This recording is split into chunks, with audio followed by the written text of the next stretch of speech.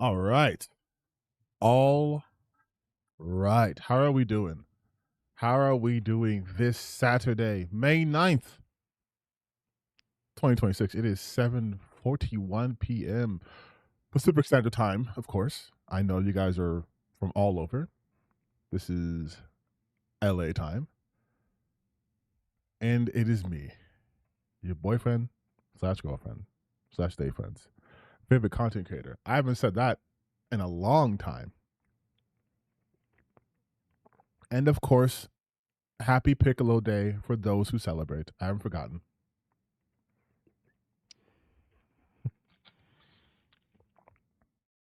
How could I forget the day of our what's it, Daimo Piccolo, right? I could have never forgotten this. I could have never forgotten this. Oh, so did you hear about what Ethan Klein did during the poker tournament? Yes, I did. I did. I am unfortunately fairly tapped into all of the weird shit that happens on the internet. Is it a gift? No. Is it a curse? Most likely, yes. Can I stop myself? Doubtful. Will I keep talking like this? We'll see. But yes, I did see that. But he's a weird creep. I don't know how else to really explain that. That guy is a weird creep. Like that's just there's no further discussion to have there. He's just a fucking creep. You're a little late. You're not late. No one is late because you're here. Simple as that. And just to let everyone know, on today's agenda, we will be watching every single Feminist Frequency video. We will be watching every single one today. That is happening today.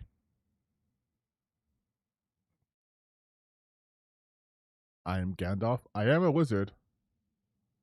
That is true. That is true.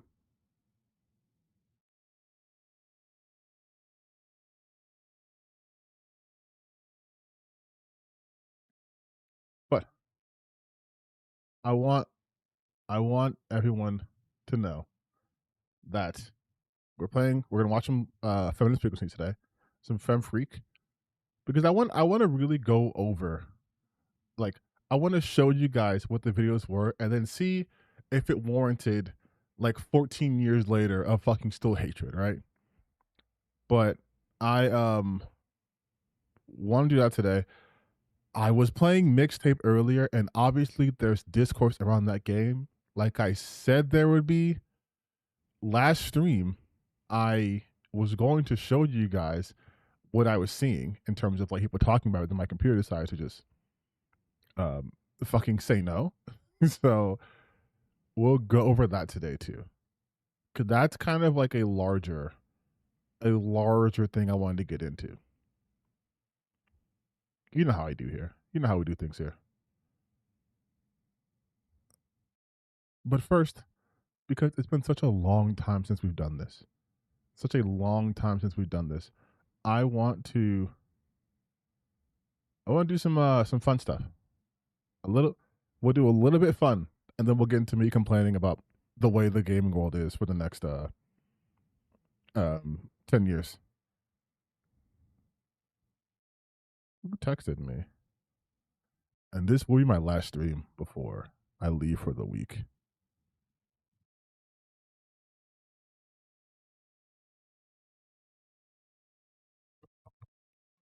Also, I was gonna like do a whole video and shit for the week I'm gone, but like maybe I don't need to fucking live and die for this algorithm, and I'll just make more videos when I come back.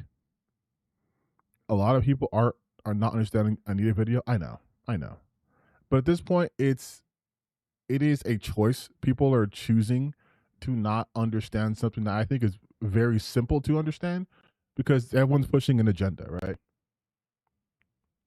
So we're gonna have a little bit of fun time. A little fun time. But if you guys want some more fun times, you should follow me on Twitter because I am quite the card when it comes to Twitter. For example, just to show you the kind of humor that you're missing out on. Look at this. This is what Sneeko says, right? This is what Sneeko says. For Chinese, there's categories for black women, for Ebony, BBC, for white people, Mia Khalifa for Arab women, for Muslim women, even though she's Christian.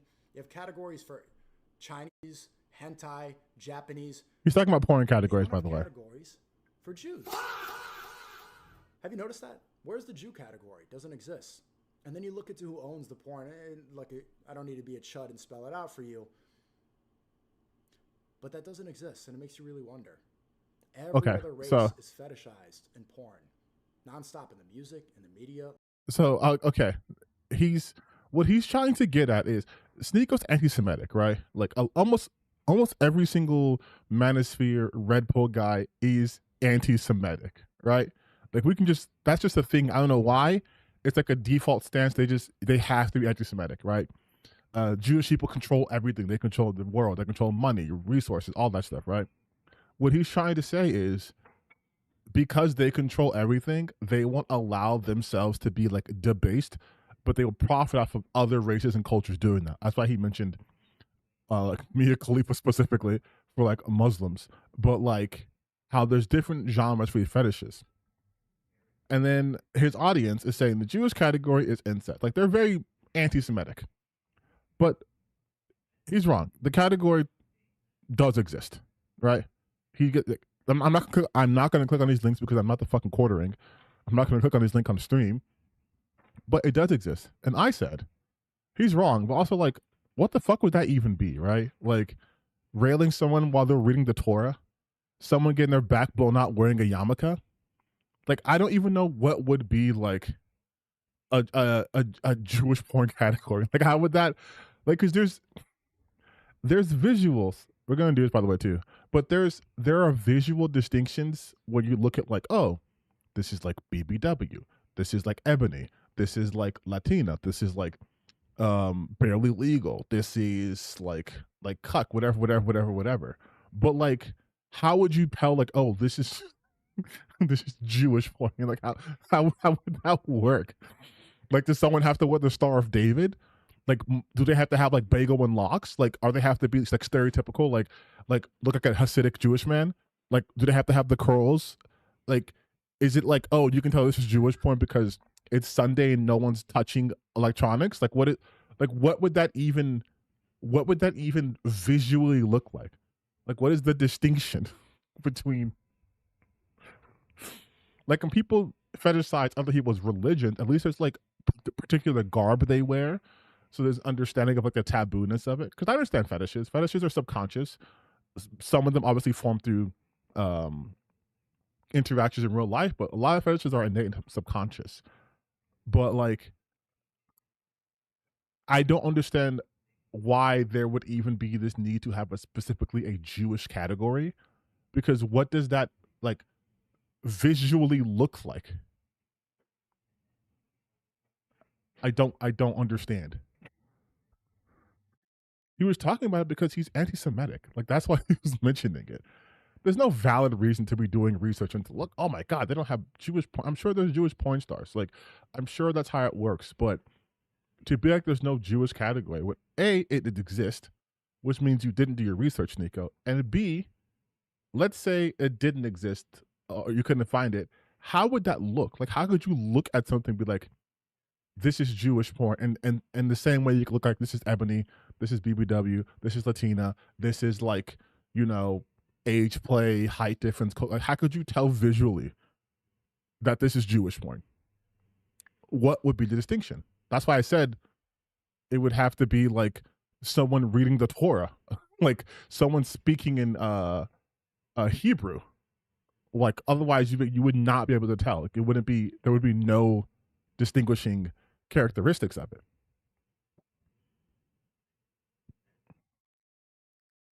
Yeah, that's what I said precisely. If there were like yarmulkes, then yeah, I guess that would make it that. But even then, like, it's such a weird angle to be anti-Semitic about. Like, your anti-Semitism is so pervasive that you're like, oh, even when I try to jerk it, they won't let me jerk it to Jewish porn because they control everything. Like, bro, like, it's just weird. It's a weird thing for Sneeko, which I guess isn't saying much because it is Sneeko. But yeah, you guys should follow me on Twitter. You get great insights like that.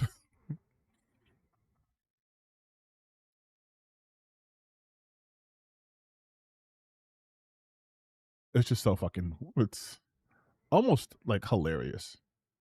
It's hilarious to me how gross and weird a lot of guys are just allowed to be with no repercussions. They can just be weirdos. Like Ethan Klein taking pictures, taking screenshots of Anita while he's, by the way, Ethan Klein, before we get to the gaming stuff, we'll get to the fun stuff in a second.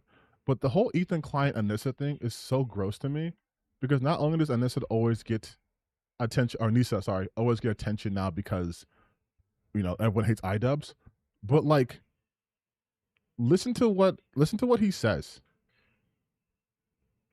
about this random woman he doesn't know. Right? This is a woman that Ethan Klein does not know. This is the first thing he says. I don't want to be rude, but I'm pretty sure she's a prostitute, and I really don't want to say that. But I mean, like, no, that's not right. I mean, I'm serious. Yes, she was playing she was playing at CPT. Yeah, I don't think she was. No, she was, bro. She was. You're very wrong. Oh, she's. Yeah, don't say she's that. right there. Well, okay, I apologize then. That was very. That's not right. Well, I didn't say it to her. Luckily, she didn't hear me. It's like you're streaming this to 11,000 people, dude. She's gonna hear you because guess what? She wrote that. Publicly calling a woman a prostitute because of what she wears or where she's from is unacceptable. A man who speaks about women this way says a lot about himself, which is absolute facts. He also did an interview with her and asked her if she was like friends with like Putin and shit. But he's such a fucking creep. Like, I have never, and I'm not trying to be like revisionist history. I have never thought Ethan Klein was a funny individual or interesting. The only thing I liked about Ethan was at the time when he was fighting against the erroneous copyright striking and copyright claims and, like, you know, really fighting for free speech on the platform. But I was never like, this guy's funny and cool and awesome. This is the most insecure ass dude. He's super unfunny also.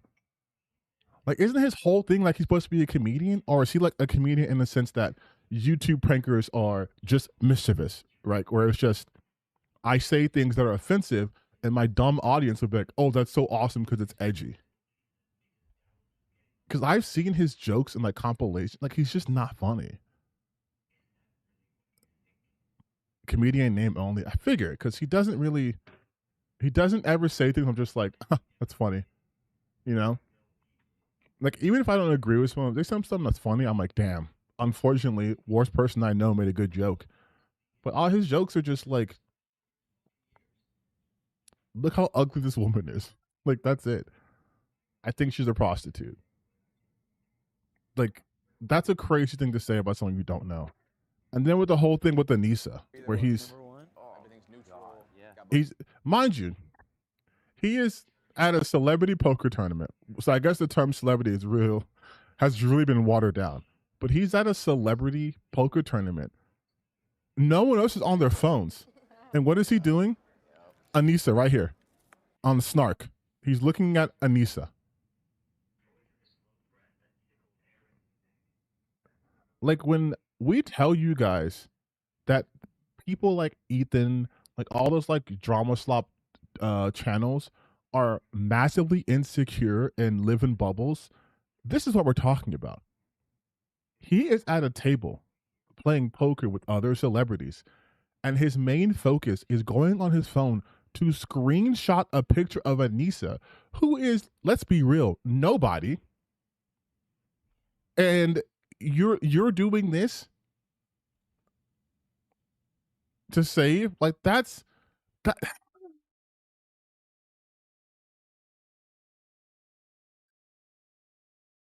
Like it's so fucking cringe. How are you this obsessed with somebody? How are you this obsessed with somebody that you're doing something completely unrelated to even your own typical thing of like being online and podcasting, whatever, that you have to take your phone and just fucking, what are you calling? You're calling? Hold on, wait. Okay, cool. Let's play poker. Like, bro, that's insane. That's insane to me. Like he's so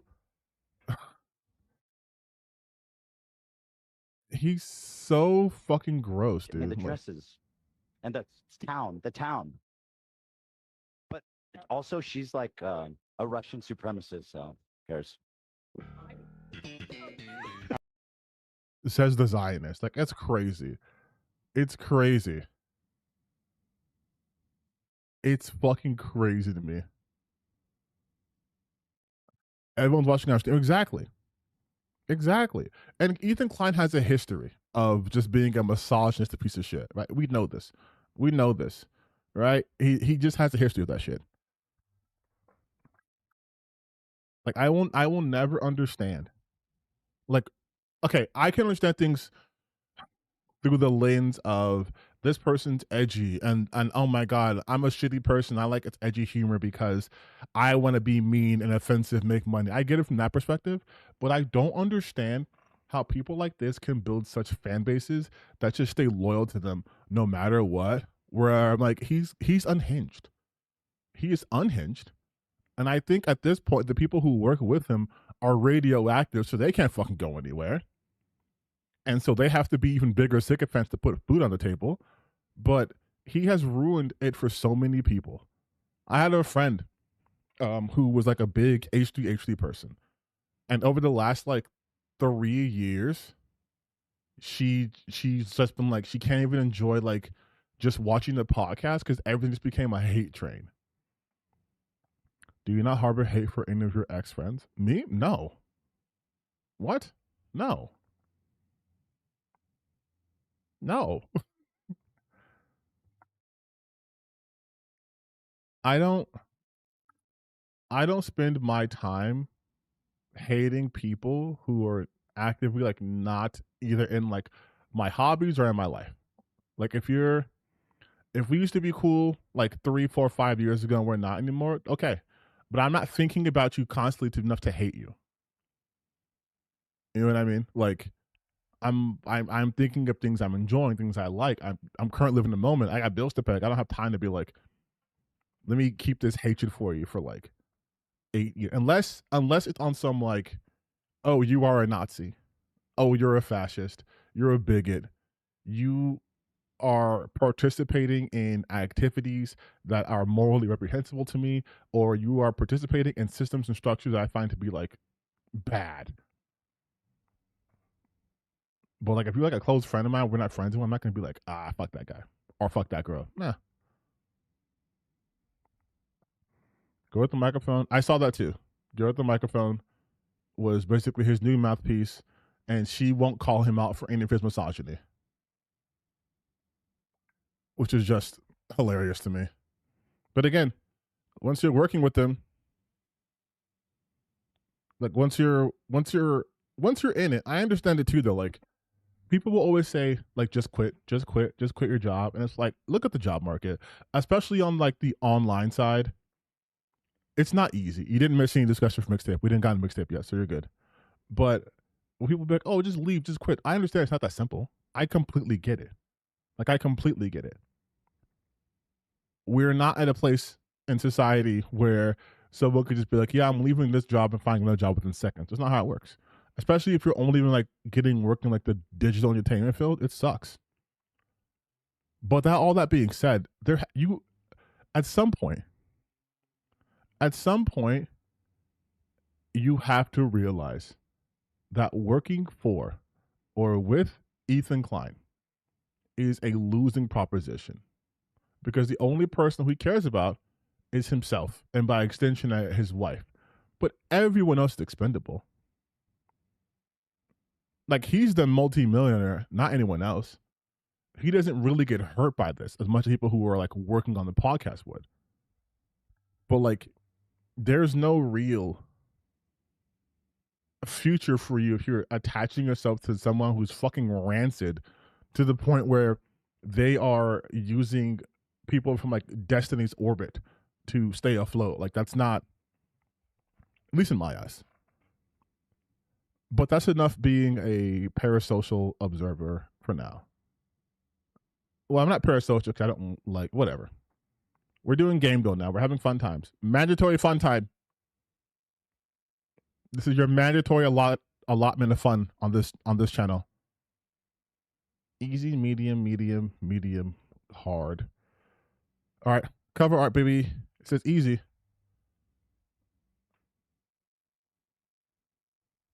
Wait, easy? What the fuck? Okay, the shoe.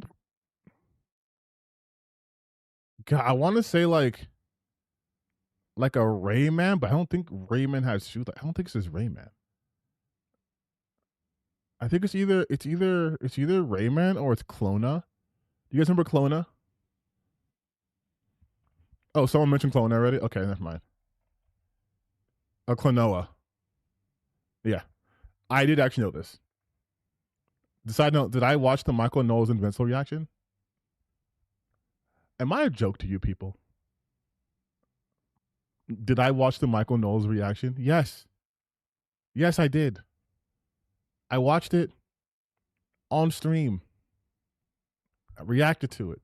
Did a whole video on it. Klonoa, we got it in one.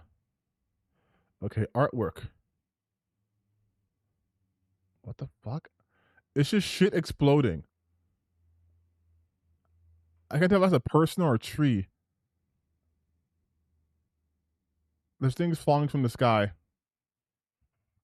Is this the opening scene of Stella? But I know it's not. But I don't know what this is. It could be the opening scene of Stella Blade. No. Oh, okay. Some sort of. What the fuck is this? What the fuck is this? It says it's easy. It's so orange. Like there's nothing distinguishing out here. Like maybe this outfit. Diablo 2. This doesn't look like a Diablo game at all to me. No. Okay, so this is a. That is a body. That's a robot? A floating robot? I don't know who this motherfucker's supposed to be. But this looks like a 3D like action RPG type game. This looks like a 3D game, like an action RPG, not like a. I don't know what the floating fucking skull is though.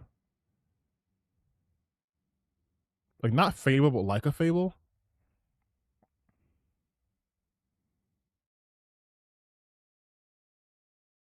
Bro, I do not know what this is. Is this fucking Sea of Thieves or some shit? Like, okay, let's Sea of Thieves. I don't know how they expected that shit to be considered easy. When the only thing visible was this bullshit here. This is a treasure chest? I thought this was a guy. Damn, Sea of Thieves came out 8 years ago? Okay, the character ones I'm usually bad at. Nope, this is Grand Blue. Oh my god, it's the main guy from fucking Grand Blue Fantasy Relink. Oh my god, I forgot his name. Oh my god. Oh my fucking god. Oh my fucking god. No. This is from Grand Blue. This is from Grand Blue. Is it just Grand? It's just Grand, isn't it? Yeah, I'm so stupid. I'm so stupid. I was like, I don't get it. I'm saying the name of the game. What is the main character from Grand Blue Fantasy Relink? What is that guy's name from Grand? What is his name?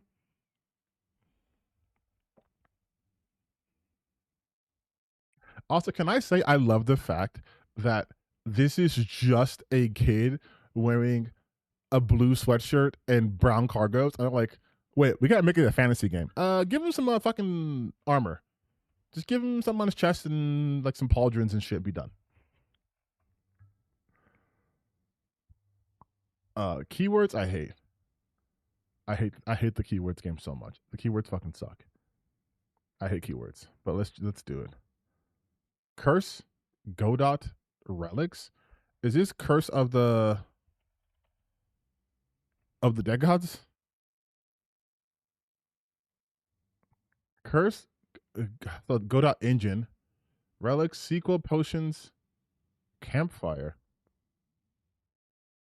The sequel, potions, campfire, Relics. How about Moonlighter 2?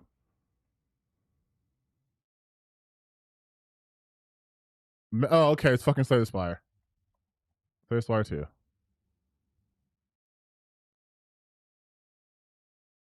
Got that. The woke game, you guys. The game that was terrible. The game that was so terrible because he does look like Jean from Ruby. Oh my god, that's true. That's the Jean from Ruby fit. Wait, don't do this. So wait, Gran.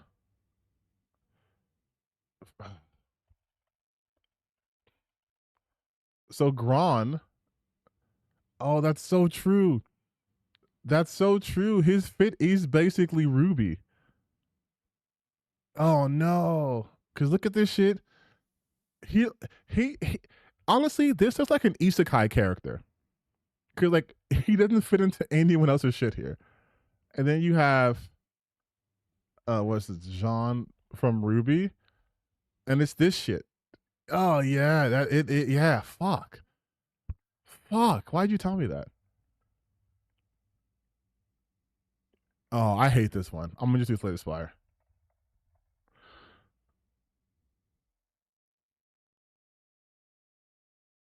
Oh, this doesn't help at all. So it's not from this year. It's not from Megacrit. It's potentially co-op, single player, multiplayer. It's probably split screen too. Let's do Split Fiction.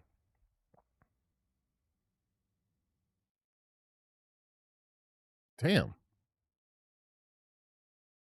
Oh, it's not be actions adventure. But it's not fantasy. So sci-fi action, co-op. Fuck, Halo? Let's do Halo 5.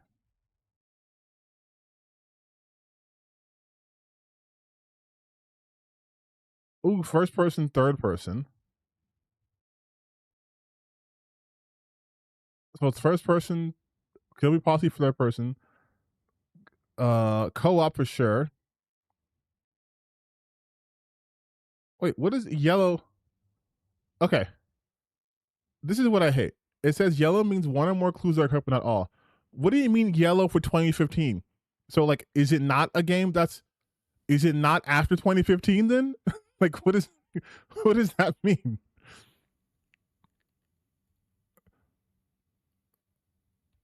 Like,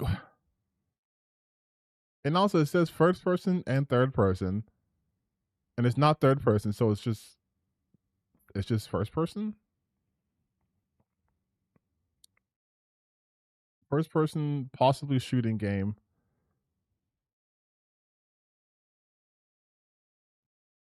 That's so weird. Okay. Oh, I know the consoles.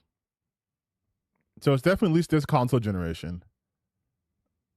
But not on Xbox One. So yes, it's this console generation. So you're probably thinking like the 2020s, 2018, 2020. Multiplayer game. Oh, wait, if it's single player, multiplayer, and co-op, what's the other? Is that like a battle royale? Is it like a fucking, let's see, what's the Call of Duty game? What's the Call of Duty battle Call of Duty Warzone, right?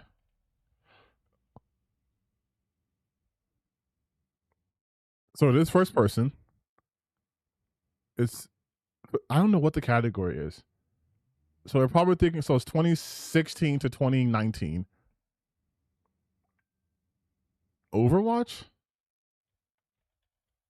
Probably Overwatch 2, not Overwatch.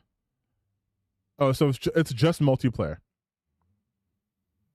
So it's a first person multiplayer game that could be shooter, could be tactical.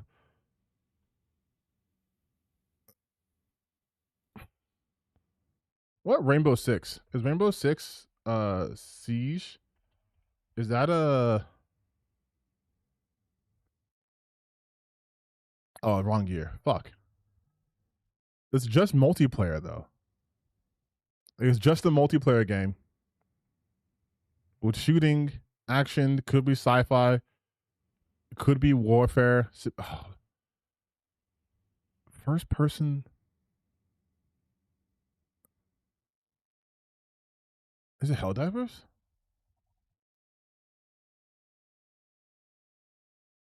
No. Thank you for always cooking anti-woke. Always. Unreal Champion, shut up. All I know is that's first person. It's multiplayer. I don't have I need to get a year. I need to get a year. I need, let's just think of first person. Okay. I already did Rainbow Six Siege. That didn't help. You know, I'll use a one-time clue. Show the clue. Role-playing, tactical, simulator, shooter, RPG. Wait, so it's a first-person, multiplayer only, role-playing game that's a shooter, a sim. So like a extraction shoot, like a, not like an Escape from Tarkov thing. I don't think that would count, right? Because Tarkov isn't third person, or Tarkov is not first person; it's third person. What the fuck's a tactical sim RPG? It's just like World of Tanks. Like, what the fuck is this? like, what is this? DayZ? I don't even care, dude. I don't even care. It was Escape from Tarkov.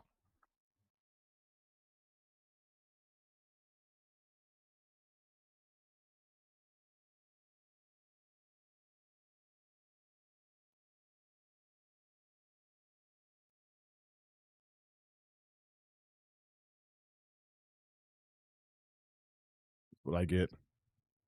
That's what I get. That's what I get. That's what I get. It's the only game I was literally saying it couldn't be. I swear to God, I thought Tarkov was a third-person game. It was just a fucking... Oh my God. The one game I said it couldn't be is the only game it could have possibly been.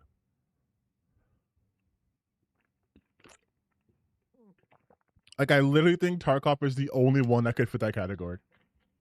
And I specifically said it couldn't be that. That's on me. But that's why we don't fucking play we don't play this one. We don't ever do the guessing. We just do the other ones that make me feel good and smart. Okay? Otherwise I get mad and then everyone suffers. Oh, fuck me, dude. God damn. Oh. Okay, well. Why don't we watch something that's hold on. How much is this? What is 10,000? Like, how much is that?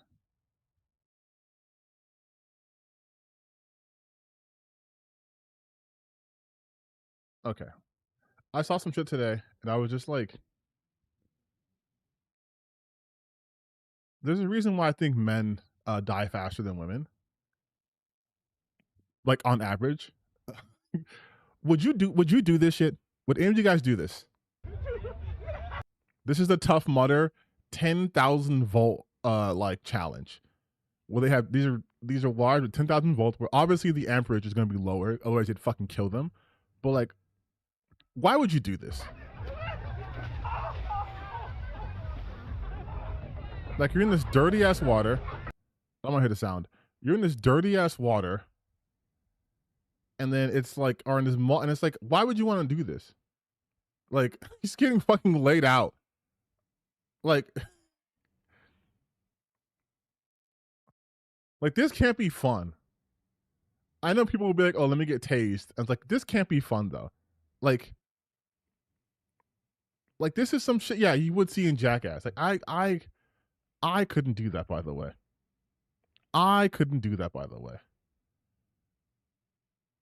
Starro making it known that she's carrying right now. She's hard carrying for all the women in chat. She's hard carrying for my my 6.8, my 7.8%. But no, I would never do that. I would never do that. I would never do that. But you know what? I would rather do this than have to deal with the current discourse happening. That's right. Look at that smooth transition, baby. There's goddamn. I've been bookmarking so much. I'm bookmarking so much. First off, I want to show 8-bit closed fist take on this, because I have not watched this now, but I have a feeling that we have a very similar take on it.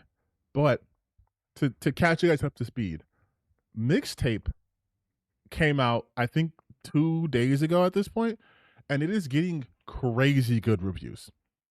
Like, it is getting insanely good reviews by not just by the critics, right? But like, look at the Steam. Whatever. Look at the very positive. It was, I think, a higher rate, but people are starting to review bomb it. But it's got a very positive on Steam, which is not where journals are. It has a high rating on Steam, and then on Metacritic, it also has Xbox Game Pass officially drops 10 out of 10 Game of the Year contender. Unexpectedly Years of the Year music games, acclaimed new PS5 venture game out today. Like, it's getting 4.9 out of 5 on PlayStation, obviously 10 out of 10 on IGN, 9 out of 10 on Steam. If you look at this Metacritic, it is getting really good reviews. It's getting has 85, really good reviews. Now, this, a 7 out of 10 is still good, but a lot of what's happening recently are people are review bombing. Like, they're like, if we look at just the negative reviews, and you will see the kind of stuff they're saying, this is not a video game, prove me wrong, video games from the West are all dead. Hello, everyone. I would say that this game has a lack of actual gameplay and difficulty. Adjectives I would describe as essential to what a game is. This is not a game. It's really not a game. It's Inside the 4-Hour Cartoon. Not a game. Isn't a game. The biggest problem with the game was value proposition. It's not justified the price when the experience was so short. Would have been nice if they added different stories and perspective. Feel like it has some potential causes. The music was great, but the music isn't a game. You want nostalgia, download songs or Spotify. Like all these complaints are just, it's not a game. As a millennial who loves the kind of music on the soundtrack and has joined Annapurna games in the past, the game should have been made for me, but it's so poorly written derivative that it feels overtly cynical. The story is dull, the characters are cliched, and the game itself offers no challenge or fun. These are not good reviews. This is not a game. All these was not a game, right? And look at this. I don't know who directed this game, but that one scene with the tongue was just too much. So for that one scene, this game was a 0. A 0. A 1. A 0. A 0. A 0. A 1. A 0. 0. 0. Like you have seen, you knew this is going to happen, right? Review bomb because they're babies who can't fucking handle a game that's not for them. So now I want to go to I am 8-bit, or 8-bit Closefist video. And then I will do my own take on this. Mixtape and the delusion of relatability. I've been playing this game and I've been liking it a lot, but there's an issue, kind of, because me and a few other people I've seen said that they can't fully relate to this game, but despite that feeling, a lot of us are still having a great time. And I think I know why. Because although I agree, a lot of by the us way, don't have the same culture or experience as the kids in the game, what we do have is familiarity with that experience. Because all of the references, aesthetic, culture that they're talking about in the game, I'm well aware of. I know about the skateboarders who listen to Depeche Mode and rock out slightly rebellious teenage moments and all that. Why? Because I've seen it constantly in media as I grew up myself. Almost to the point where I can relate to the nostalgic feeling that they feel about actually living it with me just watching it. I don't see myself in those characters. I can't really relate directly to their experiences. And truthfully, that's most of the case with a lot of media, at least growing up. But I also think that's why me and a lot of other people have developed the ability to enjoy something that doesn't directly represent us. I can still very much enjoy it. And this was a healthy reminder that we all can.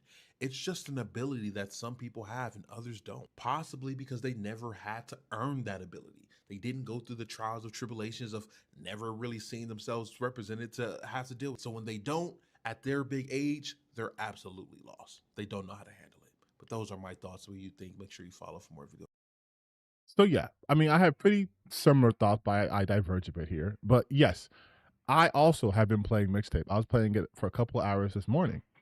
And I really want to echo the sentiment of this is not something I relate to on a personal level.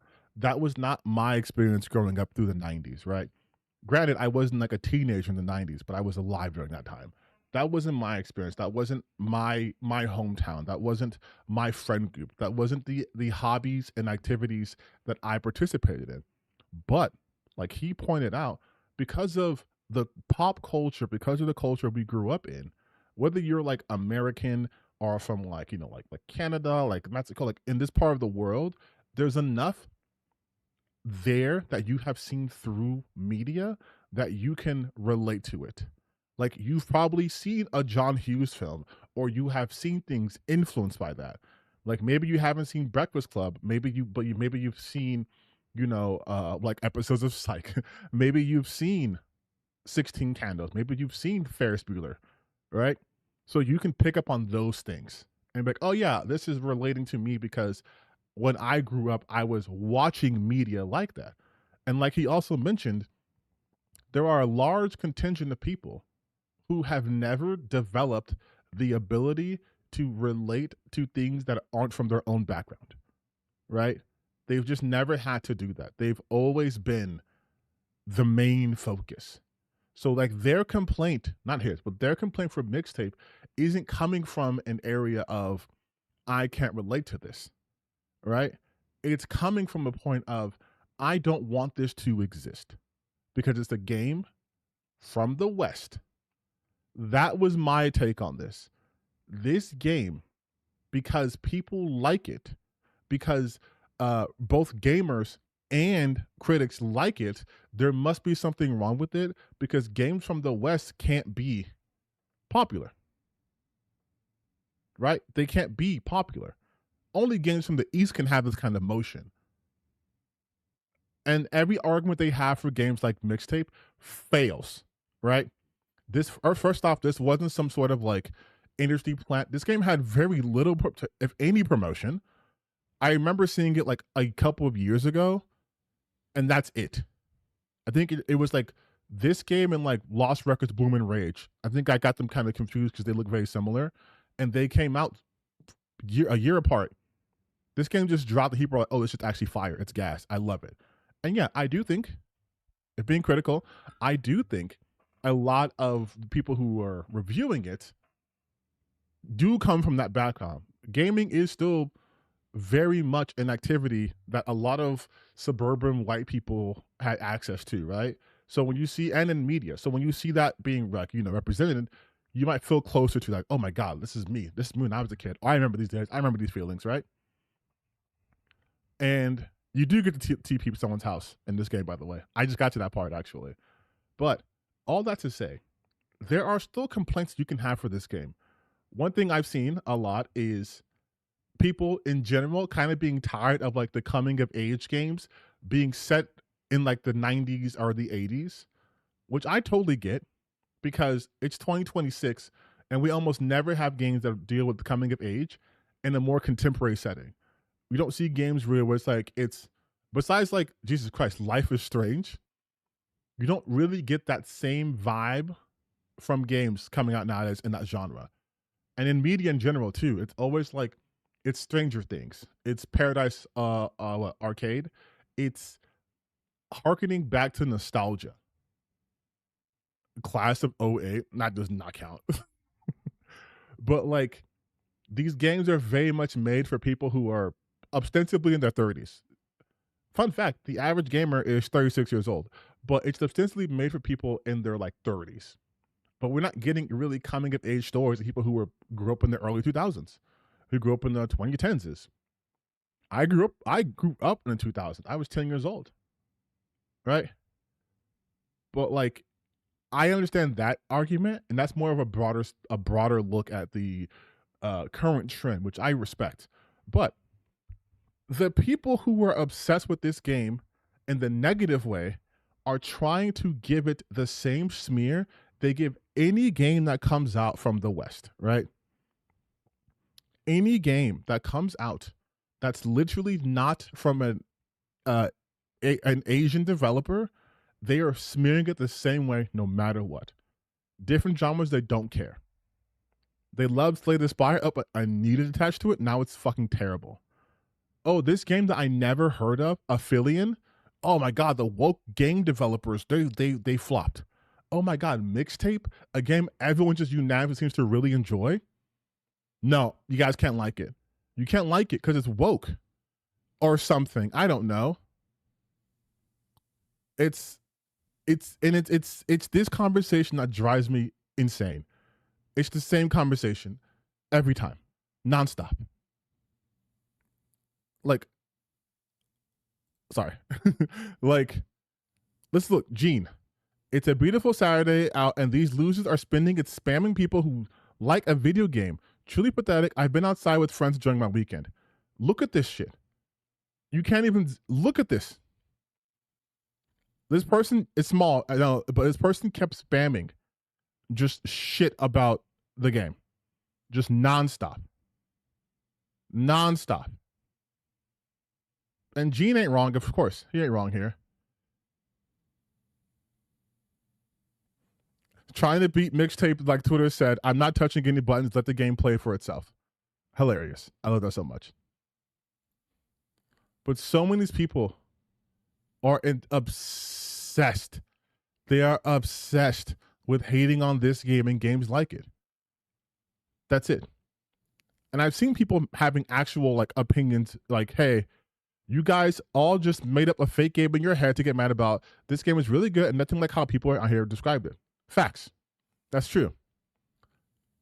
Finished Mixtape. Honestly, I really liked it. It's gorgeous. Game is gorgeous. Set pieces are awesome. Story's really good. I understand the criticism for the game because there's barely any gameplay, but if you go into it just to vibe out, then you'll love it because it's basically going through like a movie. So yeah. And that's the thing though. These people, do you guys remember Gamergate?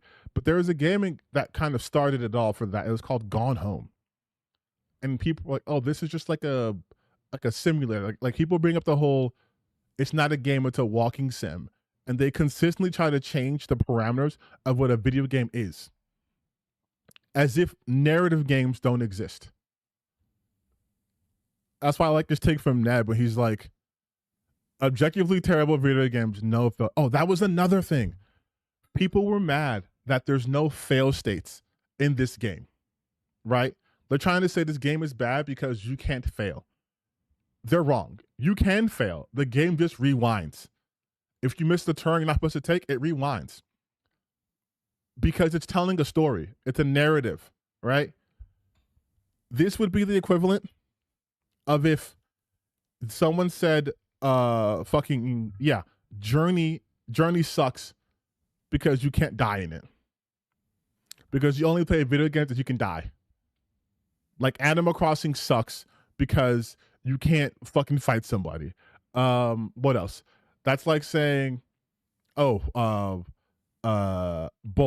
sucks because it's like turn based. Like that to me, that's the same level of criticism we're seeing here, where they're so mad that people like a game that they have to find something to be upset about, just straight up. Like, look at these complaints. There's too much whimsy in this game. It sickens me. Why are they clapping? Only one of them is wearing headphones. Like, this is what they're talking about. Why are they clapping? Only one is wearing headphones. How fucking miserable do you have to be to look at a game and be like, why is there so much joy and happiness here? Why is this happening? Only one person has headphones on. Why is everyone clapping? It's like, what the fuck, dude? Why are we mad at people having whimsy? People should be whimsy maxing. And one of them I saw was, fucking, oh no, it's Alex. You know, the guy who pretty much features me on his stream every other week. Mixtape has the right to exist in the medium of video games, true. However, I think that what this game also represents is the vast disconnect between gamers themselves and gaming journalists who review video games. And I said, or maybe people just like a game, man. That is at the core of this for me. These people have become so goddamn wrapped up in this cultural war that is a one-sided affair, mind you, that at this point, they just do not like video games. And I cannot stress this enough. They do not like video games. There is no reason a game like Mixtape should be at the center of any controversy. How did gaming journalists get dragged into this? I'm telling you, gaming journalists are always dragged into this no matter what, because that is their forever enemy. They can't make points unless they're able to say IGN sucks. They can't talk about a game unless they can shit on a games journalist. Even though games journalists and the people who played the game are enjoying it, it's wrong. They can't. It's bad. This is indicative of a disconnect. The only disconnect here is from you losers to reality. Y'all don't like video games, and you've become so miserable, so content focused that you have no joy. Your dopamine, your serotonin is in the negatives. You cannot experience joy. You do not remember what that's like. You see other people being excited, and you're literally doing the stop having fun. I don't like this. You are not allowed to enjoy something I don't like. And these are the very same people, not 3 days ago, who were talking about like, oh, like why are you guys so focused on these reviewers, right? Look at these reviewers, like with the whole pragmata shit. That was the biggest thing that, oh my God, you guys are anti-natalists. You guys don't want to have children. You're gross. You're this, you're that. Because they had critiques of the game. Now, people are enjoying the game, and it's like, no, you shouldn't enjoy it. Don't enjoy it. That's bad, enjoying it, actually. And why? Because these people tie their political ideologies to every piece of media they ingest. That's it. I can't imagine living such an empty, pathetic life where all you want to do is shit on the internet so you can get people to pay attention to you, and you can't enjoy anything. Like, look at this. I'm on, we're going to leave Twitter for a bit. We're going to go on my platform. We're going to go on YouTube, right? Now, you see normal people, before you buy, launch trailer, full game, mixtape, cringe mixtape game launch is a disaster. How? Oh, because it peaked at 2,000 players. Remember what I said, specifically about Vera Dark, right? She is the person who has to rely on othering people. But beyond that, using Steam DB numbers for a non-multiplayer game, especially this game that's also available on Game Pass, which is how I've been playing it, it's insane to use the Steam charts. It's a single player game. It is a single player game. Whether the game gets 1 million people playing at once or one does not matter in a single player game. It just does. This is a single player narrative game. But they need something. They need to be upset about something. So it's a flop. Cringe mixtape has awful launch. Yes, they are addicted to being victims. They are addicted to being bitchy, whiny ass victims. All of them. That's all they have. People are enjoying a game, and then even fucking Luke Stevens is enjoying it. These are the same people, mind you, who say how much they hate the AAA space because it always gives you the same exact game, and indie games are the future. And then when the indie game is well received, but it comes from the West, no, it's cringe woke slop, actually. Indie games bad. And then it's like normal people, and then it was, by the way, they got filtered by this scene, which blows my mind. Oh, earlier Jappy. Earlier I saw, here we go.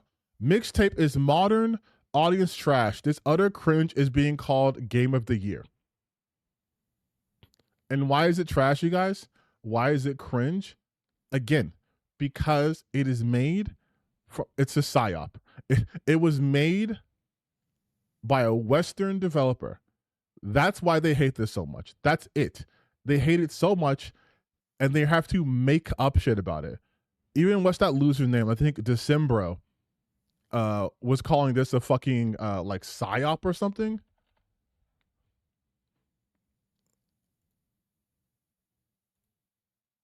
Yeah, Mixtape, the modern audience's game of the year too. Do you see how they keep saying modern audience for everything, by the way?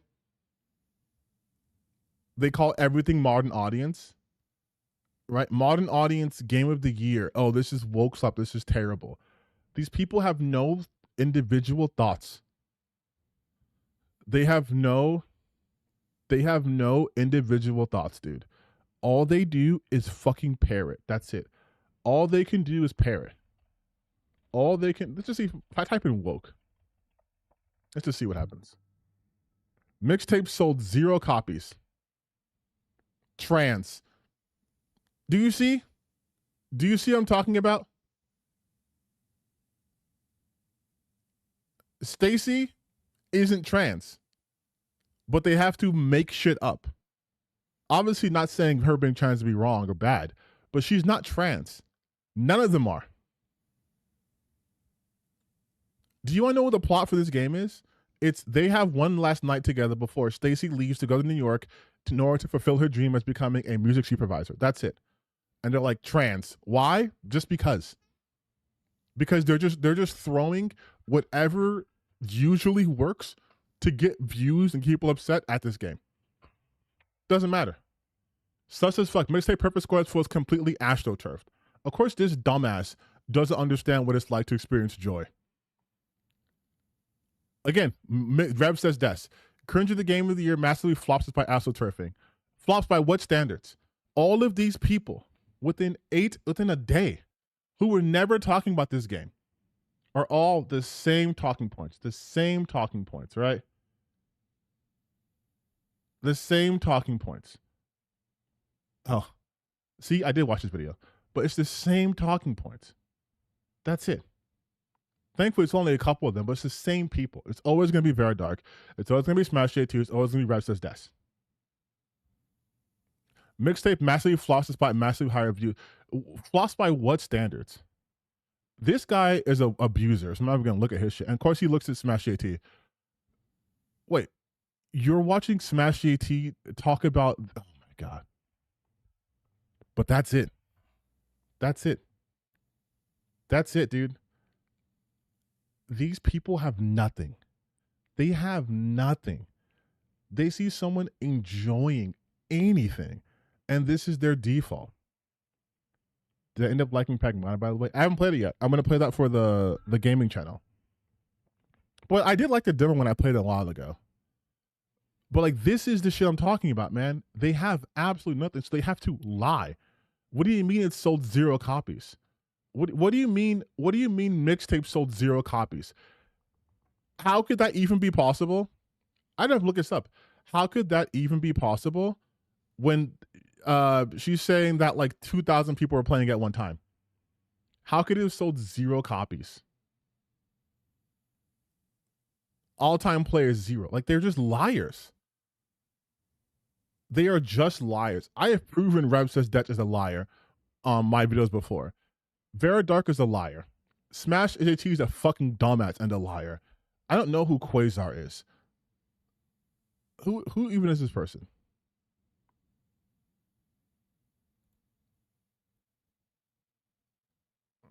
Oh, I see. It's this shadow. It's this. Oh, this is a losing channel, isn't it? Yeah.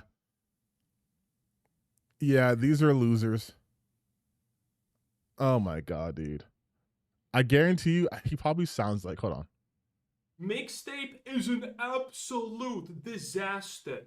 I have not seen anything be pushed this unbelievably hard by the lying, paid for, woke legacy game media since Dragon Age, the Veilguard. It's like all of the industry has come.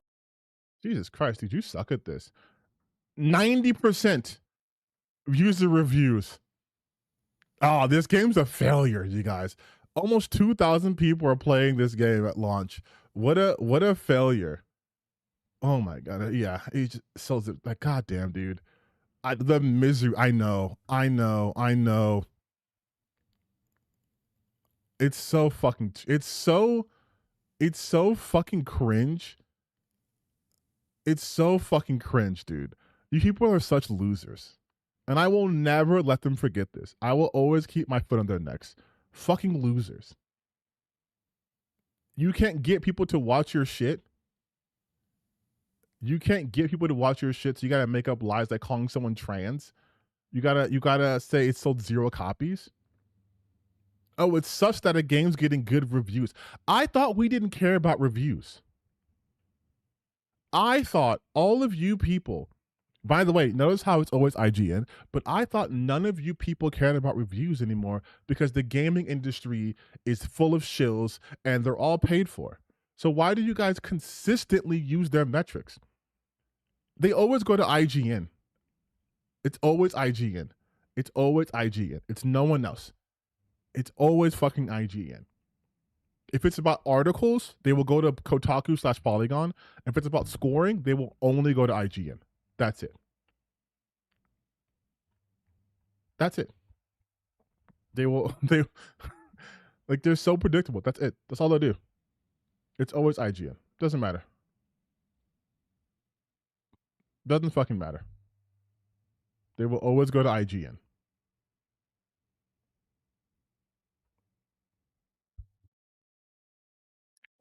It's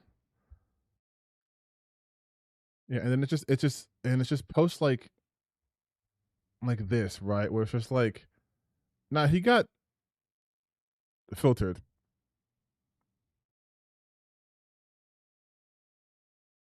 Like it's so weird. It's so weird, dude. Like, listen, I think it's a good game of Steam labeled characters, soundtrack to many. They knew their audience. The audience also happens to include journos. That said, it's cozy, fun. Hell, I spent 30 minutes in the raw skipping level. I did spend a lot of time in the raw skipping level. Yeah, man, I can see why people dig. I just don't see how practically every outlet is dropping this game as a perfect 10 score. Like, what is so difficult to understand? Like, okay, all right, here we go. I got this. Don't worry, Alex. I'll break it down for you. Games are subjective, right? Like the reviewer who plays the game gets to decide the score, and that's for them. Obviously, they put out a numerical value because it's easy to digest. 10 out of 10, it's a fucking banger. 1 out of 10, it's fucking trash, right? But the reason why a lot of people are giving it a 10 out of 10 is because for what the game does, it does it very well. I think people get so locked in on the 10 out of 10 and think, wait, how can like Elden Ring be a 10 out of 10, but also this game? And it's like, they're 10 out of 10s for different reasons. There is no unanimous reason for games to be 10 out of 10 because people think like certain genres basically are exempt from that, right? Like a narrative game can't be a 10 out of 10. That's why they're confused. It just can't be because I don't get to push buttons and shoot people. I don't get to make custom armor. I don't get to have, freedom where I get to go and do whatever I want. How was this a 10 out of 10? Because other genres exist. Other genres exist. You could say Metal Gear Solid 3 is a 10 out of 10 game. And I could say Final Fantasy 10 is a 10 out of 10 game. And then someone could say, oh, well, Red Dead Redemption 2 is a 10 out of 10 game. Witcher 3 is a 10 out of 10 game. Those are all different games. There is no standardized metric for what's a 10 out of 10 because there's different genres. Like, this is the best basketball game I've ever played in my life. It's a 10 out of 10. It does everything a basketball game should do, plus 1,000 things more. 10 out of 10. Oh my God, this is the best RPG I've played. 10 out of 10. This is the best game I played that happened to be a narrative game. 10 out of 10 narrative game. But these people are like, oh, I don't understand how so many people think this game is great. Why? Why is that such a hard concept? You could understand why a lot of people might find this game to be an 8 out of 10 or a 9 out of 10, but a 10 out of 10 is confusing. It's the same logic as Code Violet got like a fucking 4 out of 10. A lot of people gave that game a bad review. Is there now a conspiracy theory or a conspiracy out there to say like, no, a lot of game journalists just hate sexy. Actually, that's true. They do think that. But like a lot of game journalists just hate a game with sexy characters. That's why it's got a 4 out of 10. Or could it possibly be a lot of people played this game and got a similar experience from it? Because that's how a lot of fucking media works. More often than not, you get a similar experience. You get enough people watching this, and some people might be able to articulate better and be more in-depth and be like, oh, I really like this because it pays homage to like X movie or Y book. But in general, people can kind of vibe things out. And it's a critic's job in order to articulate that vibe. Like if I said like, you know what? I really enjoyed The Batman. Like the movie The Batman, right? I actually did. I really enjoyed it. A lot of people enjoyed The Batman. Some people didn't, which is fine. But a lot of people did. Like a lot of people liked that movie. Would that be confusing? A lot of people like this movie. For some people, it's the best Batman film they've ever seen. And they can say that. I just don't get why that's so confusing. Why is that such a hard concept to understand? People just fucking like the game. Like, I don't. Again, have we become so cynical where the idea that a lot of people unanimously like something must mean there's a conspiracy behind it? Weren't you guys the same people who keep saying video games are dying, that we're not getting good shit, and then you get good shit and you're like, well, it can't be good because game journalists like it. It can't be good. Read this. In other words, if you buy a PS5 and like story games, you should check this out because you might like this. And being completely serious, you barely have to press any buttons. That's another thing I fucking hate too. Since when is a game dependent on the amount of buttons you press? Like, if we're going by that, is fucking Mavis Beacon Teaches Typing the best game ever? Is Typing of the Dead peak? Like, what are we talking about? What the fuck are we actually talking about? Video games, yeah, they're interactive experience, but they're also an experience. And the people saying you barely have to touch a button in this game, that's a fucking lie. I have played this game. Yeah, there's lots of linear sections, but you're still doing shit. You're walking around, you're picking things up, you're skateboarding, you're throwing rocks. Like, you don't just sit there and do nothing. But again, these people have a very myopic view on what a gameplay is. And if they're not constantly fucking pushing the trigger button, oh, there's no gameplay. There's no gameplay. Yeah, Bolatro, you guys, is a shitty game. You barely do anything. You just click one button all the time. You just click one button. Oh, old school Mario games, dude, that's not even games. All you do is jump and hold the right button. That's it. All you do is hold right on the D-pad and push A. That's it. What a shitty game. Like, they're acting as if this is one of those like desktop games. You know what I mean? Like the like those idle clicker games that just do shit for you. Like, it's so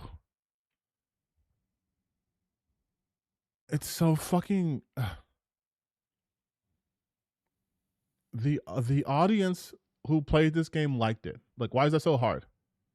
Why is that so hard? Why is that such a sticking point for so many people? It's just as bad as people who disrespect mobile games. True, yes. You joke, but there's an infamous cock boss that says about Mario. Wait, is there really? I did not know that. I didn't know that. But then again, like these people, they want to just be able to tell you what a game can be and what it can't be because they don't like it. That's it. That's it. They can't even do you the courtesy of just not fucking talking about the game. You know what I mean? Like, you guys don't hear me telling you about the games I don't play, right? You don't see me constantly posting, letting everyone know, I hate this game for X, Y reasons, and that's why I'll never play it. I just don't fucking talk about it. It's not for me. I was not the audience, so I'm not going to play it. But this game has an audience, and they like it. That's it. The fact that they have to get on the internet and constantly tell you guys they don't like something, this is why they don't like it, is so fucking annoying. You have nothing of value to say. You don't have anything to tell anyone besides this game is woke. It's DEI garbage. It didn't do anything good. It didn't sell anything. It's like, buddy, okay. You know what? Because it's been a while and I'm getting kind of spicy. Let's look Very Dark up. Let's do Very Dark. Mixtape is going to be an extremely controversial game because it finally came out and the journos are loving it. Do you understand that first sentence right there tells you everything about these people? It's a controversial game because journals love it. It is a controversial game because games journalists love it. What an amazing tell. What an amazing just self-report. Well, of course this game is going to be mired in controversy. According to my stats, people like it. So that's weird. That's odd. Oh yeah, look at fucking Kaguya's Top Gal. This Mexican dude, which is true, a Mexican Nazi, 90s nostalgia, Spideyverse choppy animation, skating. The power is literally giving the finger. Just people who don't play games. People who just don't play games. Giving it 10 out of 10s and saying that it's absolutely fantastic, yet a lot of gamers who are actually viewing some of this material on... Viewing this material, not playing. Viewing. Not playing it, though. Social media are saying, I have absolutely no idea why this is rated so highly because it is just so cringe. All right, let's play this game, you guys. Let's play this game. Let's play my favorite game, which is just, let's look at things out of context.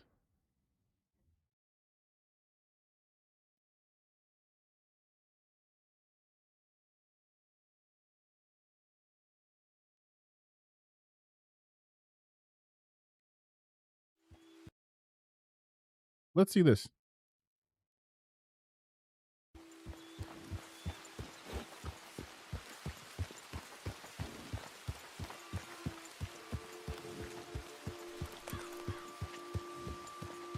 What the fuck? Why do people like this game so much?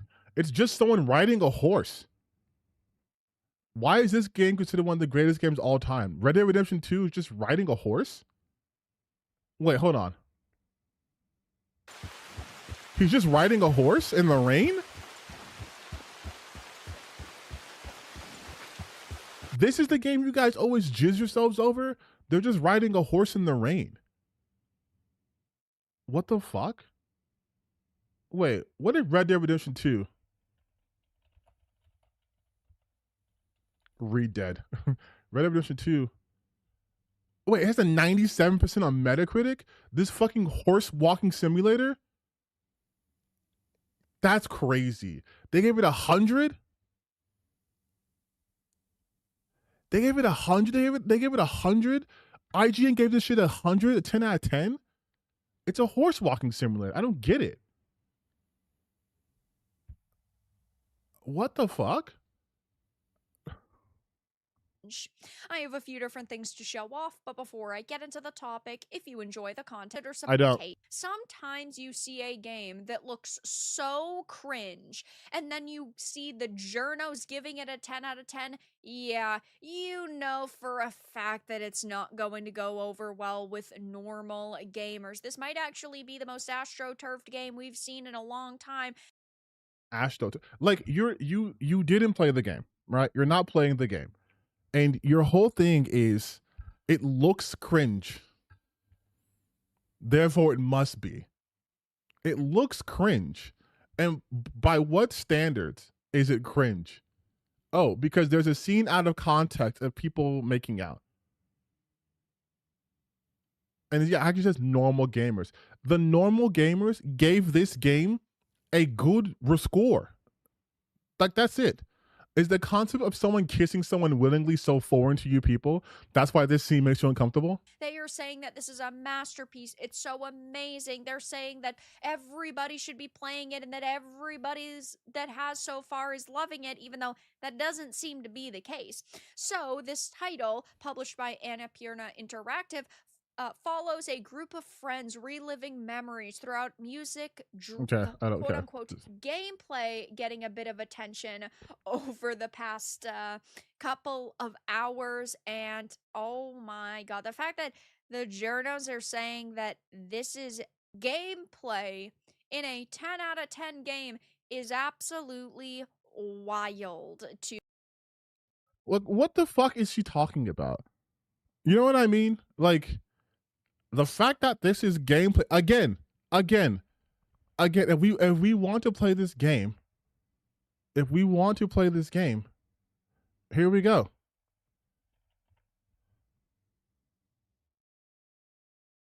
Like it's such an easy thing to do. It's such an easy thing to do.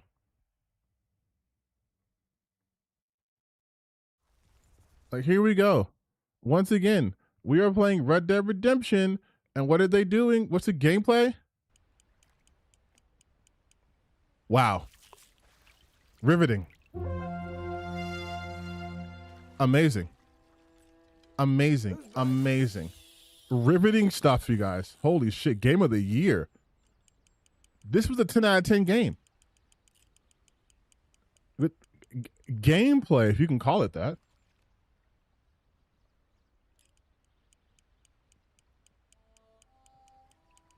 Wow.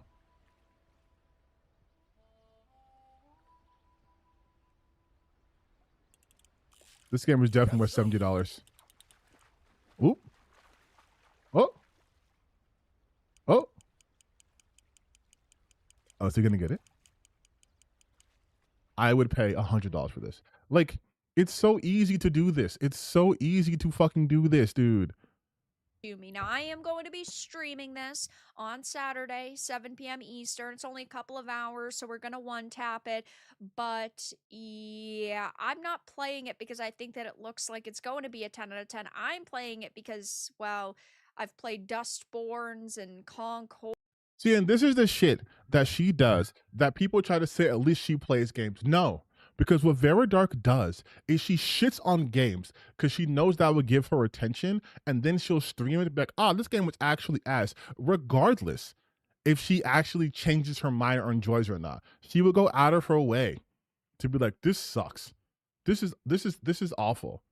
Why I'm playing this game? I don't want to play it, then don't fucking play it. Well, I played Concord and Dustborn. You said these games were bad and then you played them.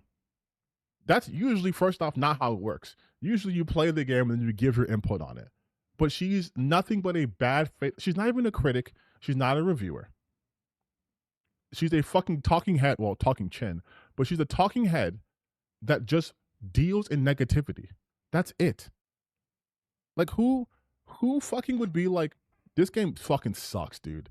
It's so awful. These game journalists like it. It's so trash. Okay, I'm gonna play this game tomorrow. I'm like, no. It's completely different. Like, when I played X-Blades, I knew X-Blades was a bad game. I knew it was buggy, it was terrible. And I played it for that reason, to see how bad and buggy and terrible it was. I wasn't trying to convince people of anything other than that. But what Vera Dark does is she'll shit on a game relentlessly, or, like this game, this is the first time she's ever heard of this, first time she ever talked about it. But because it's a game that they have approved to be shitted on, she'll shit on it to get eyes on her, and then I'll stream it. I'm going to stream it on Saturday, you guys, just so you know. But I played Dustborn and Concord, so I'm doing this because I like to play games that I'm telling you are bad. Like, what? Boards and kill the Justice Leagues on the channel. So Mixtape is going on that list. It looks like it's not going to be a highly regarded game by a lot of gamers. It seems like just it is complete fan fiction. Cringe. Just repeating yourself. Get to the point. Look on the 90s, and like, it's 90s nostalgia, but it's not actually. And it has... What the fuck are you talking about? What do you mean it's not... What? 90s nostalgia, but it's not actually. And it has Spider-Verse's choppy animation. Okay, first off, you're going to trigger me. You're going to trigger my animation brain so hard. Spider-Verse animation is not choppy. It's not choppy. It's intentional. It's just oh my god, dude. Oh my god. Oh my god. It's called stop motion. It's called stop motion. And you're just going off of literally what someone else is saying. And it is a title that, yeah, just looks like you might love it or you are probably going to hate it. And when IGN and VGC started giving it 10s and the game Spots and Push Square started giving it 9s, people were instantly skeptical. These are people that are, of course, going to praise titles that highlight diversity and inclusivity first and foremost. Which this game doesn't do. Like, this is what I'm talking about. This is the shit I'm talking about. They make stuff up. There is nothing in this game that's like, ah, man, look at my gay best friends and they're trans and they like girls and they're girls, or they like boys and they're boys. This isn't even about that. It's not even about that, though. They're all white kids. No, they're not all white. Like, one of them's like Italian, I think, one of them's like not like visibly white, but it is mostly just white people skateboarding. There's like some black people. The plot is there's a cool girl. Her name is Camilla. She's throwing a summer party at like a beach house, and she's black. But that's not like the main focus of the game at all. Like, people's race is not the focus of this game. This game isn't saying anything like about racial injustices or classism or anything like that. It's literally a John Hughes ass film. As I always say, diversity and inclusivity is great when it is done naturally. Shut up. Narrative first and foremost. You're making stuff up. System, right? It's like a interactive movie, which is another reason why they probably love it so much, because they don't actually like video games, they like movies. Shut the fuck up. This is someone who's ignorant to the history of video games. You do know that there were games in the past, point and click adventures, fucking full FMVs, fucking like Night Traps. Those games that blended the two. Like, this has been a part of gaming history forever. Oh, they're not games. They don't like games. They like movies. Says the person who can't fucking play Marathon and then said Marathon's a bad game. Like, these are staples of the gaming industry. How are you this ignorant to the history of gaming? Like, you clearly don't like video games either. Like, holy shit, dude. That's what I was saying before. These people just look at games as one thing. There can't be different genres. There can't be different takes on anything. Gaming has to be one thing and one thing only. If I'm not pressing the shoot button, then it's not a video game. Like, oh my God, dude.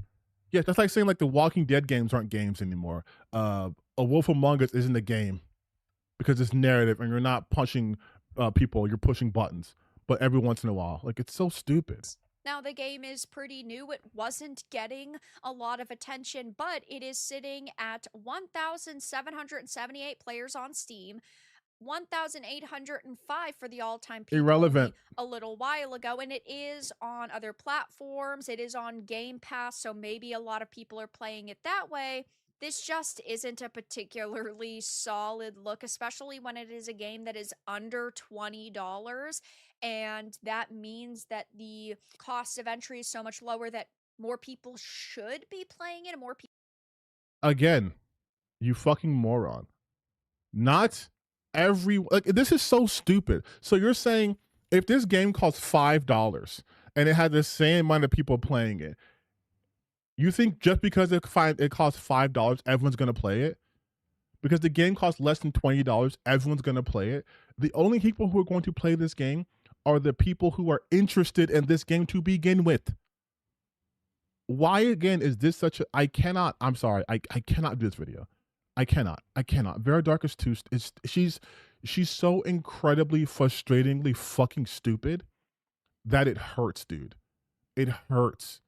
It hurts so much. Like, you have nothing of substance to say. You have nothing of substance. None of them have anything of substance to say. It's just going to be them reading tweets. That's it. Okay, they don't add anything to any conversation ever because they're not critical people. They're jokes. They are complete jokes. Who would give a smarter argument? They're all equally dumb.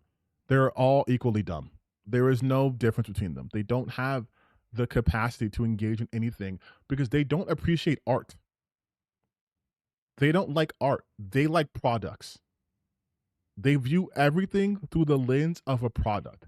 I ask you, as normal people, when you go and watch a film, do you go look at its box office returns before you decide if you're interested in the film or not? Or is there something you saw in the trailers or in the concept that intrigued you so you went to go see it? Because I tell you right now, these people base everything simply based off of their version of box office, which is how many people on Steam. How many people on Steam are going to play this game? I could only play games if people on Steam like it. If they don't like it, I can't play the game. I can only watch movies if they've made $100 million in box office or not. That's it. I can only watch blockbusters. That's it. Because I extract value from things based off of its financial gain. Like it's so dumb. It's so dumb. This game is inoffensive. This game does nothing that requires this level of discourse. But everything requires this level of discourse now because this is all we get. It's all we get. A game cannot come out and just be good because there's an agenda. If the game is bad, guess what? There's also an agenda. If a game is bad but sells well, agenda. If a game is good and doesn't sell well, agenda. There's always an agenda now. There's nothing. Games can't just flop. Games just can't be really good. Games can't be critical and financial successes. There's always something behind it. And it's always like, oh, people like this game while they're astroturfing. Why? Because a game you didn't even fucking play is well received? Like, look how they act with shit like this. And then, like, I guarantee you, if Lords of the Fallen 2 comes out this year and it gets really good reviews, I promise you, none of them will be like, well, you know, it was astrotrophed by these anti-woke. Nope. It's just going to be a good game. It's just a good. If Crimson Desert getting all those good reviews, oh, it was an astroturf. It was a psyop plan by the Chinese government. Oh no, sorry, the Korean government. Nope, it's just really good. These games are just really good, you guys. Don't have to tell you. Pragmata, just a good game. Crimson Desert, just a good game. Oh, but Mixtape? No, that's a fucking psyop. That's astroturfed. Because this game came from the fucking West. That's it. That's their whole thing. And because there's nothing they can actually say about it, again, they have to throw in the typical game journals love it. Game journals love it, so it's bad. It's from the West, so it must be woke. They must have trans people and identities and all that stuff. Like her fucking dumbass said, it's set in the 90s, but not really. Yes, it is. Yes, it is. It's like 1995, 96. What are you talking about? What are you actually talking about? It is set in the 90s. 100% it's set in the 90s. But they don't engage with anything. It's just buzzword. Remember, by their logic, Kingdom Come Deliverance 2 and E33 failed last year. I didn't see him saying Expedition 33 failed. I did see him heading on Kingdom Come Deliverance 2, though, because it went woke. Like, these aren't the people who like video games. These aren't the people who play video games. Vera Dark is the worst. She doesn't know great shoe art. It's not just her, though. None of them do. That's why none of them can look at this and go, oh, this is very clearly like a music video, but in the vein of a John Hughes film. Like when Stacy, who's the main character, starts talking to the audience, it's very Ferris Bueller. It's breaking the wall. There's even a scene when they're driving, right, where, here, you know what? Because I recorded some gameplay of this, I will show you. Because I actually, fucking played it.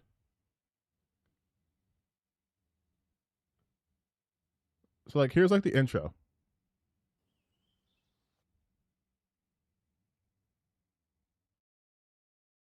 Here we go. So here's the intro of the game, right?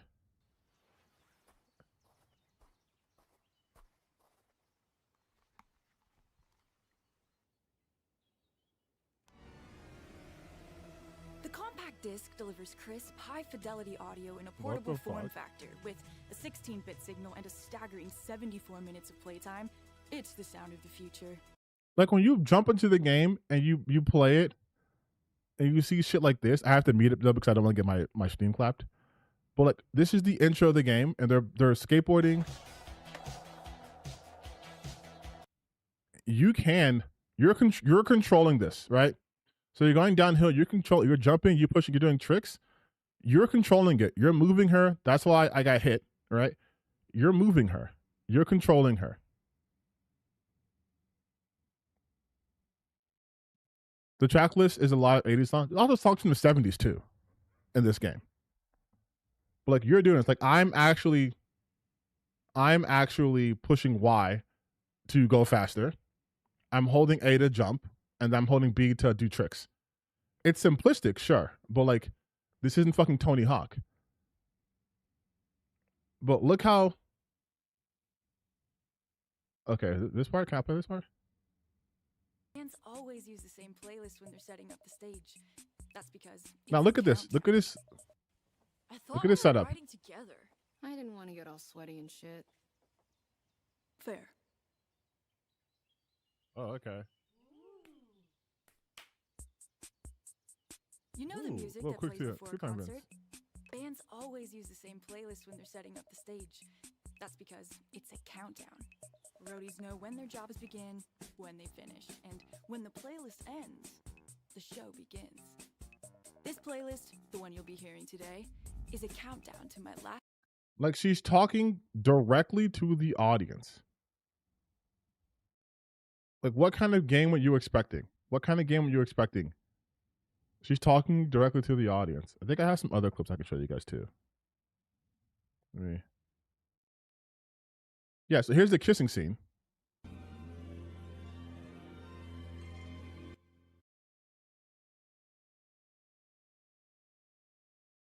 And the setup for this is she's in her room with her friends and they're like, oh my God, this is the mixtape that Loverboy sent you. And then they go into the past and this is it.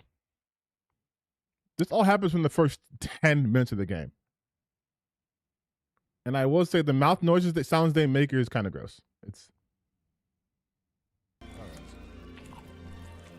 like it's. Oh, okay. Like it's very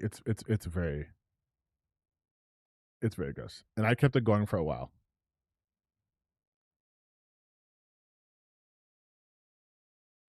And then it's like this part where you also control this. You're going downhill.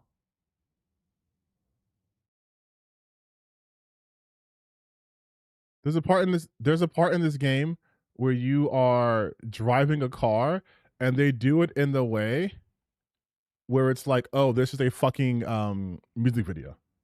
Like literally.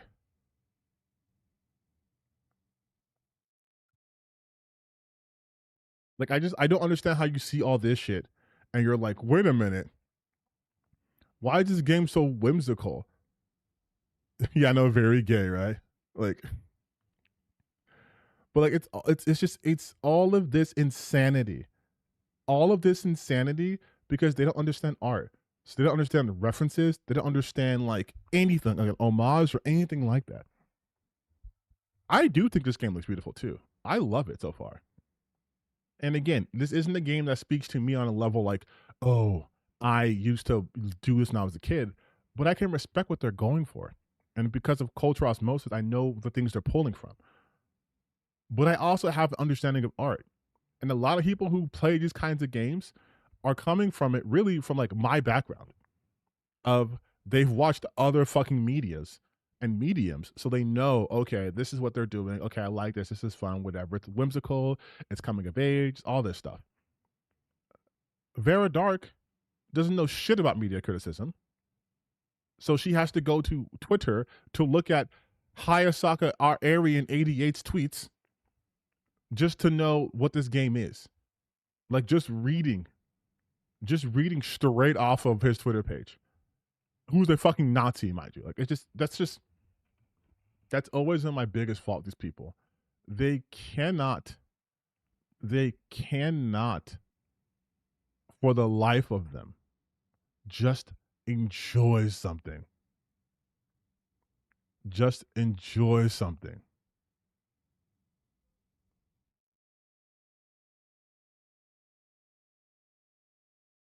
And I wish, you know what, just to be funny, I hope this game wins Game of the Year. I hope this game beats GTA 6. But does Mixtape even matter? It's a low budget whatever game, right? No, apparently this game is the reason why wokeness is still around or whatever. Whatever dumb shit they're gonna talk about. Just the biggest fucking babies, man. Just straight up can't enjoy any goddamn thing. Can't enjoy anything, can't let people enjoy shit. It's just fucking a misery.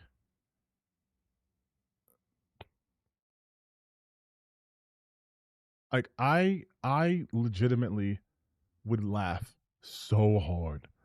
I would laugh so unbelievably hard if Mixtape won Game of the Year. Like I'm not gonna lie, I would laugh so hard.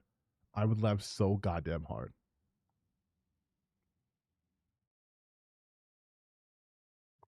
Like I want it. I want it to be like I want it to get to a point. I want it to get to a point where GTA doesn't even fucking get nominated. Just so they can be like, oh, there's an agenda being pushed. I need it to at the very least get nominated. And if it doesn't win, they're gonna be like, see, you guys nominated this game, didn't win anything. Oh my god, you guys. Oh my god. The real Game Awards this year is gonna go crazy. The real Game Awards this year, oh, it's gonna go crazy. It's gonna go crazy. It's gonna go crazy, man. I promise you. I already know. Like they're gonna make us some category called like most AstroTurf game of the year, and it'll be this game. Can't wait. Can't fucking wait.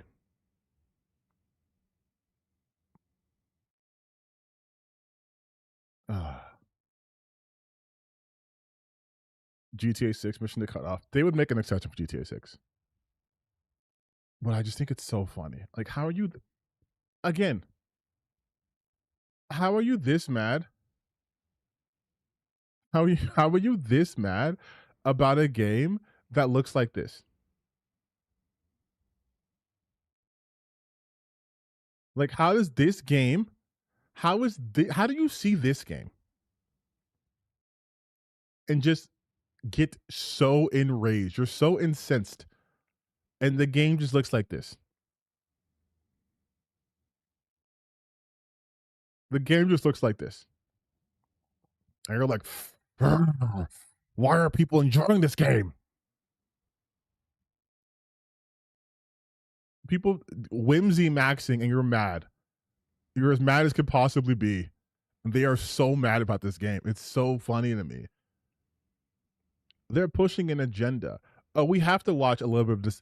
Since I watched a little bit of her video, we have to watch a little bit of Decembro's video because I know for a fact he's gonna say some dumb shit. Funny thing I saw while I was browsing.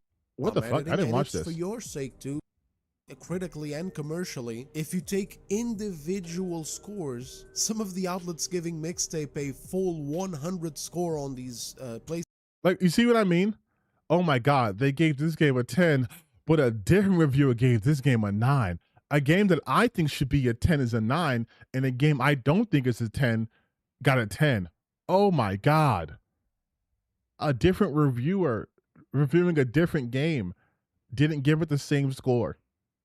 like OpenCritic and Metacritic gave Expedition 33 like a 90 or a 92, you know, that kind of thing.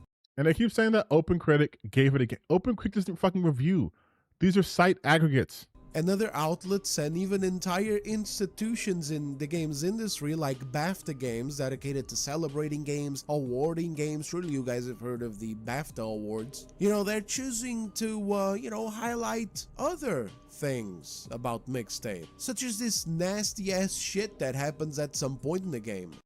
Kissing is nasty and gross because he's never experienced it. I don't even know if I can show it on YouTube. I mean, I think I can. I don't think it's a problem to show this because it looks so stupid. But I'm going to blur it anyway because it's for my sake, so that I don't have to look at it. You're going to blur it after you do it already? Too, because trust me, you don't want to... Oh it's the boats clashing together, kept open with tongue.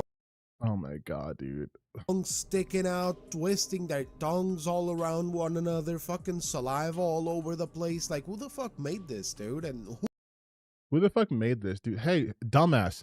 The reason why it was that awkward in the to look at is because it's awkward in the game because it's people's first time kissing. They're trying to recapture that moment of awkwardness.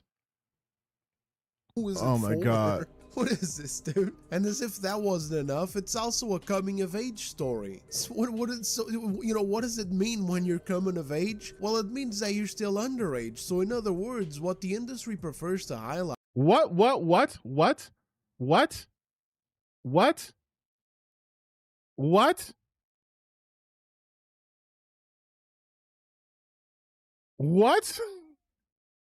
And straight up praise is a nasty ass game of tongue wrestling between minors. Again, oh my god, dude. Oh my fucking god. Oh my god, man. You think a coming of age story means that they are promoting minors that's the framing you're going to take of a coming of age story? That's so disingenuous. I cannot believe you said that shit, dude. I cannot begin to understand the thought processes of someone who hears the term coming of age and goes, oh, they're minors. Coming of age could be like you're fucking 17 or you're 18. You are coming into your age. And also, yes, teenagers kiss. And they also drink. They are showing their reality as being a teenager. That's so insane for someone like him to say when, like, he fucking plays games where their children are underage and he's not like, this is bad or anything. Like, what the fuck? Like, it's an insane thing. Like, they will make fun of, like, what's her name? Fucking Ellie from The Last of Us. It's like, well, she was a child. Oh, but that's okay. That's okay. It's so fucking, like, this is your output, dude. This is your output. Oh, you played a game, Expedition 33. Mael is underage. Mael's like 15, 16 years old. And she gets to wear different kinds of clothes. Are you a perv now? Oh, and she fights and she gets hit. Are you now saying the game industry supports child abuse? Like, what the fuck? First off, coming of age, he's like, legal responsibility, option age 18, 21, and emotional maturity. From child to adult. Like, it's not like someone's 11 years old. Oh my god. Oh, holy shit, dude. Holy shit. Yeah, and who made this? Who is this for? Was this commissioned by fucking Epstein or something? What the fuck is this? Is this legal? You know, maybe they're already 18. Maybe they just turned. Maybe that's it. Maybe you're in the final day of coming of age. I don't know. Does it even matter? That's really the question here. Yes, it does matter. Regardless of that mini game over there, I have so much more to say. And you know, I don't want to crash out this early and start ranting, but it's not like I even have much of a choice here, because this bullshit is far more graphic than anything done or shown, even in a game like Stellar Blade. And what the fuck are you talking about? You're telling me this scene right here. You're saying this kissing scene. You know, they're choosing to... Shut up. You're saying this kissing scene is more graphic than this?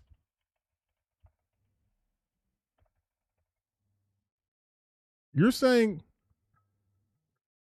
this kissing scene is more graphic than this shit where she fucking stabs people and there's blood coming out. You're saying this is more graphic. You're saying this is less graphic. This right here.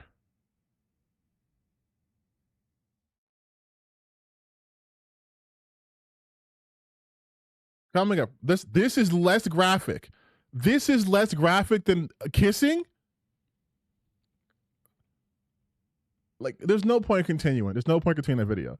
This is the shit I'm talking about, though. They have absolutely nothing to say about this game. So they have to just make up the most insane takes you could possibly imagine. This kissing is more graphic? Like, holy shit, dude. Holy shit, dude. Holy shit, dude. Hold on, I have to leave a comment. Dude.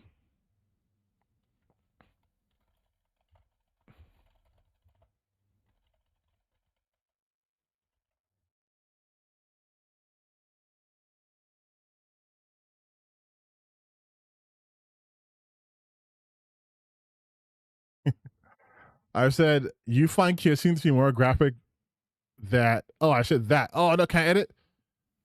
I need to edit this post. Oh, I made an error.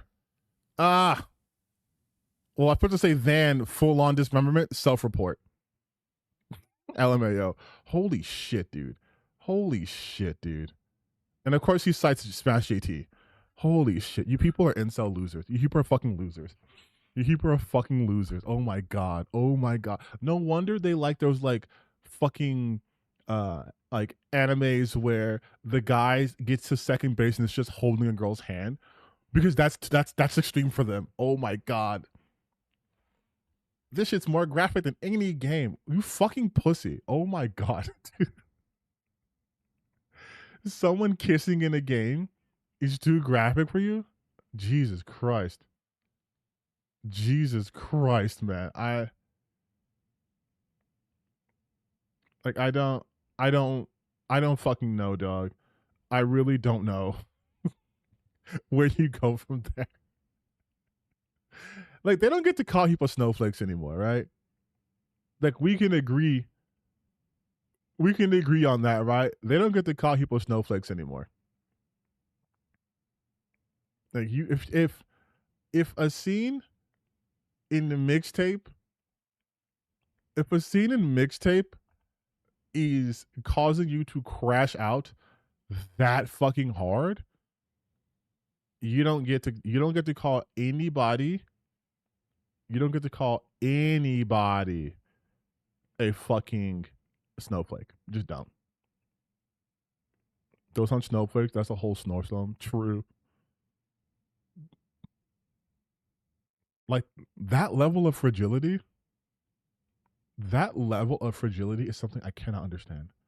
A grown ass man, because they showed the tongue. He's like, oh, gross, ew. I would never tongue a woman. Disgusting.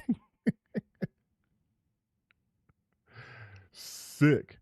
Yes, these are the same people who said we couldn't handle the sexiness of Stellar Blade, and they can't handle people kissing.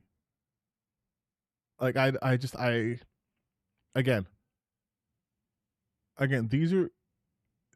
these are people who are so unbelievably fragile that they simply cannot exist in the real world.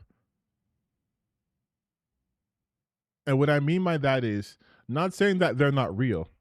What I'm saying is the real world has eclipsed them. The real world has passed them by because they choose to live this way. They think everyone else that thinks like them is normal when they are in a minority.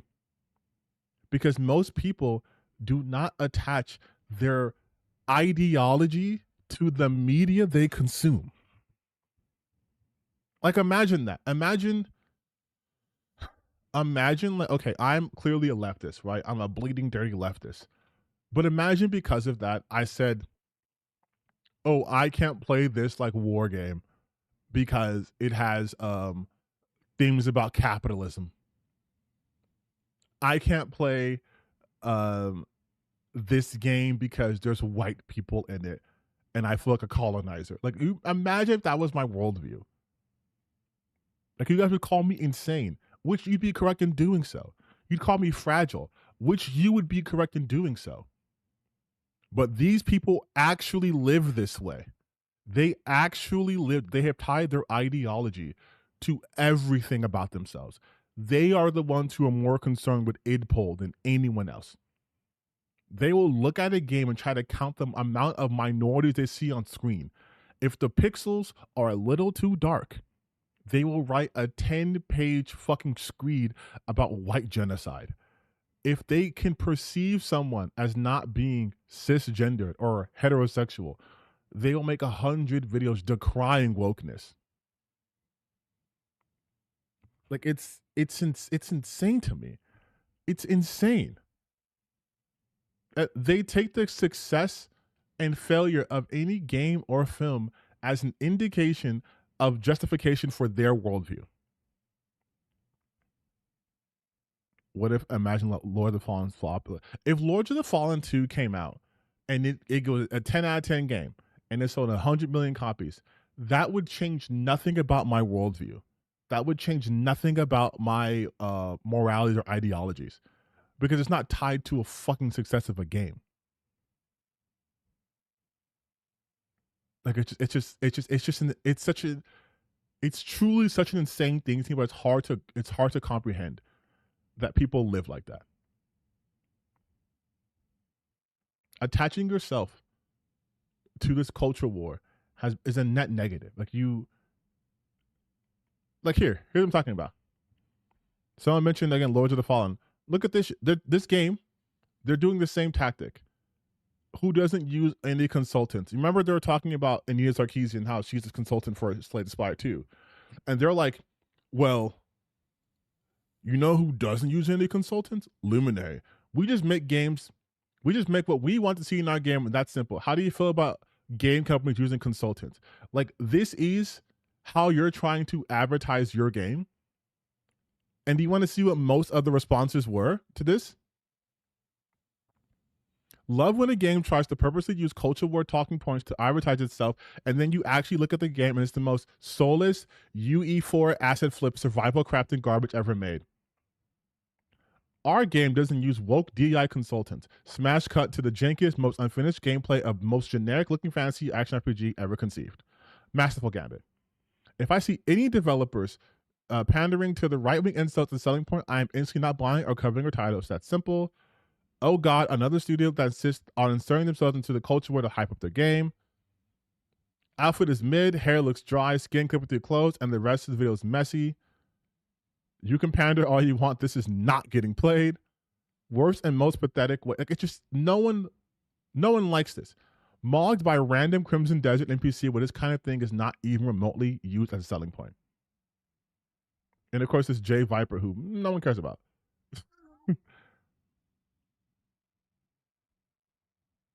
Like, this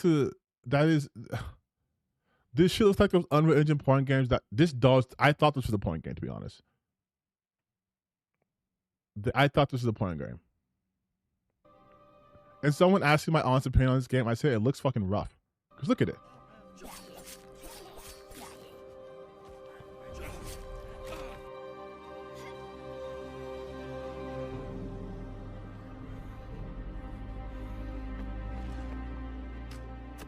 Like, this shit does look very generic. It looks very, this is my like final project in college for my gaming. Like, it looks very like bare bones.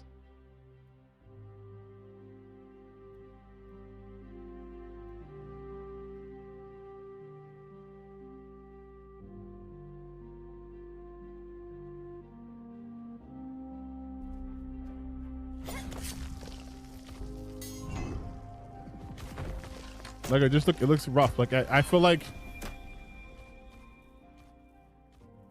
and I feel like too, if you're going to be like, our game doesn't use consultants, and the game you are referencing is Slay the Spire 2, your game can't look like this. I don't care if this is pre-alpha footage or whatever. Your game can't look like this. It cannot look like this with no artistic style of its own, no real flair, no anything. Looks very generic. Looks like a legitimate, like, we need to put a game on a TV show so the kids can play it, that we can't buy the rights to it. Like, that is the level you're presenting. You can't be talking about Slay the Spire 2, dog. I'm sorry. You can't. You can't, big dog. And that's why I wrote, when will y'all realize tying yourself to a culture war is not beneficial? Is not beneficial. Like, I'm not even trying to be mean. There's nothing visually about this game that stands out. It's generic fantasy. There's mining. Like, look at the selling point. There's mining and fishing. Oh man, I've never played an RPG with mining and fishing. Like, you gotta be able to stand out. You have to be able to stand out. Like, if I can just type in like generic fantasy game and it looks like your shit, that's not good.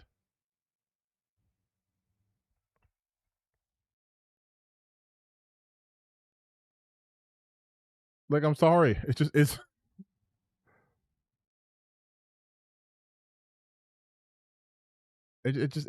what it is. It doesn't look good.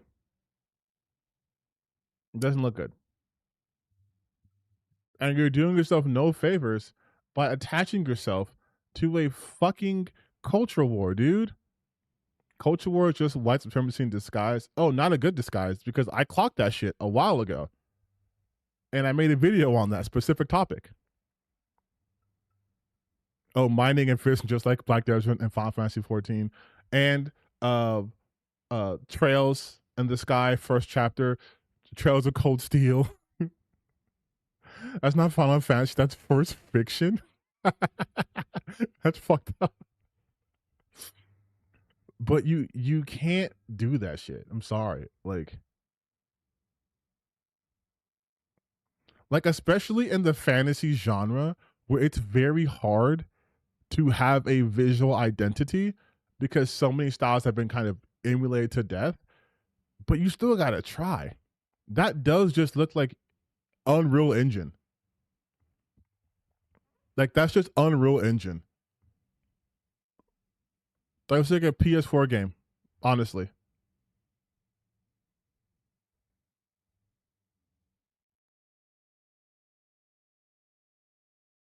Like, no one's gonna play that game. No one's gonna play this game. I'm sorry, dude. No one's gonna fucking play this game.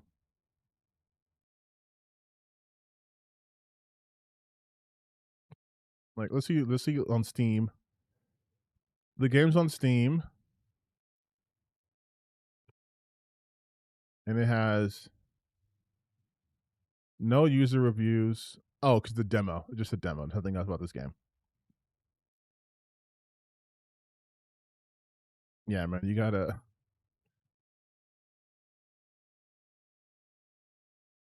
Well, as a game developer, it's really hard to make something really look different in Unreal Engine, but it's not. But it is, but it's not. No, I get it. Because, like, you start with Unreal Engine. There's obviously some things that are baked in there, right? But then that's when you have character artists and, you know, your modelers who were able to take it to the next level. Because there are some Unreal Engine 5 games and Unreal Engine 4 games that look beautiful. They look distinct, right? But that's really up to the skills of the artist. But that one just looked super fucking just like, you just plopped this into Unreal Engine and you went to the asset store. Because you know what? I'm going to be completely honest. I'm pretty confident they're using the same models you see in porn games. Like, I think it's a porn game model. That's it. Like, look at the women. right? You look at the woman in the these look like porn model, like the kind of models you'd see in the adult games on Steam. This is what this looks like. And that's because most of those models are just assets that you get from the store or are just built into Unreal Engine.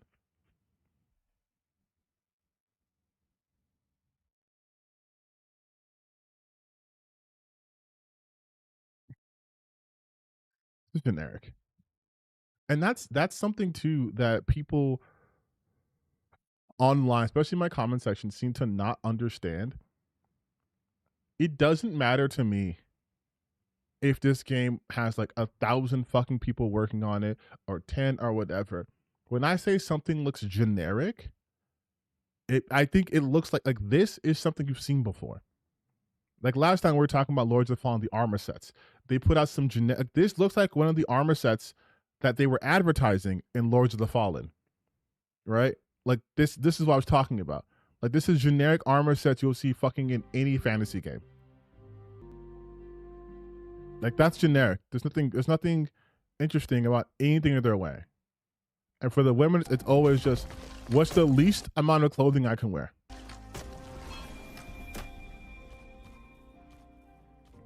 And it's boring. Like they never focus on making armor look cool anymore. And that's what I hate the most. We used to have such cool looking fucking armor sets. And now it's just become like whatever gets you horny.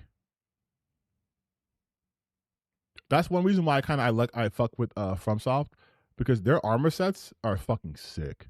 Especially, I'm sorry, Elden Ring has some sick fucking armor.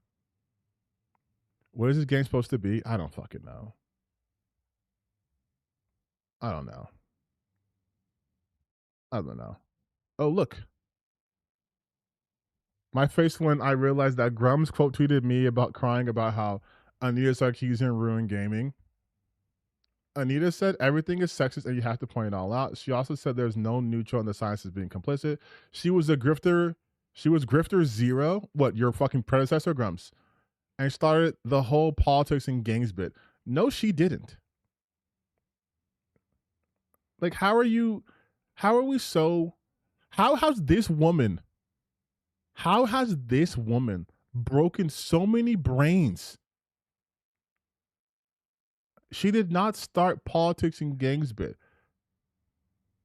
Hideo Kojima has done nothing but political games. Like, legitimately, he does nothing but political games. What do you mean by started the whole politics and games bit? People have been analyzing the politics and like games for decades prior to Anita. Where do you think the whole violence in video game shit came from? Like we literally had, and no exaggeration, the actual government of the United States looking into video games, and that's why the ESRB was formed as like a stopgap measure, so the gaming industry wouldn't be regulated the same way as everything else. Like, what do you mean the politics in games? There's been a constant awareness in games. I know, I mean the politics they don't like, right? How dare they analyze the media? Calling her a grifter makes no fucking sense. She wasn't selling you anything. And we are going to watch the Feminist Frequency videos today. But on top of that, Grums has stolen like $100,000 plus for a game he's never putting out, that he's not working on. Because you know what Grums is doing? This. This is what Grums is doing. He's making an AI website that steals from other people's articles with the complete AI group. There's no human person here, right? This is what he's doing. He's trying to call Anita Sarkeesian a grifter. He has stolen almost $800,000 from his audience, to the point where there's a literal Twitter page called Victims of Grums. Victims of Grums, where they're talking about his Ember bullshit. And he wants to call someone a grifter? That's insane. Like, he promised something and did not deliver. Anita Sarkeesian, regardless of the quality, did deliver. She did deliver. She did. She put out 6 videos.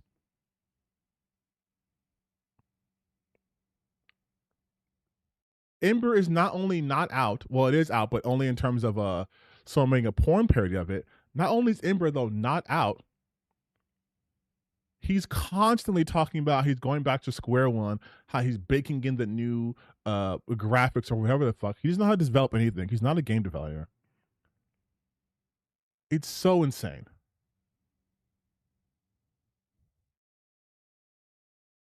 She's a grifter by not believing in her documentary and running off with crowdfunded money but not finishing it.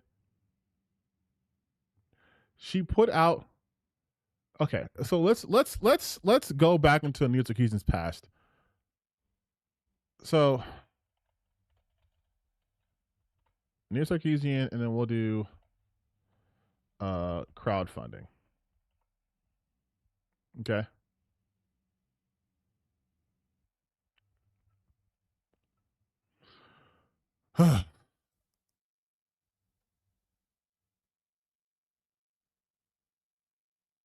Let's read it. Oh, should we read an old Kotaku article?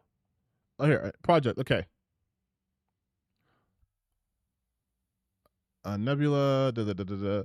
Funded by successful Kickstarter campaign, supporters of the 6,009 state backers, the series aims to examine sexist patterns. So we'll go on to Kickstarter. See if we're still there.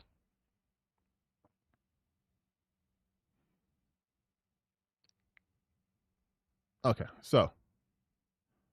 Okay, whatever. We reached our initial funding goal in 24 hours. Next, we achieve our first stretch goals. Okay. The project. So. She didn't finish the series, right? I think we got to episode 8.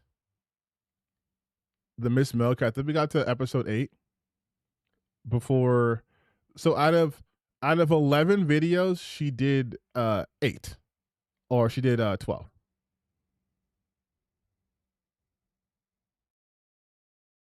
So did not finish the series. Absolutely true. But if I may be so bold as to extrapolate on some things, she was getting death threats constantly. Like I showed you guys how she went on like Stephen Colbert was talking about. She was getting death threats. She's getting all these things too.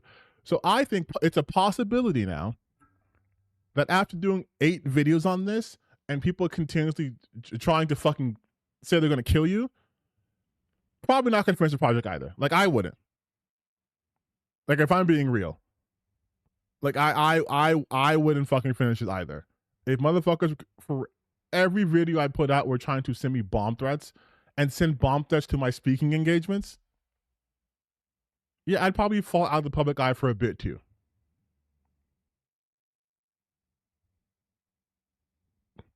But I think she did put out.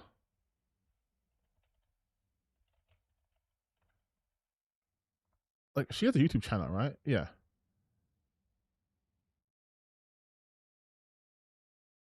Does she have an actual players Feminist Frequency? Let's see. Queer tropes. Feminist Frequency. Conversations pop.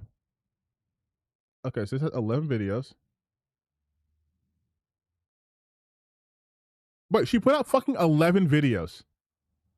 Okay, you guys. She put out 11 out of the fucking 12 videos promised. Come on, dude.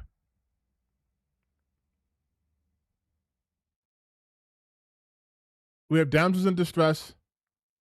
We have Miss Mail, Woman is Back on Decoration, Woman has Rewards, Jade, and the site Positive Female Characters.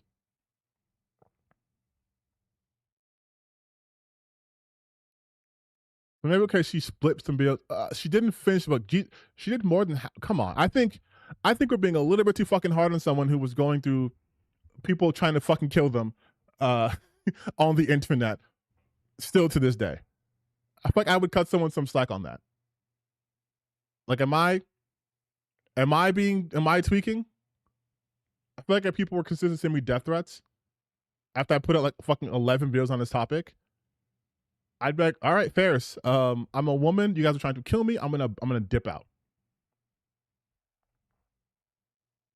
Oh, so this one wasn't even the full one. So I guess we don't watch this one. I guess we'll do this one. But no, but so like people are like saying like, oh, she's a grifter, she ran. And another thing they're talking about is like, oh, she went to the UN. She went to the UN. She went to the UN. She went to the UN. It's like, Anita Sarkeesian. And like, where did she go? What did she go to the UN for?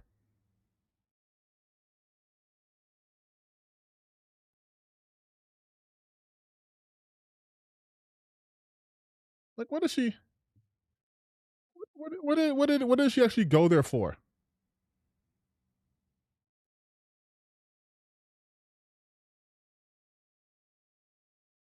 Testified at the United Nations about online harassment.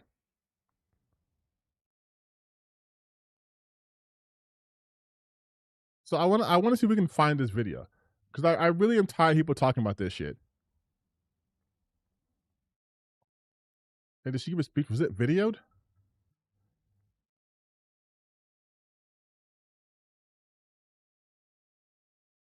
And so their framing is Anita Sarkeesian.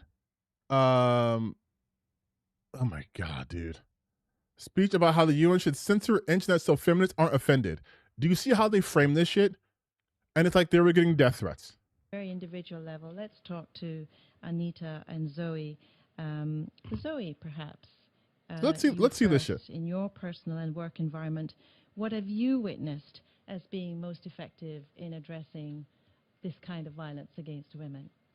As somebody who works in tech and somebody who runs Crash Override Network, it's... And also, they made it seem like she was in front of like fucking delegates at the UN demanding that everyone who was talking bad about her gets fucking killed.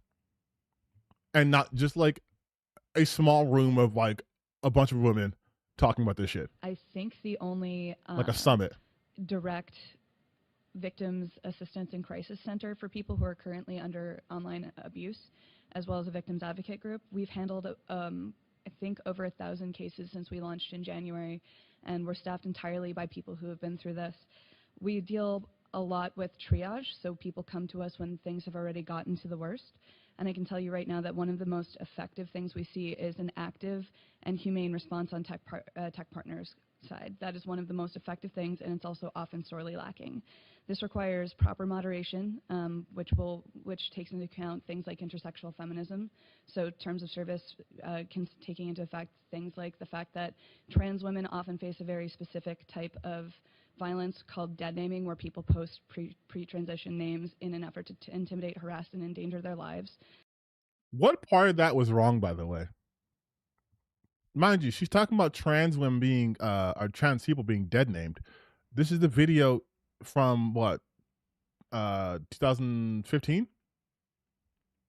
What, so far, what did she say that's not been happening then and now? Things like they need to be trained in things like the way domestic violence can manifest online, because the viral nature of the internet can take all of the goodness about things like marketing, things like grassroots activism, and apply it to domestic abuse just as easily as you saw in my case, or maybe you didn't, but yeah. Well-trained responders, and that's not just in tech companies, but as well as law enforcement. That don't end up re-victimizing the person dealing with this, as is so common in domestic abuse and other sorts of abuse, which is also, again, not often found. And supportive social networks that don't downplay what's happening, that don't tell them to just get offline and hide, which we've seen in cases like Kathy Sierra's, doesn't actually even work. This is both friends, this is family, especially. The difference is back then, cyberbullying was viewed as a meme. Not even really that, to be honest. But even so, she's talking about this shit over a decade ago. And because people viewed it as a meme, look at where we are now. You have doxing happening on the regular. You have people dead naming people left and right. You have just people acting so fucking insane on the internet because there's no repercussions for them. You can draw a straight line between this and the fucking deep fakes, right? You can draw a straight line between this and people using AI to put like imagine if Gamergate happened right now. Imagine if Gamergate happened right now. You would see Zoe Quinn, you would see Anita Sarkeesian, a bunch of AI pictures of them in compromising positions, them being doxxed, full addresses, everything. You'd see people commenting on it, because remember, another thing too is there is now a cottage industry of misogyny based in part because of what happened in Gamergate. There are people who cut their teeth in Gamergate. Grums is a Gamergater. Grums is from the Gamergate era. That's where he got his big shit online. Same thing with Sargon of Akkad. Same thing with Thunderfoot. They were popping off during that because of this shit. Imagine this happened now. Look at what happened with the Amber Heard trial. Like, imagine if this should happen today. Geez, the only saving grace for these two is that this happened in 2014 and not 2024. People who are supervising children, telling them, trying to take away their internet access can take away their only support networks and is actually quite damaging. That line right there, by the way, is literally the COSA Act. This, what she's talking about, right? Like, this shit, that's what I'm saying too. Like, this shit didn't come out of nowhere. Thunderfoot was bigger before I think Gamergate ended him, but no. Gamergate absolutely did not end Thunderfoot. Thunderfoot was putting out that feminist versus like series, and he was getting like almost 1 million views on that. Like, no, that did not. That Thunderfoot's over now because now he's going to be talking about space. But Thunderfoot was getting fucking views, bro.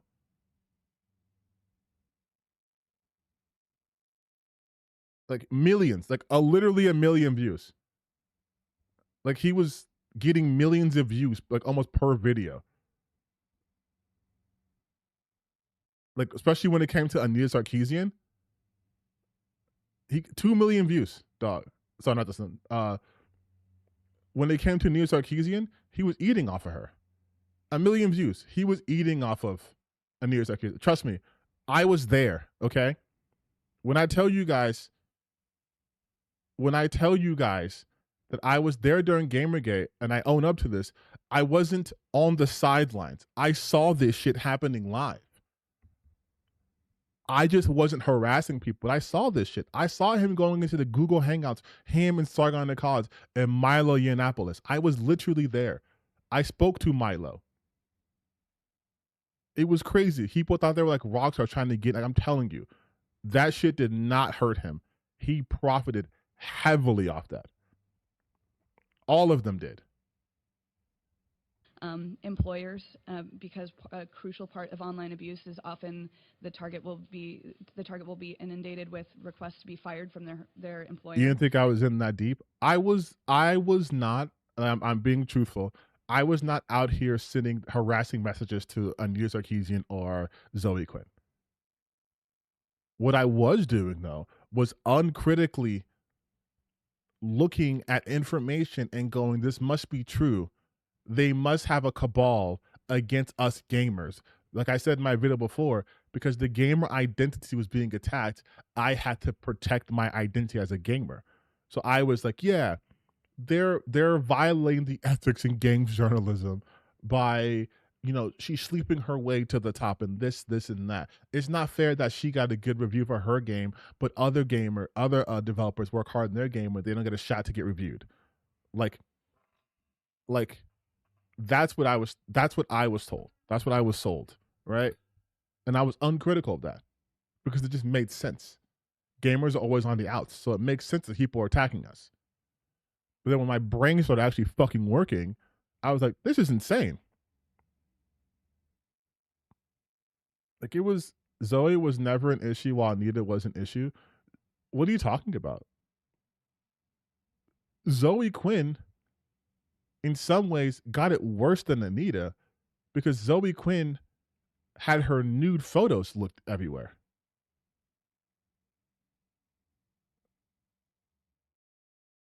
Like, people started talking about her, like, I think she used to do sex work. And so then they just started plastering that everywhere over and over and over and over and over. In a way to harm her. You know about that? Yes. Well, again, when I tell you guys about Gamergate, I was not removed from it. I knew all the shit happening there. I was there when Brianna Wu started injecting herself in the conversation. I was there for Zoe. They also went after Jade Raymond. They started going after just every woman in gaming. It was an insane fucking time. The journalism ethic was live from the start. I know that now. What I'm saying, though, is when it was happening, it was an easy lie to believe. Like, if I told you guys that, like, the government is monitoring our interactions in order to make us more docile, that sounds believable. I mean, low-key is true, but that sounds believable. But if I start from there, and then I start to tell you, and this is why you have to drink my special drink to protect your brain, I'm a grifter. I'm lying to you. But you've already bought into so much. It makes it harder to be critical. That's why I understand when people who are anti-woke find it so hard to believe in, like, the fact that there's not this huge cabal, because they're in deep. They need to be shocked awake. Like, hey, you're falling for propaganda. You're falling for propaganda. That's why I consistently talk about those topics. These people are falling for propaganda. They, again, with Mixtape, they're saying, oh my God, this main character is trans, it's DEI, it's woke. It's like, you're falling for propaganda. Like, we're not gonna even go into the transphobia part of this, but you're falling for propaganda because this is not what the game's about. But you're willing to believe that because it's more convenient to.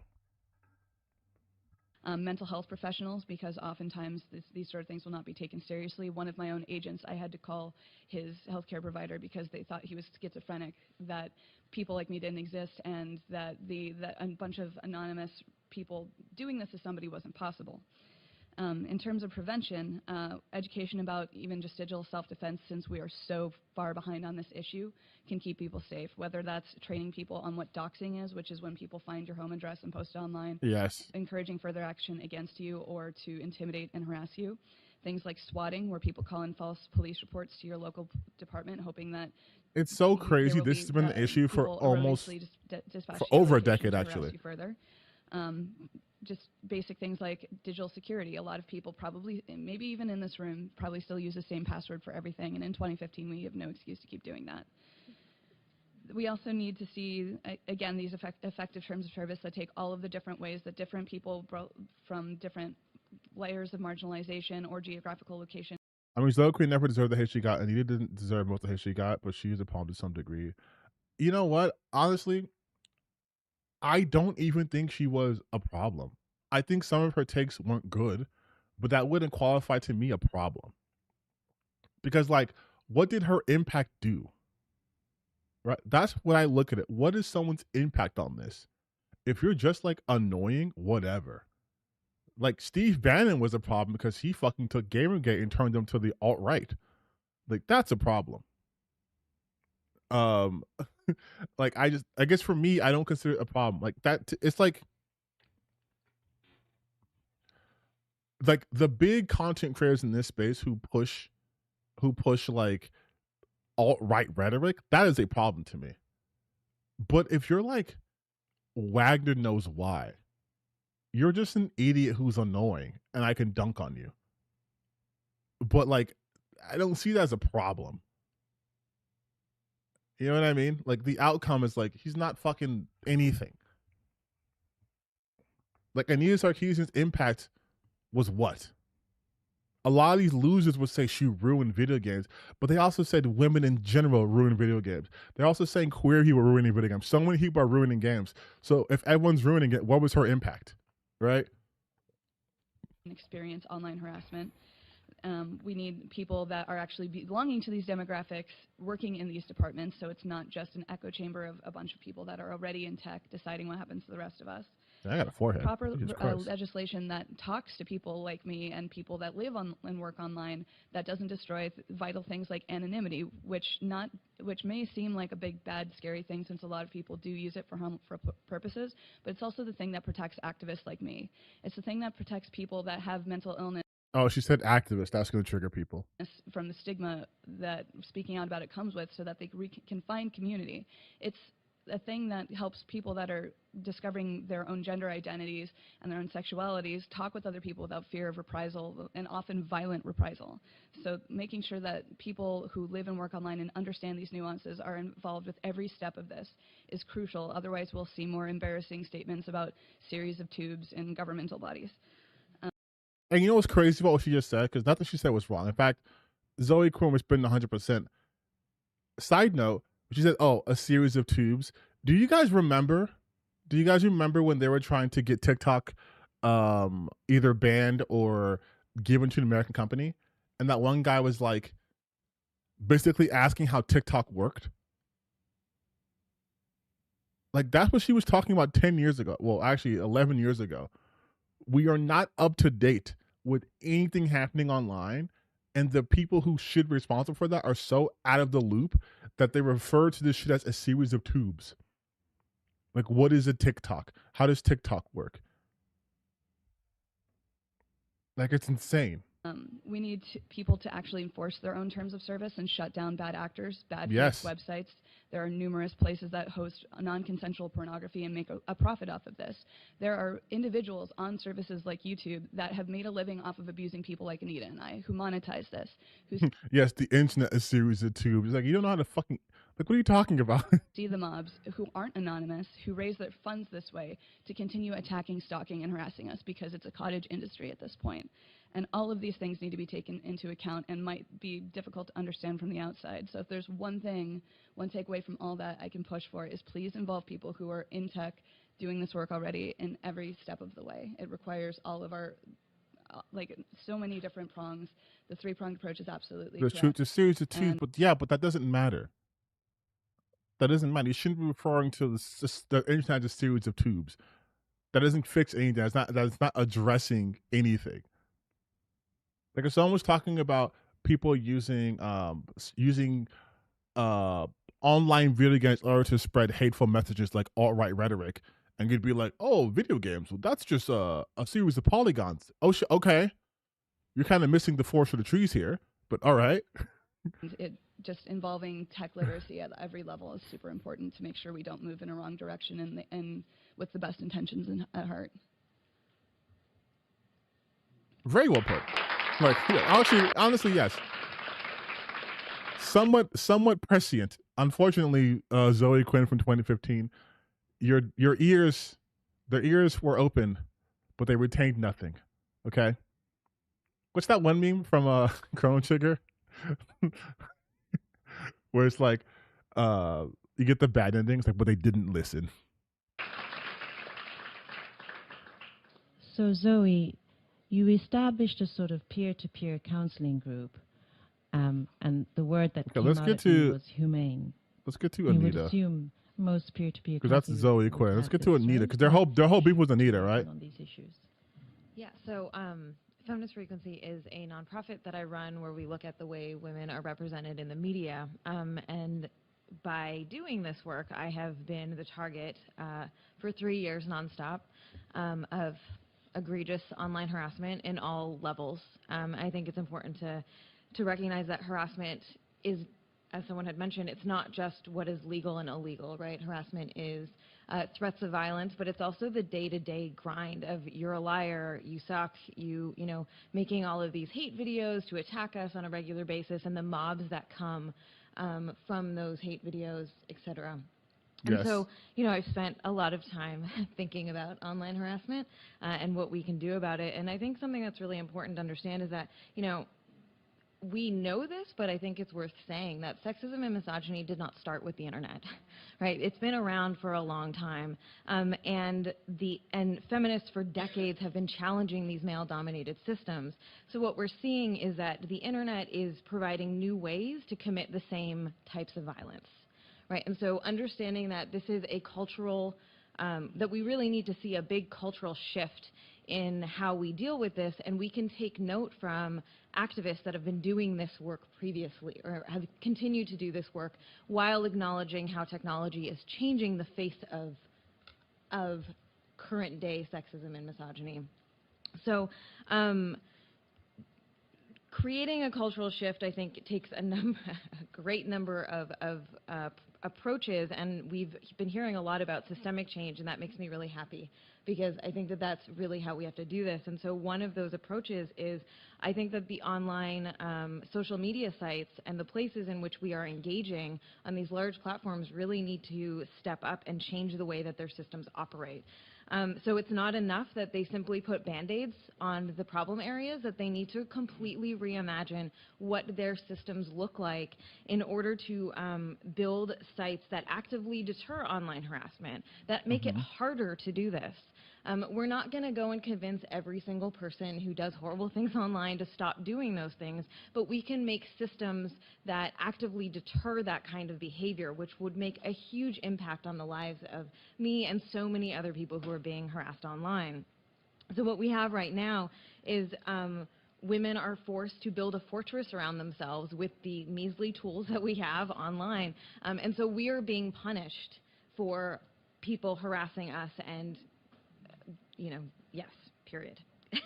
And I think that that's a really big problem. And so we need to really think about how we create this larger cultural shift, taking into consideration society at large, taking into consideration tech platforms, taking into consideration laws, so that people, like all people, can engage online and fully participate without fear of intimidation and violence. And so now you heard, I didn't speak for a particular reason, right? I want you guys to hear uninterrupted. This was what she did. And you see everyone frame this as she went to the UN so she could get them to silence her critics. She's talking about harassment, but do you see how they conflate harassment with criticism? And how that still continues to this day. These motherfuckers will be like, you just can't handle criticism. Dog, you're calling me a monkey and saying I'm chimping out. What criticism is being levied against me here? Oh, you're a progressive pro-feminist. Again, what is the criticism being labeled here? Oh, you don't like the way my hair looks. You want to, again, talk about my race. What criticism is being leveled here? It's not. It's harassment. It's racially, in my example, it's racially charged harassment. For them, it's sexism. It's bigotry. It's nothing but harassment. But they conflate that with being critiqued. Well, they argue that being called a liar isn't harassment when you put stuff on YouTube. You can be called a liar and still be harassed, especially if what you're saying is not a lie, right? Like, I call Vera Dark a liar because I have provably shown that she lies. I have provably shown that Rev says Des lies. I've provably shown the people that I talk about are liars. I consistently and provably show that. I show their dishonesty by live reacting, showing examples, counterpoints, interrogating their logic, right? They just make video. Like, again, this came out 2015, and look at how he framed it. Anita Sarkeesian, known for fighting against the damsel in distress cliche. That cliche is exactly what's happening in this video. And Zoe Quinn, known for sleeping with reviewers to get good score in her games, give a speech about how the UN should censor internet so feminists aren't offended. This is an objective lie. Like, this is objectively a lie. Nothing of what they said here is true. Besides the fact that their name is Anita and their name's Zoe and they were at the UN. Everything else is a lie.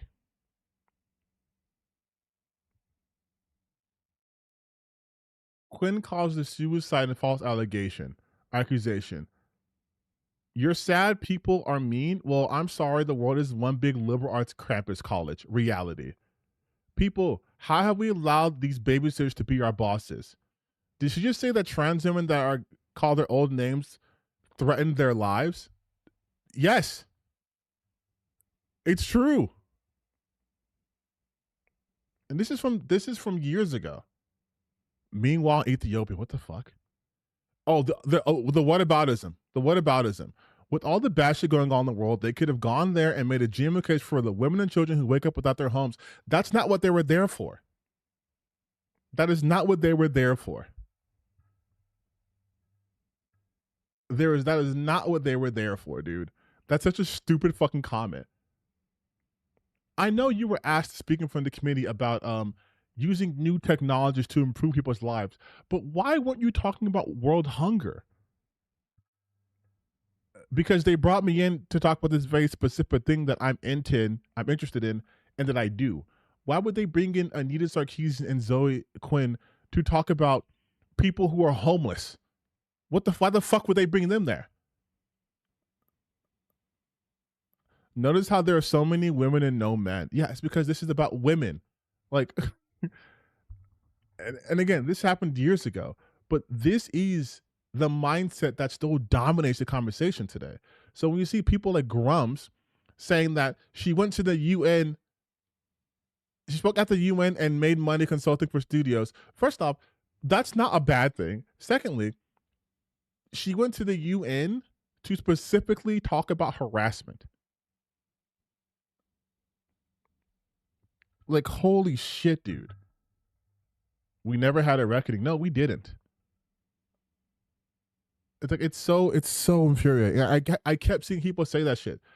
That was even in my own comment section. People were talking about, well, she didn't do this and she didn't do that. And it's like, you don't even know what you're talking about. Like, you weren't there. Like, they weren't there. Oh, we're Anita Sarkeesian. You weren't fucking there. I know you weren't there. Because I was. And it's not even something I'm like proud of, but like I was there. And to see people going like, oh, you just don't get it. There's just also this one guy, like look at this shit, dude.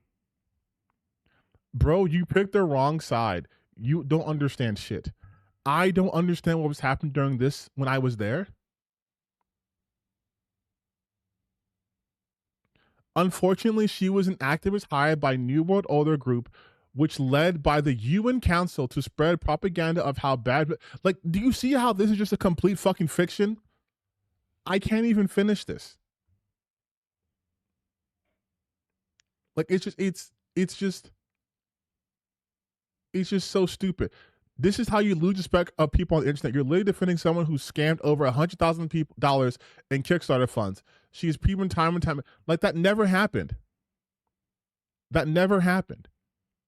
Lose the respect of you dumbasses? I never wanted your respect. I just showed you guys how this did not happen. She produced 8 videos. She didn't scam anyone out of $100,000.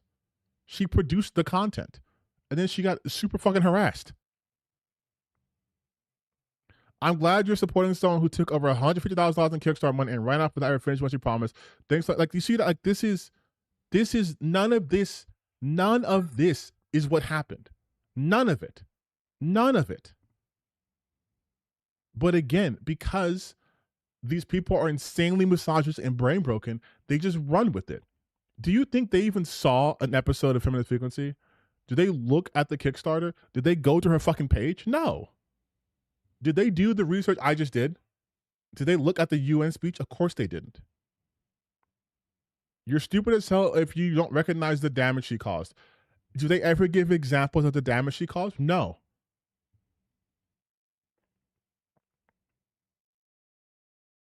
Like, it's so insane. It's so insane. It's so fucking insane to me. Nah, she should have never had influence in our space. In your space. This is the dumbest thing I've watched today. You need to be evaluated in the circles of people you hang out with. Your mind is effed. Yes. I'm insane. My mind is fucked. Like, this is the world. And this dude right here, 10 years after the fact, nothing of value was given to the media. If anything, more things bombed. She doesn't get enough hate, honestly. All of the defenses of her are weak. Just a bunch of smug whataboutism while still being wrong and shocked that people still don't like them. I just said you're a loser. Like, no point engaging in that. No one can give me specifics. No one can tell you how Anita Sarkeesian ruined video games. They can't, because it never happened. They can't argue any of their points. I can argue the fuck out of my points. I can back up my statements. I can provide visual evidence. I literally show people in every video I make when I talk about these topics exactly the reasoning. In this video, for example, I said if she ruined video games, why is Slay the Spire 2 a massive success? If her inclusion is a death sentence, why did the game succeed? Pick me, I'm a good boy. Like, I don't want to support someone who constantly accused me of something I didn't do. Look, what are you talking about? Like, and these are the majority of the comments I got.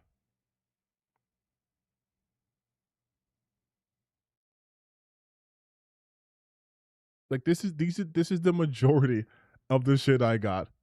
Like, it's insane. People like her shouldn't be at all involved in gaming. What is, like, and they're like, oh, she's a grifter. She's been in the gaming industry in this space for like fucking 15 years. Like, what do you mean she's a grifter? For 15 years? And no one caught on? Not a single studio caught on?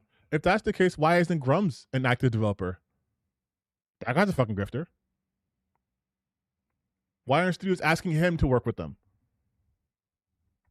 Like, holy shit, dude. And this was just people going out of their way. There's one guy who's been doing this shit for like fucking like 30 days now, it feels like. Where is he at? This guy. This guy's literally like, he's just been going. He just keeps going. And I'm like, what are you talking about?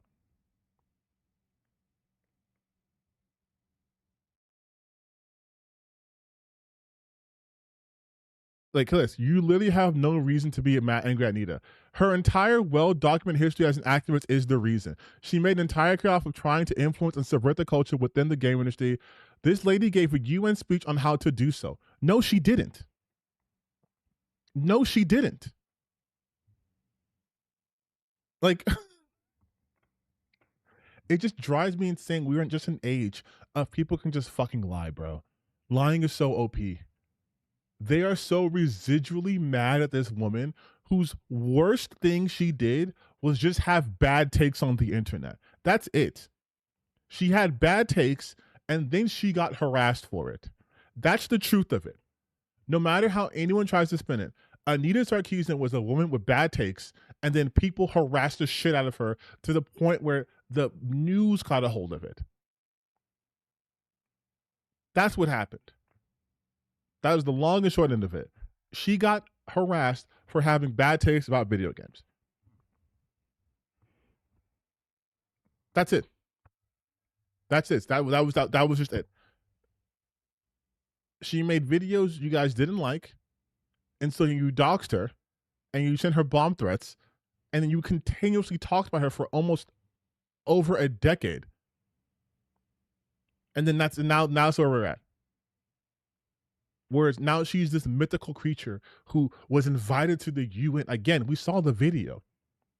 By the way, neither Anita or Zoe said in the video was wrong at fucking all. Not a single word was wrong. Because look at where we are now.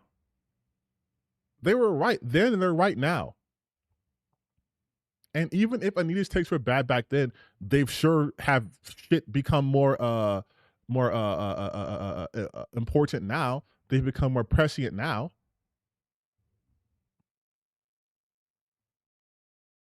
Like, it's insane. And with this guy, I think this guy needs mental health. Like he says that shit, right? And then the response here is by Katie is, she's such an activist. She literally put no activists in her game. So the only thing you can matter is her name appears. I bet you signed the free Celebrate petition as well, didn't you? And then his response was, my point went right over your head. That's like an ex-convict politely opening a door for someone and thinking he's a nice person despite his long rap sheet of multiple rape charges. What?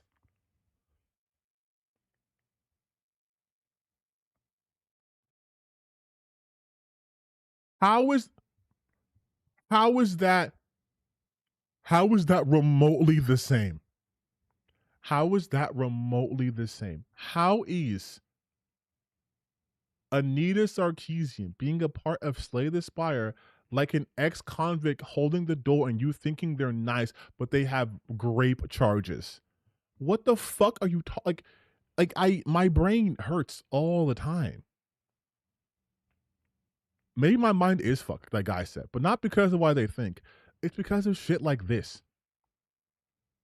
It is the incessant spewing of just bullshit. It is people who are incapable of having coherent thoughts, just going off. Like going off the deep end. And I have to sit here and try to parse through what they're fucking trying to say. And I feel like sometimes I feel like a complete moron because I'm literally going like, what? Like, is my brain not working? Am I tweaking? Like, am I the problem? Did they write something so succinct, so clever that my brain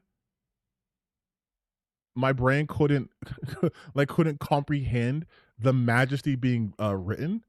So it just had a hard factory reset? Like, what the fuck? What the fuck is going on, you guys? Like, I never know. Every day is a new thing. Every day there's something. There's some new take. And I already know. I will be called names, but I don't care because I am here to show the fucking hypocrisy of these people. How are you this person? Again, just like we found out that Jeffrey Epstein is a driving force behind Gamergate, we are finding out that these people are making shit up. We are watching Anita's videos. I'm not done streaming. Are making shit up about someone that they could easily look at and verify for themselves. There are people who I promise you had no relation to Gamergate who are just residually mad at Anita Sarkeesian because some of their grifters talked about her. And they're like, oh yeah, man, she ruined gaming. I keep seeing that shit all over Twitter. Just random blue check accounts because they need money. Man, it's so weird that this woman ruined gaming for everyone. I can't believe that Anita Sarkeesian ruined gaming for everyone. And it's like, you're fucking 12.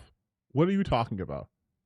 You've never heard of Anita Sarkeesian. What are you actually talking about, dude? It's fucking insane to me. It's just we are living in a world where people can just, instead of just like letting shit go, ignoring it, getting over it, they let it fester. They let it fester. They get so mad that whenever they see just like a woman, they're like, oh, it's Anita. Ah. Because remember, I told you, they also went after Jade Raymond during the Gamergate days.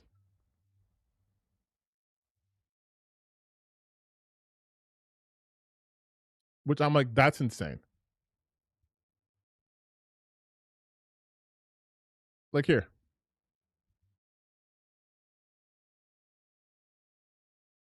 Look at this.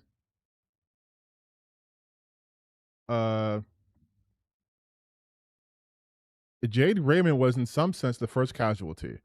As producer of Ubisoft's Assassin's Creed, Raymond seemed omnipresent in 2007. Creed marked the beginning of an exciting new gaming franchise with a woman and driver's seat, and the industry became obsessed with both. Then a comic circulated on the infamous forum Something Awful, a haven of internet and gamer culture at the time, that depicted Raymond in a series of degrading pornographic situations. Like, just immediately. And this is still pre-Gamergate, right? But like, even Jade Raymond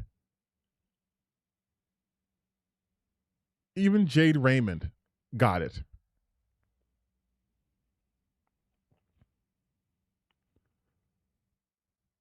Like, it is insane. It's fucking insane, dude. Like, JonTron. Oh, this is more recent, yeah. But like, it's like Jade Raymond.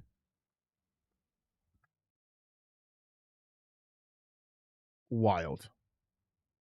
But okay, let us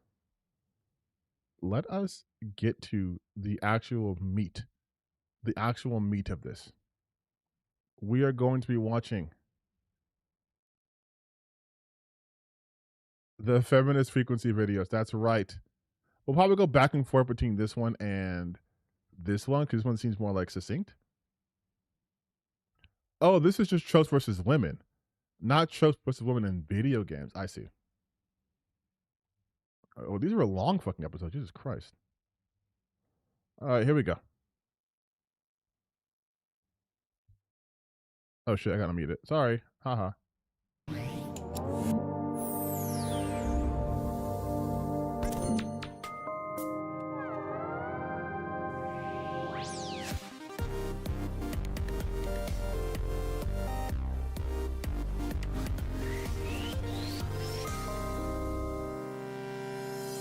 Welcome to our multi-part video series exploring the roles and representations of women in video games. This project will examine the tropes, plot devices, and patterns most commonly associated with women in gaming from a systemic, big-picture perspective. This series will include critical analysis of many beloved games and characters, but remember that it's both possible and even necessary to simultaneously enjoy media while also being critical of its more problematic or pernicious aspects. So I get you that point right there. Went over so many people's heads. Because that's a stance that everyone should have. Right? That's a stance that everyone should have. Like, yes, dude. You should be able to enjoy things, but also be critical of it. That's literally what I say all the time. Being critical of something does not mean you don't enjoy it. If you're actually critical, not like these whiny piss babies who are like, oh, this game's woke. So, without further ado, let's jump right into the damsel in distress. Let's start with the story of a game that no one ever got to play. Back in 1999, game developer Rare was hard at work on a new original title for the Nintendo 64 called Dinosaur Planet. Yeah. The game was to star a 16-year-old hero named Crystal as one of two playable protagonists. Yeah, and then they fucking shoehorned Star Fox into this.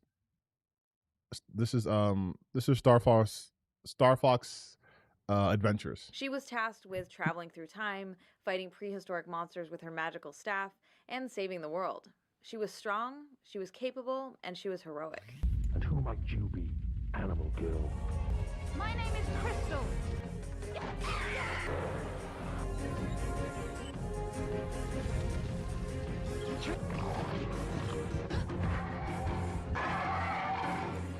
Pretty cool, right?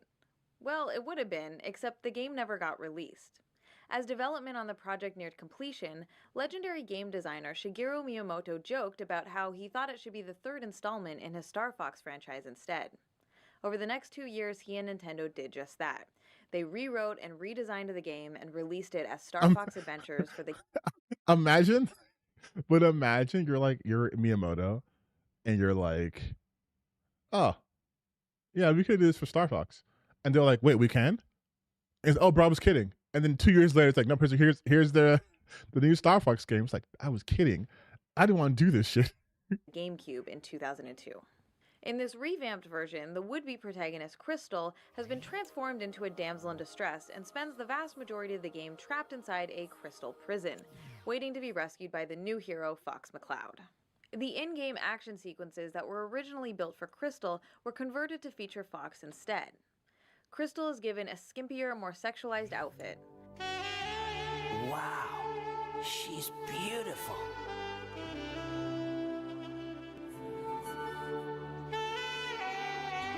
What am I doing? And yes, that is cheesy saxophone music playing to make sure it's crystal clear that she is now an object of desire, even while in suspended animation. To add insult to injury, Fox is now that was music in the game. Using her magical staff to fight his way through the game to save her. The tale of how Crystal went from protagonist of her own epic adventure to the passive victim in someone else's game illustrates how the damsel in distress trope disempowers female characters and robs them of the chance to be heroes in their own right. Okay, so since this is done by chapter, we can do chapter by chapter. So from that little nugget right there, I don't think, like, what she first noticed, that Nintendo didn't just do this for Dino Planet, they did it for Super Mario 2 American release, for example. Yeah, but the Super Mario 2, they changed the game and put Mario in it, but it's not like the original game starred a woman. You know what I mean? But from this point right here, right, is she does have a point in bringing up the fact that this game was originally going to star a female character. Now, do games change from prototype to final? Obviously.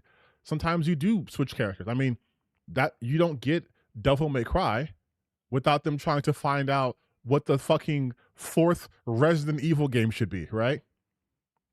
Like, a lot of games start off one way and transform. I get that. That happens in gaming all the time. But to her credit, the fact that they were like, okay, it would have been enough to just be like, okay, Star Fox is just going to be the main character in this game instead of Crystal. Okay, cool. But then to be, okay, Crystal went from being the original main character to then being just an NPC that you get the hots for. That's no longer part of the action. That's a valid critique. Like it to me, it's not even an insane stance to have. Like, yeah. But again, this requires knowledge of the game previous to what you got. This requires knowledge of the pre-production of the game. You can play as Crystal Star Fox Adventures, but you're not playing as her the way you're playing as Fox, right? She's not the main character. That's the point she's getting at. She was originally going to be the main character, then she wasn't, which is fine. But then it's like, then why put her in the game if like the role she had was Star Fox's role? Like, to me, it's like you're giving her more of the same pattern as the other women, where it's just like somewhat damsel distress, second fiddle, right? But also, like I said before, this requires knowledge of the game's production. Like, if you didn't fucking know that Dinosaur Planet was a thing before Star Fox, you're not going to care. The term damsel in distress is a translation of the French demoiselle en détresse. Demoiselle simply means young lady, while détresse means roughly anxiety or despair caused by a sense of abandonment, helplessness, or danger. As a trope, the damsel in distress is a plot device in which a female character is placed in a perilous situation from which she cannot escape on her own and must be rescued by a male character, usually providing the core incentive or motivation for the... Hey, yo, doesn't this kind of look like Matt Pat? Am I tripping? Does this not look like a Chad version of Matt Pat? Like, you see it, right? Do I need to do a side-by-side between this guy and Matt Pat? Y'all see it? Sure. No, don't humor me. If you don't see it, you don't see it. Protagonist quest. In video games, this is most often accomplished via kidnapping, but it can also take the form of petrification or demon possession, for example. Traditionally, the woman in distress is a family member or a love interest of the hero. Princesses, wives, girlfriends, and sisters are all commonly used to fill the role. Of course, the damsel in distress predates the invention of video games by several thousand years. The trope can be traced back to ancient Greek mythology with the tale of Perseus. According to the myth, Andromeda is about to be devoured by a sea monster after being chained naked to a rock as human sacrifice. Perseus slays the beast, rescues the princess, and then claims her as his wife. In the Middle Ages, the damsel in distress was a common feature in many medieval songs, legends, and fairy tales. The saving of a defenseless woman was often portrayed as the raison d'être, or reason for existence, in romance tales and poems of the era, involving a knight-errant, the wandering knight adventuring to prove his chivalry, prowess, and... Nigga, if you don't get off that big-ass horse and just stomp on this dragon, what the fuck are you doing? Why do you have this big-ass horse and this giant spear? You were in no danger. You were in no danger, dog. Come on. What's that tiny-ass shield gonna do? The horse could kill the dragon. Nah, this is not manly. I'm sorry. Virtue. At the turn of the 20th century, victimized young women became the cliché of choice for the nascent American film industry, as it provided an easy and sensational plot device for the silver screen. You guys, you know I'm just making fun, right? I know why that was bigger. I know, right? It's composition in order to show the heroism of the character by being larger than life. A famous early example is the 1913 Keystone Cops short Barney Oldfield's Race for a Life, which features the now iconic scene of a woman being tied to the railroad tracks by an evil mustache-twirling villain. Honestly, that's fucking crazy now that I think about it. Like that particular trope of women tied to train tracks has been so ingrained through our culture. But can we break down the viciousness of that for a second? Like, bad enough. You were like, this person's got to go, right? You're like, no, I want to chain this person to the fucking railroad and then have him just wait in agony as they hear the train coming to kill them. Like, god damn, bro, what did they do? Around the same time, the motif of a giant monkey carrying away a screaming woman began to gain widespread popularity in media of all kinds. Notably, Tarzan's love interest, Jane, is captured by a brutish primate in Edgar Rice Burroughs' 1912 pulp adventure, Tarzan and the Apes. In 1930, Walt Disney used this meme in an early Mickey Mouse cartoon called The Gorilla Mystery. You know what's funny though? People often, like, when people will say like King Kong is like an allegory for like racial anxiety in America, and then people's first counter is like, oh, you see a monkey and you think black people while you're racist, and it's like, no, dude, like, obviously the intention here is the fear of the other. And yes, racists have compared black people to monkeys forever. So it's not that hard to read into how they view these creatures as savages who are brainless, who just take their dainty white women away, and you need a strong white man to come and rescue her. Like, you can also read that too. But then people will go, oh, you're reading too much into it. And I go, this is why we lack media literacy.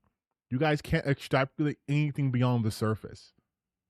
Like, there's a reason why these films were also being made during these time periods. People weren't afraid of fucking giant gorillas, dude. Imagery was even exploited by the U.S. military in this recruitment poster for World War I. But it was in 1933 that two things happened, which 50 years later would set the stage for the damsel in distress trope to become a foundational element in video games as a medium. First, Paramount Pictures introduced their animated series Popeye the Sailor to cinema audiences. The formula for most shorts would involve Popeye rescuing a kidnapped olive oil. Second, in March of that year, I would say olive oil used to give, what's the name, Bluto or something? Those fucking hands, bro. Olive oil used to beat that nigga up. Like, she couldn't take him out because he's a goddamn tank, but she was never like, she didn't go away quietly. It wasn't, she was just like, oh, help me, I can't do anything. There were even times where she was beating the shit out of him. Like, she'd be like, oh, Popeye, help me, help me, help me. She has a fucking hammer, and she's just giving him the work. RKO Pictures releases its groundbreaking hit film, King Kong, in which a giant ape abducts a young woman and is eventually killed while trying to keep possession of her. It was Budokai, okay, yeah. Fast forward to 1981, when a Japanese company named Nintendo entrusted a young designer named Shigeru Miyamoto with the task of creating a new arcade game for the American market. Donkey Kong. Originally, the project was conceived of as a game starring Popeye the Sailor. But when Nintendo wasn't able to secure the rights, Miyamoto created his own characters to fill the void, heavily influenced by the movie King Kong. The game's hero Jumpman was tasked with rescuing a damsel named the Lady after she's carried off.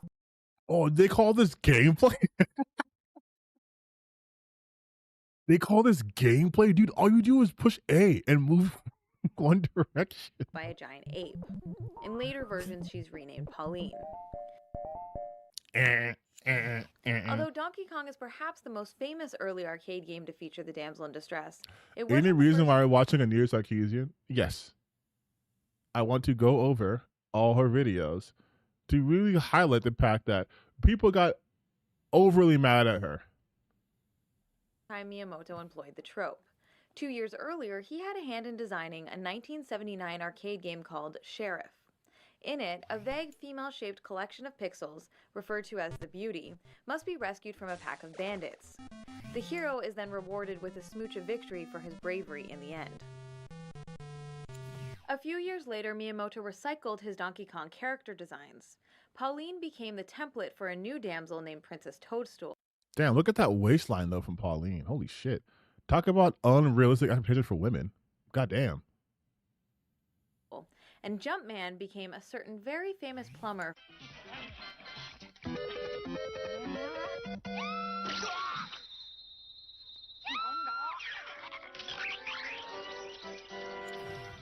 Princess Peach is in many ways the quintessential stock character version of the damsel in distress. You're still triggered that she's criticizing King Kong from the 80s? A King Kong video from the 80s. You doing Donkey Kong? She's doing a bad version of Cliff Notes with Mario. Well, but like, this isn't a video about a deep dive on Mario, right? She's talking about the tropes that persist. Like, we're running into the same problems we ran into 12 years ago. Whereas people are getting hung up on the wrong aspects of things. Like, yeah, dude, like, this is true. When Mario first came out, like the proper Mario games, like Princess Peach was the quintessential damsel in distress. She didn't do shit. The ill-fated princess appears in 14 of the core Super Mario Bros. Platformer games, and she's kidnapped in 13 of them.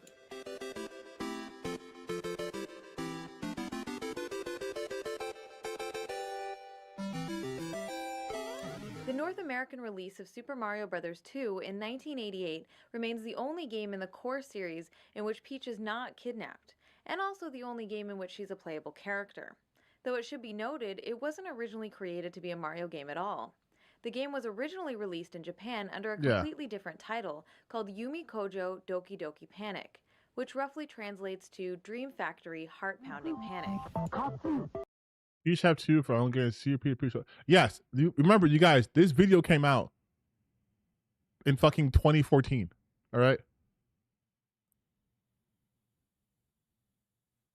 This came out March. Why doesn't it say the year? It just came out 2013. This video is 13 years old.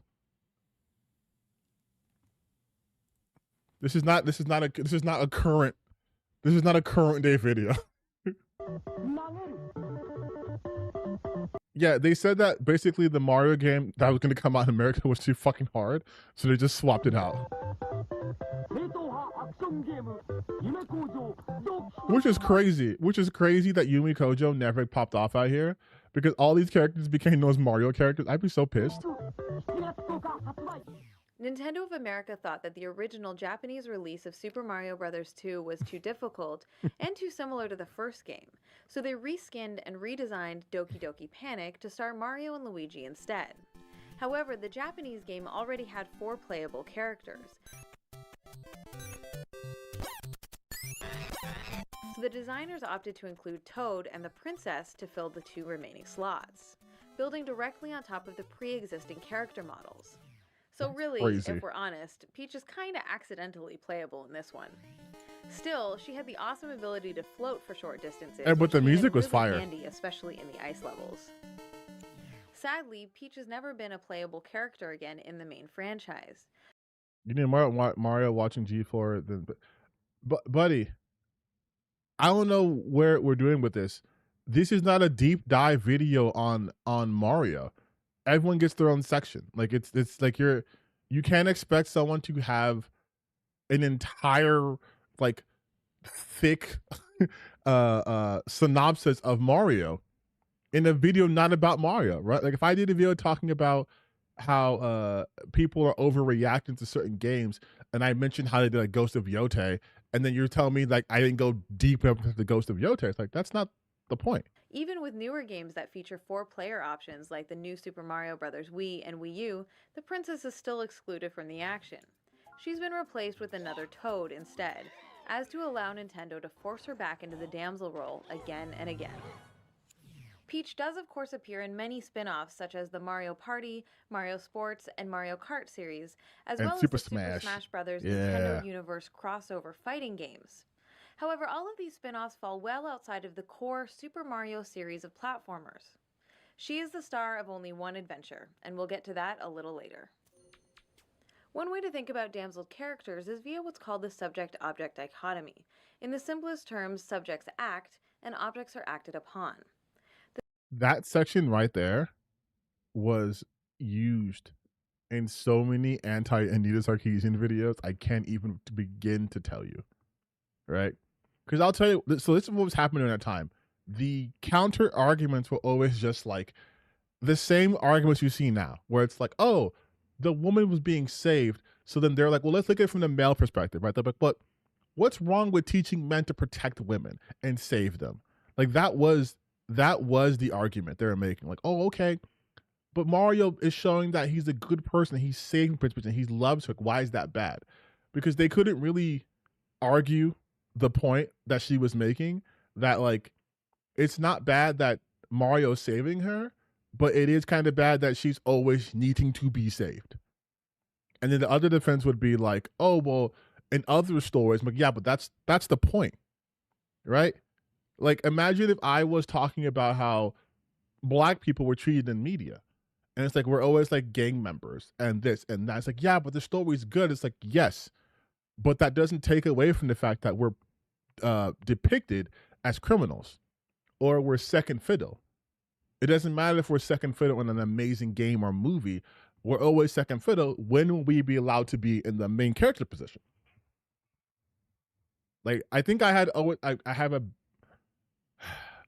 always had a different takeaway from these videos, because like her biggest points to me were always overshadowed by someone looking at the smallest thing to nitpick and being like, oh, well, she doesn't understand the lore of this game. Okay. Someone made that lore though, right? You can make a video game where it's like, yes, women aren't allowed to use weapons in this universe for whatever reason. And that can be the lore. But someone decided that. And I think that's what people miss too. Like, yes, obviously, like I always say, game developers can make the game that they want, but you can still critique it. Like, hey, you made a game where everyone who is 5 foot and below can never wield the hero sword. So people who are short can never be heroes in this universe. And it's like, correct, I made that. What do you have against short people to make this the part of your lore? Like that would be a critique.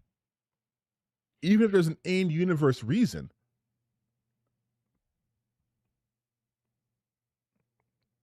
I do wish that she'd mentioned Luigi being saved by Mario too. But why though, Chris? Like that's what I'm talking about. What does that alter? Okay, Mario got saved by his brother, but they're talking about Peach always needing to be saved. If they rotated it, like, okay, like she would be more like dishonest to me if out of like the 14 Mario games, yeah, she was needs to rescue like 12 of them, but Mario had to be rescued like 8 or 9 times, right? Then it's more of like, okay, you're kind of nitpicking. But if like Luigi rescues Mario, that doesn't alter the dynamic of somebody always rescuing Peach. The subject is the protagonist, the one who the story is centered on, and the one doing most of the action. In video games, this is almost always the main playable character, and the one from whose perspective most of the story is seen. Also, duh. So the damsel trope typically makes men the subject of narratives while relegating women to the role of object. This is a form of objectification because as objects, damseled women are being acted upon, most often becoming or reduced to a prize to be won, a treasure to be found, or a goal to be achieved. So in this right here is where a lot of people got tripped up too, because they're saying that she says that women are objects. And I'm like, what she's saying though is if you follow her, well, you don't have to agree with, but if you follow her understanding of objectification, then it stands to reason that the women are seen as prizes to obtain. They are objects. They just do shit. And I know there are some arguments where people are like, well, she is reducing the relationships between people, which is also a valid point, right? Like, yes, I can rescue you and you are down to distress, but I'm not viewing you necessarily as an object. You are my girlfriend. You are my best friend. You're whatever to me, right? Like, two things can be true at once. The brief intro sequence accompanying many classic arcade games tends to reinforce the framing of women as a possession that's been stolen from the protagonist. Oh, Double Dragon should be on this too.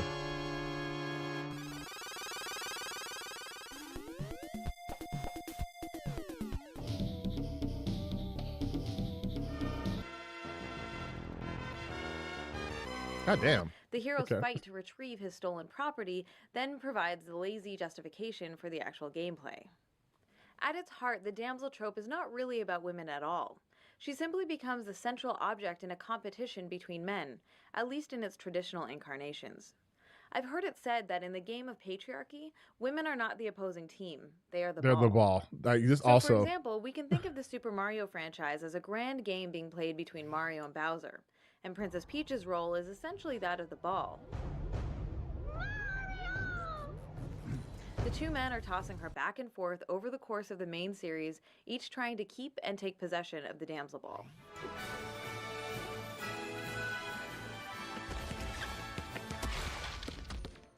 Even though Nintendo certainly didn't invent the damsel in distress, the popularity of their Save the Princess formula essentially set the standard for the industry.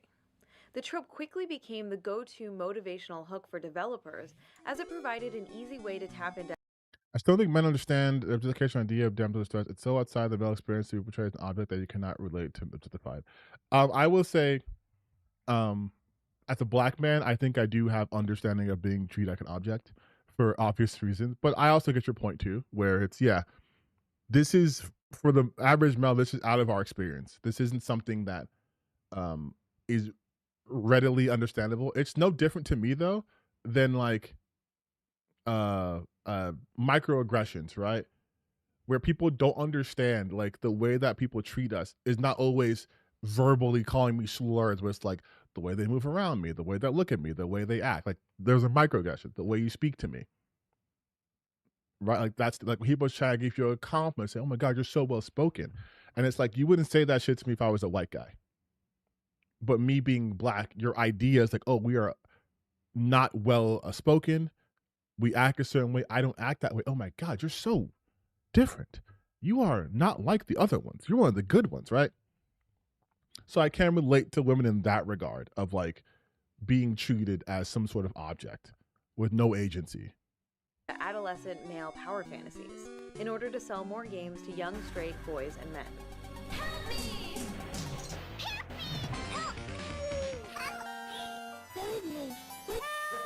Please help me, Blake! Throughout the 80s and 90s, the trope became so prevalent that it would be nearly impossible to mention them all. There were literally hundreds of examples showing up in platformers, side-scrolling beat-em-ups, first-person shooters, and role-playing games alike.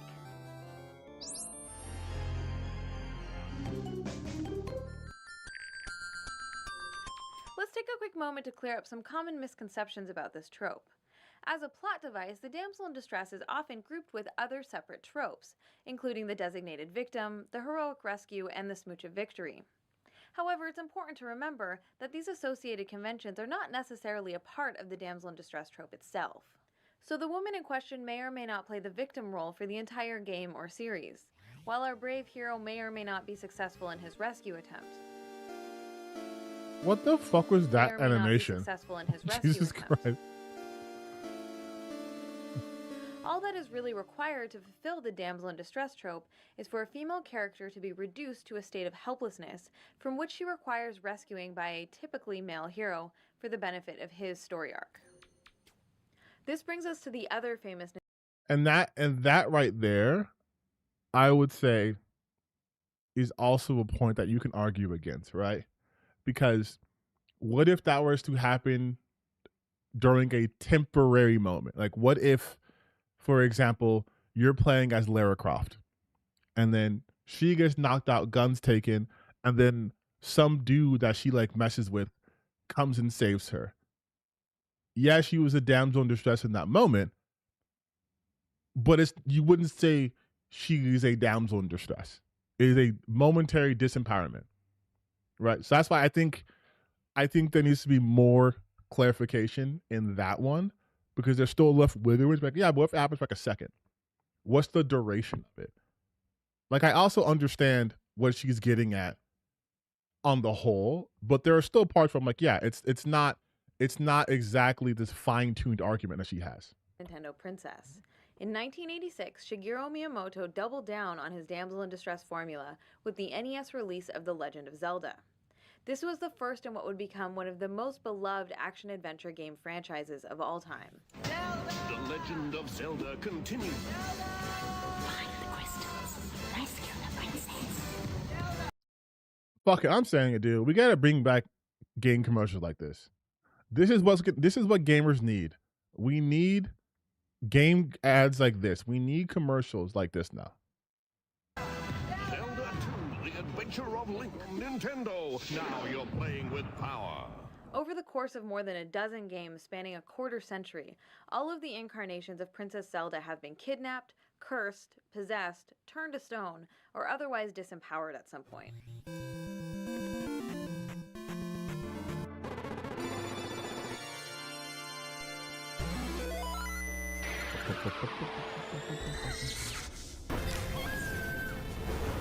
See, like I was saying before, right? Like if it's a temporary thing, okay, like here.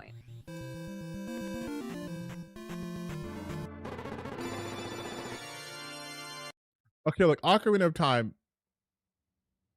Yeah, right.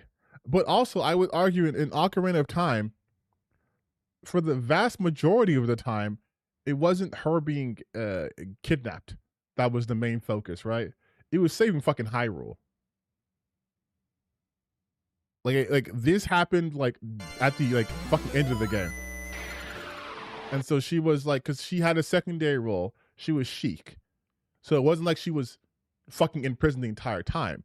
But at the end, she was. Same thing with Wind Waker.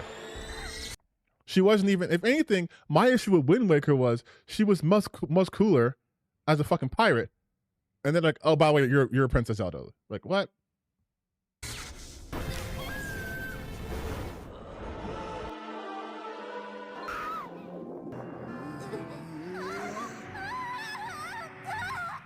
Zelda has never been the star in her own adventure, nor been a true playable character in the core series. However, it must be said... Okay, see right there, wrong. I know people don't like the Philips CDI games, but she was the lead in the Wand of Gamelon, okay? She was. I know that people didn't fucking like it. I understand that. But Zelda, the Wand of Gamelon,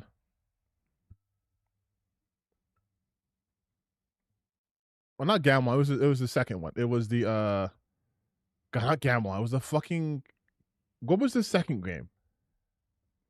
It was the is that a main game? She could qualify it. That's true. She did say main game, didn't she? But now this is for my own sake. I think it was the Zelda with the CDI games. She was the lead in one of them. I guess it strengthens her point that I can't remember which lead she was. It was Wand of Gamelon. I was fucking right. It was the Wand of Gamelon. I was correct. Zelda has never been the star in her own adventure, nor been a true playable. Okay, so no, she said she's never been star in her own adventure. That's a lie. That's a false statement, Anita Sarkeesian. She was the lead in the Philips CDI's Wand of Gamelon. Character in the core series. However, it must be said that not all damsels are created equal, and Zelda is occasionally given a more active or integral role to play than her counterpart in the Mushroom Kingdom. Unlike Peach, Zelda is not completely defined by her role as Ganondorf's perpetual kidnap victim, and in a few later games, she even rides the line between damsel and sidekick. Remember, the damsel in distress as plot device is something that happens to a female character, and not necessarily Zelda's adventure. This is false, but that's false. But CDI Zelda's the win. You think it is? I know it's not the win. Okay, I have to do something though. I have to do something though. And also Zelda's adventures, yes. But these aren't good games. I understand that. But she didn't say she wasn't the lead in good games, because that's true. She said she wasn't a lead in her own games, and that's false. Necessarily something a character is It's from false. start to finish. Once in a while, she might be given the opportunity to have a slightly more active role in facilitating the hero's quest, typically by opening doors, giving hints, power-ups, and other helpful items. I call this variant on the theme the helpful damsel. Indeed, Zelda is at her best when she takes the form of Sheik. Okay, so she did mention this part. Okay. I wish she would. Some of the structure she has, it would have made it easier if she did this in the beginning. In Ocarina of Time, and Tetra in The Wind Waker. In Ocarina of Time, Zelda avoids capture for the first 3/4 of the game. Disguised as Sheik, she is a helpful and active participant in the adventure, and she's shown to be more than capable. However, as soon as she transforms back into her she gets more clapped. stereotypically feminine form of Princess Zelda, she's captured within 3 minutes. Literally 3 minutes. I timed it. Her rescue then becomes central to the end of Link's quest. Similarly, in The Wind Waker, Tetra is a feisty and impressive young pirate captain.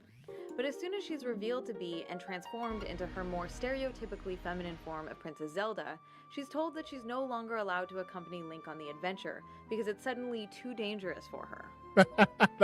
that is, I'm gonna lie, that is fucking crazy. That is crazy to be like, you were a pirate captain, but the second you became Zelda, get your ass off that boat. Get off that boat and get into that castle. Like that is crazy. Like, I'm not gonna lie. That's fucking wild. That's like they literally were like, no, Tetra can be a badass pirate captain. Sheik can be a badass like mystical ninja. But Zelda, if she has freedom for more than 3 minutes, I'm going to throw you out the window. Put her in a castle. She's ordered to wait in the castle, which she does until she's eventually kidnapped, while waiting obediently in the same spot. It is noteworthy that in the very last stage of the boss battle, she does help Link fight Ganondorf for a few brief minutes, which is a refreshing change. However, the next time Tetra's incarnation appears in 2007's The Phantom Hourglass, she's kidnapped immediately during the intro. Later, she's turned to stone and then kidnapped for a second time. God damn! It's disappointing that even with her moments of heroism, Zelda is still damseled. She is removed from the action, pushed aside, and made helpless at least once in every game she appears in. Also, you guys, this is obviously Breath of the Wild. Breath of the Wild kind of gets rid of that. She's not that much of a force in the first Breath of the Wild, but she is more present Tears of the Kingdom. But they were absolutely like, I think at that point, we're like, hey, we don't have to have Zelda be captured all the time. We can just have her be like, oh, Link, I'm so busy holding back all this badness. You got to do this other shit, but I'm holding back the badness, okay? I'm actively behind the scenes helping you. Okay, that makes more sense than just like, oh, kidnap immediately.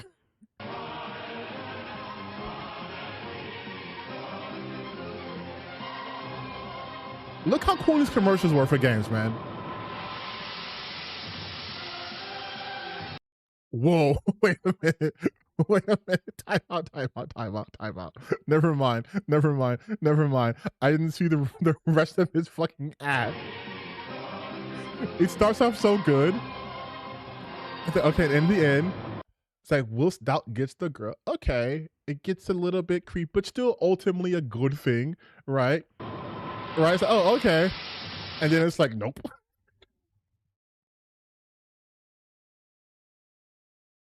Or when you play like one, never mind. Never mind.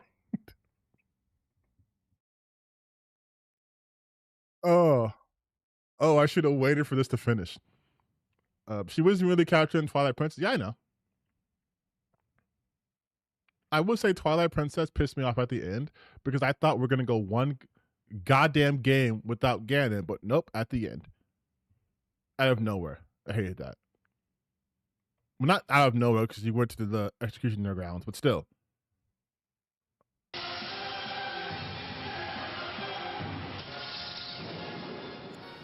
This brings us to one of the core reasons why the trope is so problematic and pernicious for women's representations.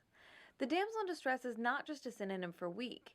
Instead, it works by ripping away the power from female characters, even helpful or seemingly capable ones. No matter what we're told about their magical abilities, skills, or strengths, they're still ultimately captured or otherwise incapacitated and then must wait for rescue. Distilled down to its essence, the plot device works by trading the disempowerment of female characters for the empowerment of male characters.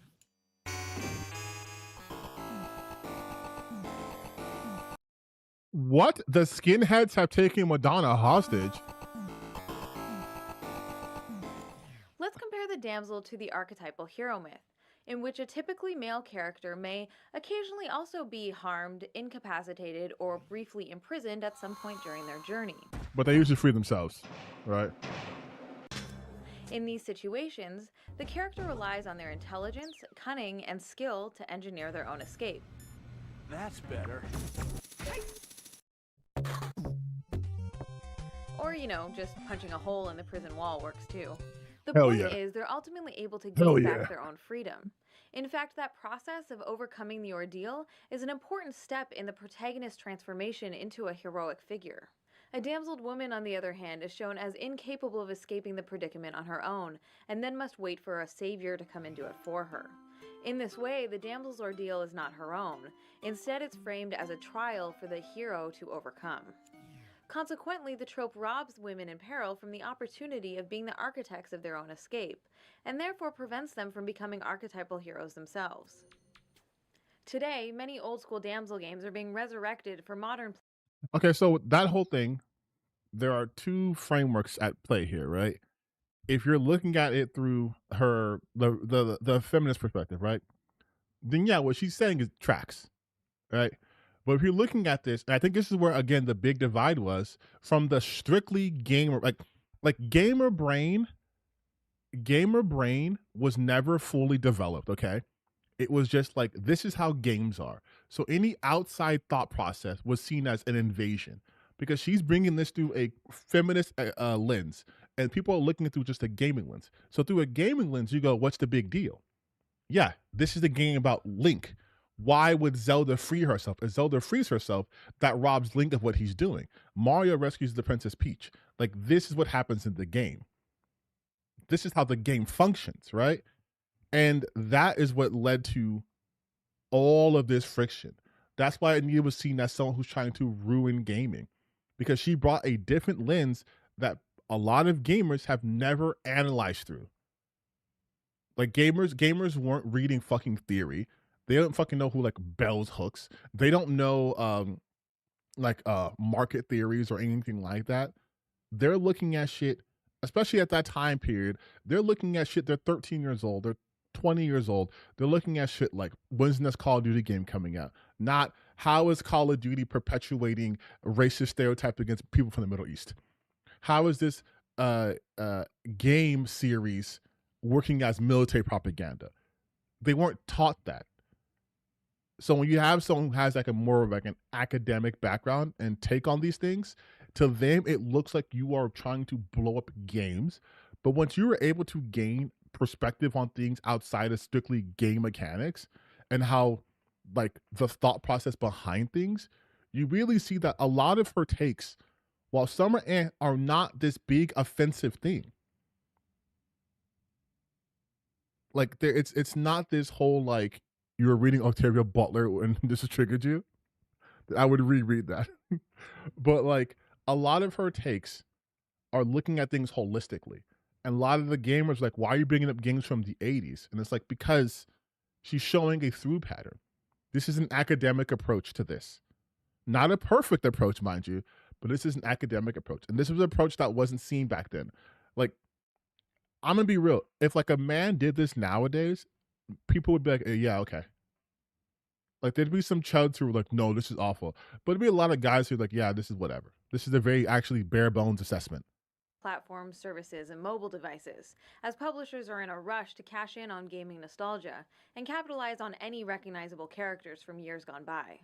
For example, Sega's 1993 platformer Sonic CD, featuring a damseled Amy Rose, has been enhanced and made available for download on a wide variety of modern platforms. Jordan Mechner's famous Karateka. See, like that point right there is a non-point to me. Because now we're in the 2000s. We're in a time where Amy Rose is no longer a damsel. So are they not allowed to bring back popular Sonic games? Because games weren't popular because they were misogynistic, right? They could be misogynistic, but people weren't bringing them back or playing them because of misogyny. So that framework makes it seem like they're still profiting from today. Look, they're updating it so now people can engage in like misogynistic practices. Which I feel like that point kind of weakens a bit of your argument there. And Prince of Persia games, originally released for the Apple II home computer in the 1980s, have both seen modern HD remakes.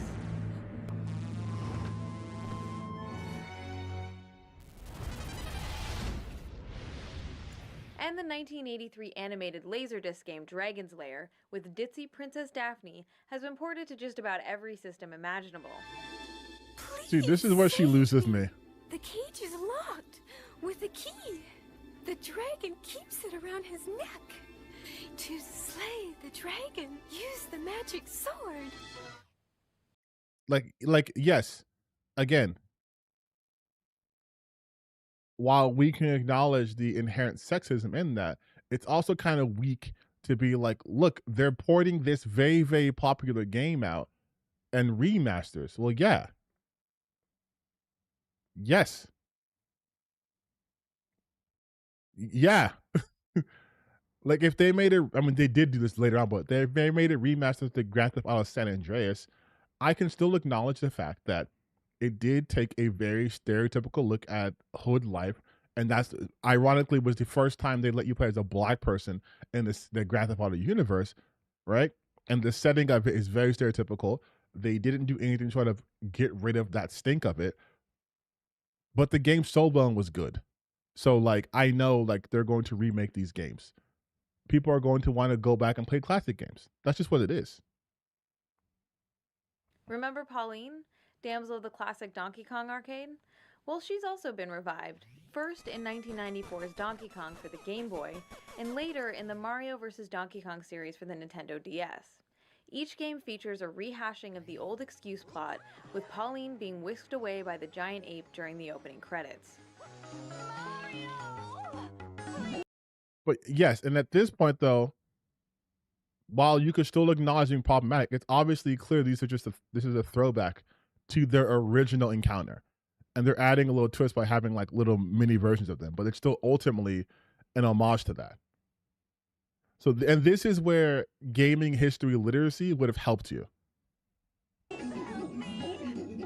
The now iconic opening seconds of the 1987 beat-em-up arcade game Double Dragon has Marion being punched in the stomach, thrown over the shoulder of a thug, and carried away. In several versions, her panties are clearly shown to the player while she's being abducted. The game has been remade, re-released, and ported to dozens of systems over the past 25 years, ensuring that Marion will be battered and damseled for each new generation to enjoy. Most recently, Double Dragon Neon in 2012 reintroduced new gamers to this regressive crap yet again, this time in full HD.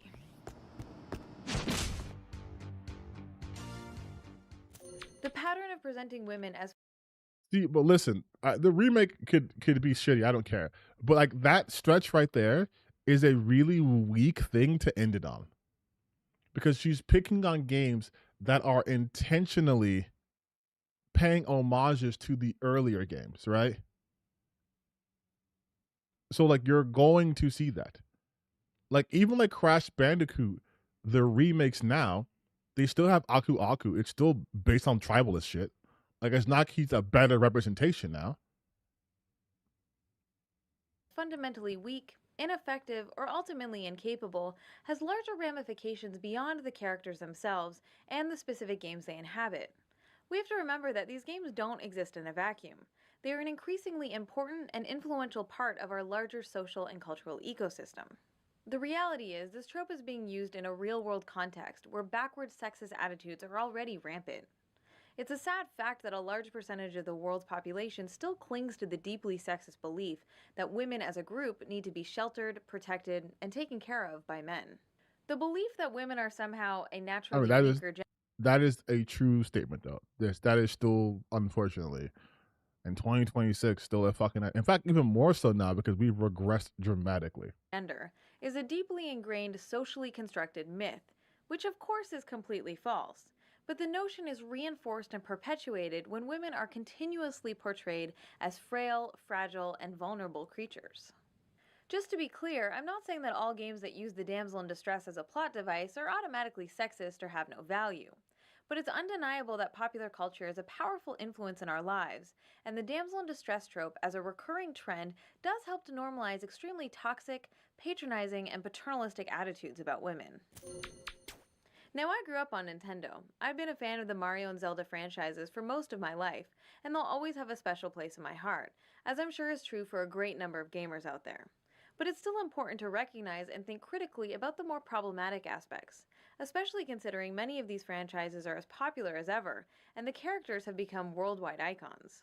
The good news is that there's nothing stopping developers from evolving their gender representations and making more women heroes in their future games.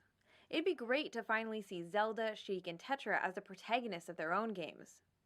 And not just mobile DS games, I'm talking full-on console adventures. Okay, so we've established that the damsel in distress trope is one of the most widely used gendered cliches in the history of video games, and has been core to the popularization and development of gaming as a medium. But what about more modern games? Has anything changed in the past 10 years? Well, stay tuned for part 2, where I'll be looking at more contemporary examples of the... Yeah, I think, honestly though, don't worry, I'm still gonna be streaming this, by the way. I'm just gonna here. I gotta go pick something up real quick, but we're still streaming. Give me like take a little 8-minute break.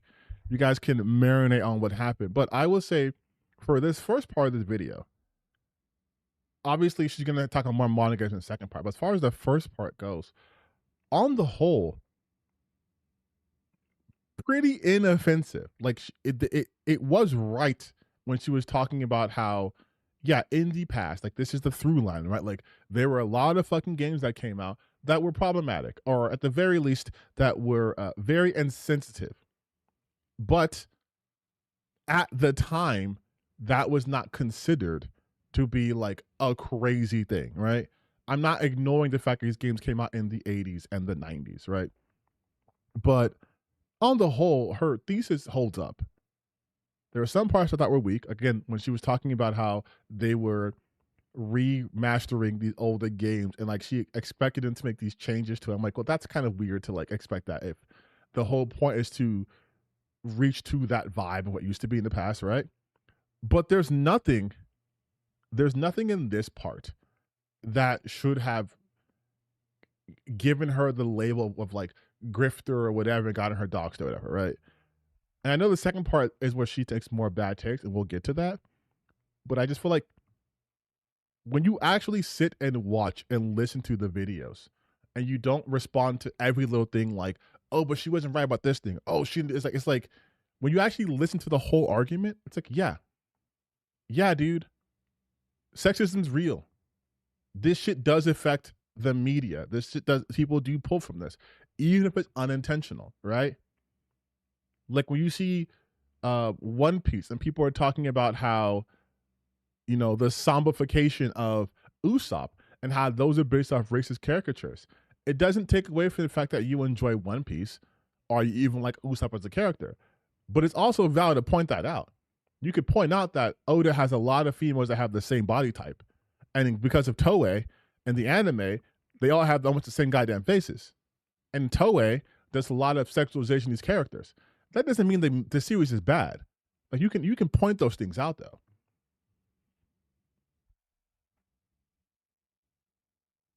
Like, but this isn't a video that I would be like, this is why gaming is ruined. But here, give me like 8 minutes. I just have to go down and see something real quick.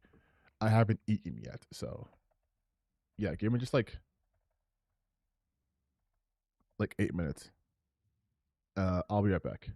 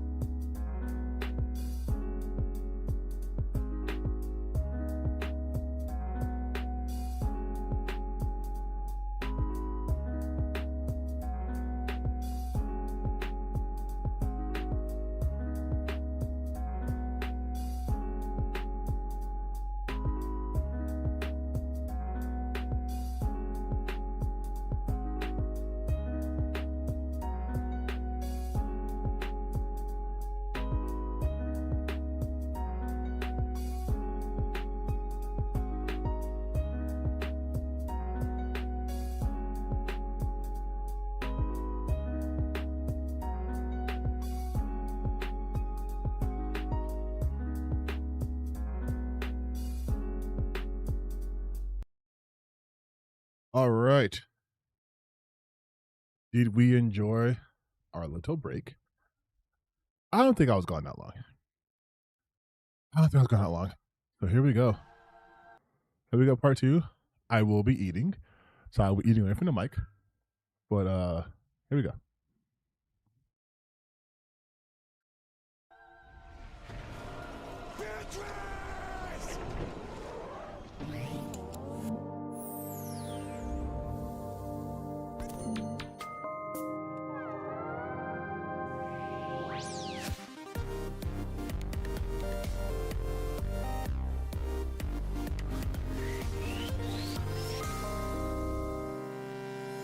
Welcome to the second episode in our multi-part series exploring the roles and representations of women in video games.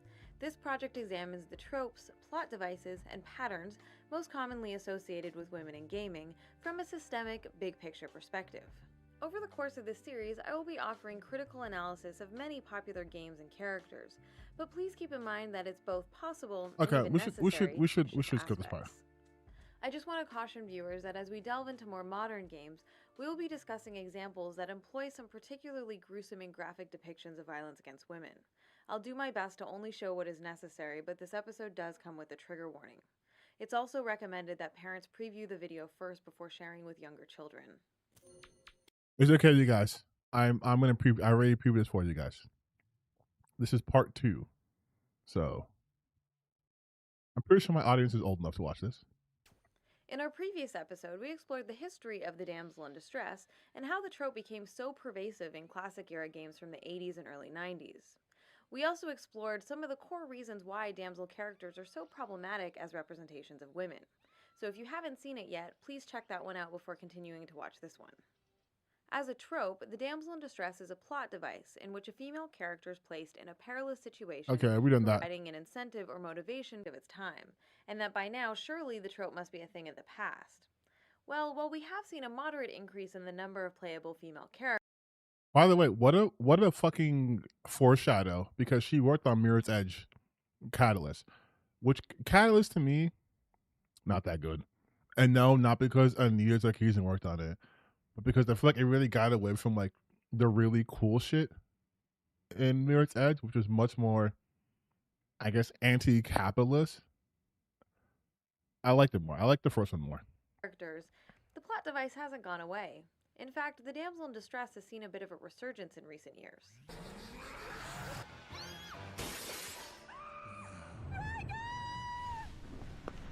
Silence! Jesus Christ. You've got to get me out of here.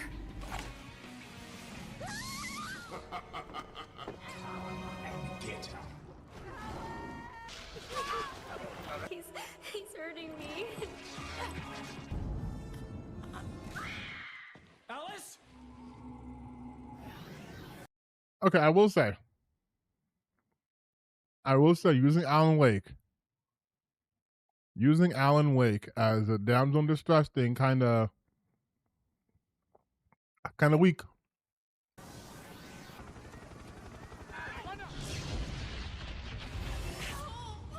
Bullet in her head. What a dear little bird you are.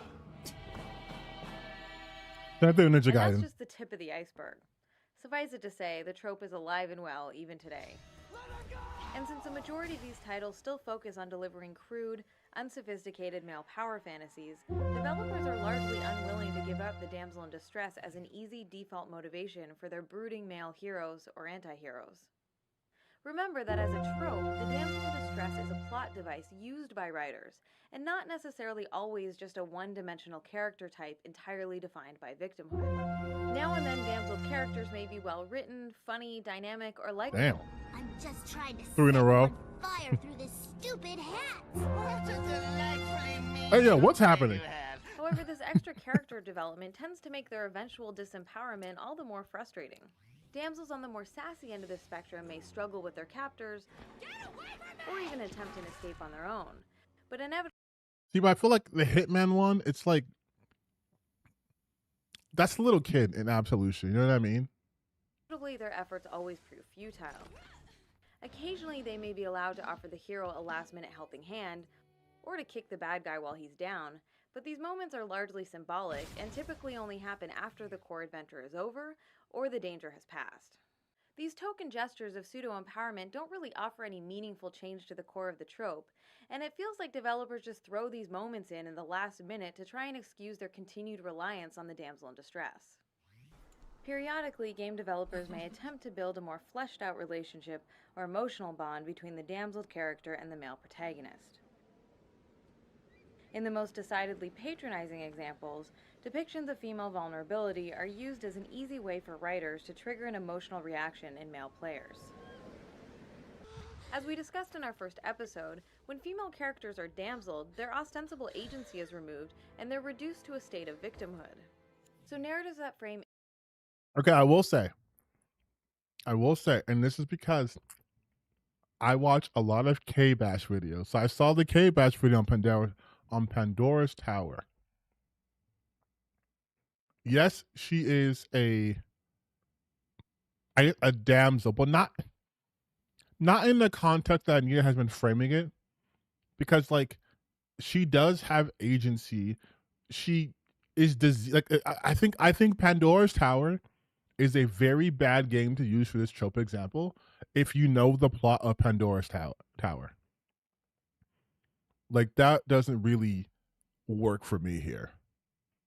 Shout out to K-Bash, by the way. Intimacy, love, or romance as something that blossoms from or hinges upon the disempowerment and victimization of women are extremely troubling because they tend to reinforce the widespread regressive notion that women in vulnerable, passive, or subordinate positions are somehow desirable because of their powerlessness. Unfortunately, these types of stories also help to perpetuate the paternalistic belief that power imbalances within romantic relationships are appealing, expected, or normal. Okay, so we know that the damsel in distress is alive and well in gaming, but that's not the full picture. There's an even more insidious side to the story. Over the past decade, game companies have been desperately searching for ways to stand out in a market increasingly oversaturated with very similar products. As a consequence, that's still a problem we've seen today, a huh? dramatic increase in the number of games attempting to cut through the clutter by being as dark and edgy as possible. So we've seen developers try to spice up the damsel in distress cliche. Okay. Who do I recognize? That's Beatrice. That is Emily's mom from Dishonored. I forgot her name. I think one of these people. Okay, I'm gonna keep it a buck. I don't know most of these people. By combining it with other tropes that involve victimized women. I've identified a few of the most common of these trope cocktails, which join together like Kratos' wife aggressive next or to negative Beatrice? representations of women, including the disposable woman, the mercy killing, and the woman in the refrigerator. The term women in refrigerators was coined in the late Gail 1990s Simone. by comic book writer Gail Simone to describe the trend of female comic book characters who are routinely brutalized or killed off as a plot device designed to move the male character's Yeah, story fridging women forward. is fucking stupid. The trope name comes from Green Lantern issue number 54, in which the superhero returns home to find his girlfriend murdered and stuffed inside his refrigerator. Yeah, I'm sorry. They were putting Kyle Rand through some bullshit. This trading of female characters' lives for something meant to resemble male character development is of course part of a long media tradition, but the gruesome death of women for shock value is especially prevalent in modern gaming. The women in refrigerator trope is used as the cornerstone of some of the most famous contemporary video games. It provides the core motivational hook behind both the Max Payne and the God of War series, for example. My wife, my child. In each case, the protagonist's wife and daughter are brutally murdered, and their deaths are then used by the developers as a pretext for their inevitable bloody revenge quest. It's interesting to note that the reverse scenario, games hinging on a woman vowing revenge for her murdered boyfriend or husband, are practically non-existent. The gender role reversal is so unusual that it borders on the absurd. Jesus Christ, Wreck-It Ralph came out in 2012? God damn.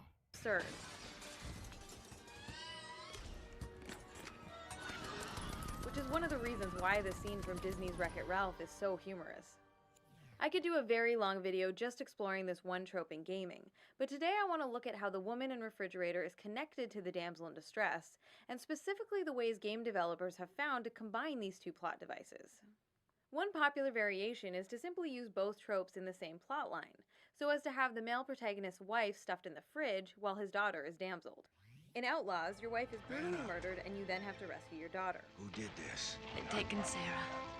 In Kane and Lynch, your wife is brutally murdered and you then have to rescue your daughter. I'll find them all before they find Jenny. In Prototype 2, your wife is brutally murdered and you then have to rescue your daughter. I'm sensing a pattern here. In Inversion, your wife is brutally murdered and you then have to rescue your daughter. Never heard Inversion though. Where is she? In Asura's Wrath, your wife is brutally murdered and you then have to rescue your daughter. Save her. In Dishonored, the Empress is brutally murdered and you then have to rescue her daughter, though it's heavily implied that she's your daughter too. Find Emily. Protect her. It's no coincidence that the fridge plot device and the damsel plot device work in much the same way. Both involve female characters. Okay, I will say though, it's a fucking common trope because it's an easy emotional hook, right? It's lazy. It is extremely lazy, but it's an easy emotional trope. Like it's an easy hook. That's why you do it, right? Some of the context is just like, okay, like Emily's mom, who was the Empress, like you could use that more of like a political thing, like assassinating the leader and taking their child, but the trope still stands. Who have been reduced to complete states of powerlessness by the narrative, one via kidnapping, the other via murder. The two plot devices used together then allow developers to exploit both the revenge motivation and the good old-fashioned save-the-girl motivation. Believe it or not, there's another more insidious version of this particular trope hybrid, which I call the damsel in the refrigerator. Now, you may be asking yourself, how can a fridged woman still be in distress? Since by definition, being fridged usually sort of requires being dead. Well, here's how it works. The damsel in the refrigerator occurs when the hero's sweetheart is brutally murdered, and her soul is then trapped or abducted by the villain. This oh-so-dark and edgy twist provides players with a double dose of female disempowerment and allows developers to again exploit both. Okay, so this right here, this is why I'm like, okay, I need to get into some nitpicking territory. Like, this isn't even, I would even qualify this as common enough of a trope to warrant a subcategory. Both the revenge motivation and the saving the damsel motivation, but this time with the same woman at the same time. This trope combination can be traced back to old school side-scrollers like Splatterhouse 2 and Ghouls and Ghosts, but the damsel in the refrigerator has definitely become a more popular trend in recent years. In Medieval 2, your murdered girlfriend's soul is stolen and you must fight to save her. In The Darkness 2, your murdered girlfriend's soul is trapped in hell and you must fight to free her. My soul is mine. Like, this seems like a little padding. Damned, your murdered girlfriend's soul is trapped in hell and you must fight to free her. And Dante's Inferno. In Dante's Inferno, your murdered wife's soul is trapped in hell and you must fight to free her. In Castlevania Lords of Shadow, your wife's soul is trapped on Earth and you must fight to free her. The damsel in the refrigerator is part of a larger trend of throwing women under the bus in increasingly gruesome ways, in an apparent attempt to interject what I'll loosely refer to as mature themes. Developers must be hoping that by exploiting sensationalized images of brutalized women, it'll be enough to fool gamers into thinking that their games are becoming more emotionally sophisticated. But the truth is, there's nothing mature about most of these stories, and many of them cross the line into blatant misogyny. Yeah, I will say Shadow of the Damned absolutely is not going for maturity. Garcia Hotspur, no. Since what we're really talking about here are depictions of violence against women, it might be useful to quickly define what I mean by that term. When I say violence against women, I'm primarily referring to images of women being victimized, or when violence is linked specifically to a character's gender or sexuality. Female characters who happen to be involved in violent or combat situations on relatively equal footing with their opponents are typically exempt from this category because they're not usually framed as victims. As I mentioned in our last video, the damsel in distress doesn't always have to be accompanied by a heroic rescue. Here I was again, with all hell breaking loose around me, standing over another dead girl I had been trying to protect. Sometimes the hero fails to save the woman in question, either because he arrives too late, or because, surprise twist, she's been dead the whole time. Don't do Dead Space. That's a spoiler. Has been dead this whole whole time. Oh no, I was gonna plain version. All my powers, and I couldn't do a thing.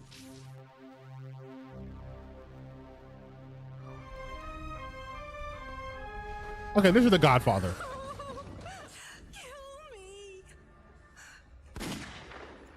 Or in the case of the 2009 version of Bionic Commando. Okay, this is. I'm not gonna give Anita any shit for this one. This is one of the dumbest fucking plot points you will ever hear. Not only has your wife been dead the whole time, but turns out she's actually a part of your bionic arm. I never wanted you to be involved in this. It's okay. I'll always be by your side. Yes, you heard that correctly. His wife is his arm. I mean, when he's jerking it, he's consummating his marriage.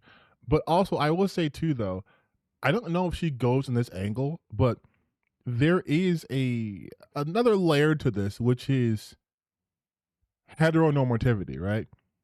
If they are making games with the assumption that these are heterosexual people playing it, then more often than not, the dynamic is going to persist of the damsel in distress, of the male saving the woman, because that's a natural motivator, right?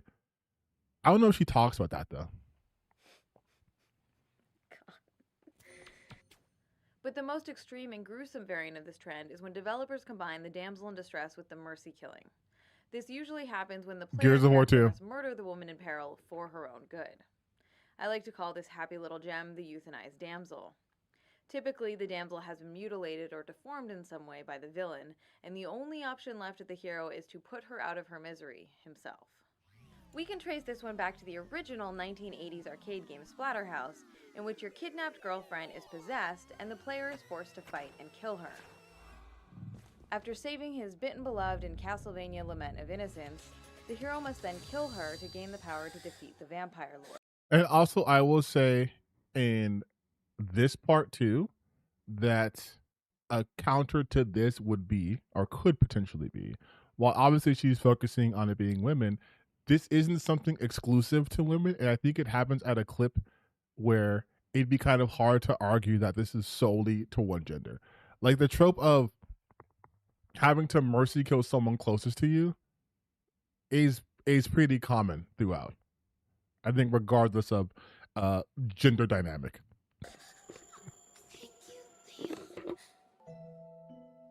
In Breath of Fire 4, Alina has been turned into a hideous monster and then begs you to kill her. In Gears of War 2, Dom Maria is motivated to rescue his captured wife, Maria. When he finds her, she has been starved and possibly tortured into a catatonic state, and so he shoots her. In Tenchu Shadow Assassins, Do it. You must. The princess meekly asks the hero to cut her down to get to the villain, which he does. A particularly egregious example can be found in Grand Theft Auto 3, when after you've rescued Maria Latour, it's implied that the protagonist suddenly shoots her because she's talking about stereotypically girly things. Okay, I was gonna say, this is where, again, you need to talk about the literacy of the history of the gaming, right? Like, this is Grand Theft Auto. Grand Theft Auto is a heightened satirical take on everything. Because it's ludicrous for this to be like a real thing, right? Like, hey, she's talking about girls, so I kill her.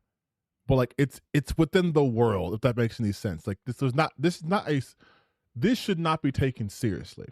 What it's lampooning and satirizing should be. Fucking nail, and my hair is ruined. I mean, can you believe it? This one cost me $50.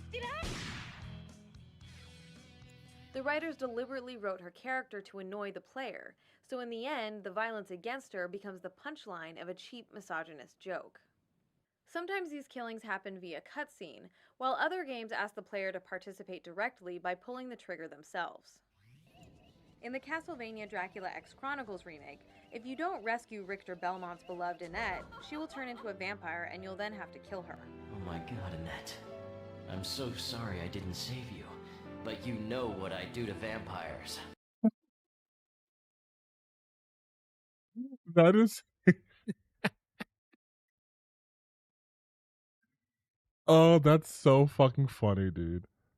Oh, he's such a... He's like, I take my job very seriously. I take my job very seriously. Did the conversation about if someone's satire is done well? Oh, absolutely. Absolutely. But this is so fucking funny. I'm sorry. This is so funny. Like, to be like, oh my God, I can start being turned to a vampire. But you know what I do to vampires, so you know what's going to happen right now. I have no choice. What I have to do. No! I'll make you mine forever! The captured women in Duke Nukem 3D beg you to kill them throughout the game. This misogynist scene is regurgitated and actually made worse in the 2011 follow-up, Duke Nukem Forever, developed by Gearbox. Now, I will say, though, when people were playing Duke Nukem Forever, they did talk about that shit. Like, it was like, out of time. Like, it was not good. Duke Nukem Forever. It's like, if you look at the reviews for this, it's not... They do take it to task for being, like, mediocre and also being, like, tasteless. Like, despite its development, the graphics are outdated upon release. The humor is often described as juvenile, immature, and sexist, with many jokes failing to land compared to its predecessor, Duke Nukem 3D. Yeah, like, it wasn't actually a good game. No, it wasn't. It was not reviewed well at all. Like, and a lot of the criticism was, I am out of blocker. A lot of the criticism was the fact that it just felt like it was out of time, like it was out of date. It was super juvenile. Another popular Gearbox game, Borderlands 2, also uses this plot twist when Angel asks the player to murder her as a way to try and thwart the villain's evil plan. Destroying the iridium injectors that keep me alive will stop the key from charging, and it will end a lifetime of servitude. The end of Alone in the Dark. See, and even with that seems to be more of like heroic sacrifice than just another mercy killing. She's not in a situation where she is dying or horribly maimed. She is willingly sacrificing herself for the greater good.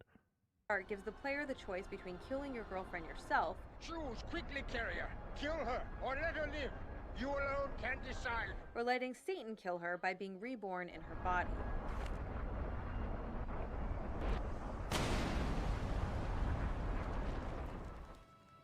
The Wii game Pandora's Tower includes one ending in which Elena begs you to kill her before she completes her transformation into a monster. Please. But again, this is the bad ending.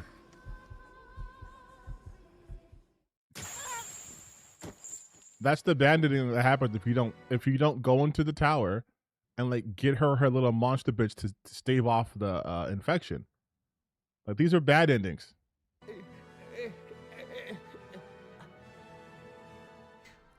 Help me. I'm so afraid. In the 2006 shooter Prey, when the hero finally reaches his abducted girlfriend, she's been hideously mutilated and fused with a monster, which you must fight while she screams for help over and over again. Get away from me, Tommy! She wants me to kill you! I can't stop it! After being incapacitated, she begs you to kill her. Please, Tommy. Let me go. And the player can't advance in the narrative until you shoot her in the face.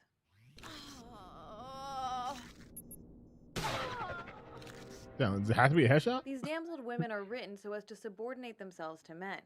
They submissively accept their grisly fate and will often beg the player to perform violence on them, giving men direct and total control over. See, and this is the thing though too. Like, this is the part where I'm like, okay, you're trying to lose me again. I mean, yes, we can assume that the majority of the players at this point were going to be men. If you want to do that, that's fine. But this also ignores the fact that this is just a trope that exists. Like, the person closest to you, like you having to kill them, that's just a trope that exists.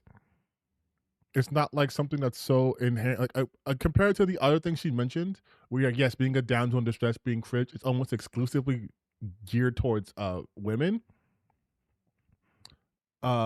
This trope where it's just the person you are seeking are closest to you, you end up having to kill them, or they're asking for you to kill them, that's not, at least in my estimation, that's not necessarily tied to someone's gender. Yeah, some of these are bad endings, some feel like bad writing. Yeah, both can be true. There can be bad endings and bad writing. But like, if there's a game of multiple endings, I can't use the fail state ending as like justification, really. Whether they live or die, even saying thank you with their dying breath. In other words, these women are asking for it, quite literally. The euthanized damsel is the darkest and edgiest of these trope hybrids, but it's also an extension of a larger pattern in gaming narratives where male protagonists are forced to fight their own loved ones who have been possessed or brainwashed by villains. That's what I've just said. When Kratos finds his mother in the PSP game God of War Ghosts of Sparta, she morphs into a hideous beast, forcing you to fight and kill her. An act for which she thanks you with her dying breath. Finally, I am free. After your girlfriend is transformed into a green ogre and grabbed by the ghoulies, she chases you around trying to get a kiss. Later, you must beat her unconscious before she can be returned to normal. The final boss in Shadows of the Damned... Well, that one seems kind of fine, though. Beat her unconscious so she can come back to normal. Like, that seems comparatively to everything else. Turns out to be your own girlfriend. Where is my freedom? Who you must shoot down. Similar scenarios are replicated in dozens of other titles as well. Get that device off my chest!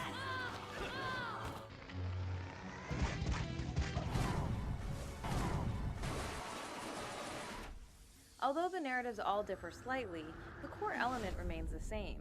In each case, violence is used to bring these women back to their senses. These stories conjure up supernatural situations in which domestic violence perpetrated by men against women who have lost control of themselves not only appears justified, but is presented as an altruistic act done for the woman's own good. Okay, and now this is something I'm having problems with her framing of this. If this was a narrative game, right, where you could talk someone down, and then the only option was to beat the shit out of them, that's a stronger point. But the language of the game it's an action adventure game. You solve all your problems with violence, unfortunately, right? Like if I'm playing an RPG, I'm playing a JRPG, and I have a dispute with someone else, there's pretty much only one way this dispute will resolve itself. We're going to beat the shit out of each other. That is the language of the game. So like that's again where I would not use that as a point, because then it's like, well, what genre again are we talking about? If it's action adventure, RPG, first person shooter, yes, you're going to engage with people through the lens of that genre. So you're going to have your dispute manifest as me putting bullets through you. I'm going to save you by beating your ass, and then in a cutscene you heal up or whatever. But like, I feel like ignoring that sort of weakens your overall argument, because how else are you supposed to engage with that person if you are beating the shit out of them? That's just how the game's language works. Of course, if you look at any of these games in isolation, you'll be able to find incidental narrative circumstances that can be used to explain away the inclusion of violence against women as a plot device. But just because a particular event might make sense within the internal logic of a fictional narrative, that doesn't in and of itself justify its use.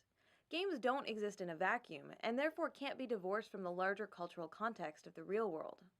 It's especially troubling in light of the serious, real-life epidemic of violence against women facing the female population on this planet.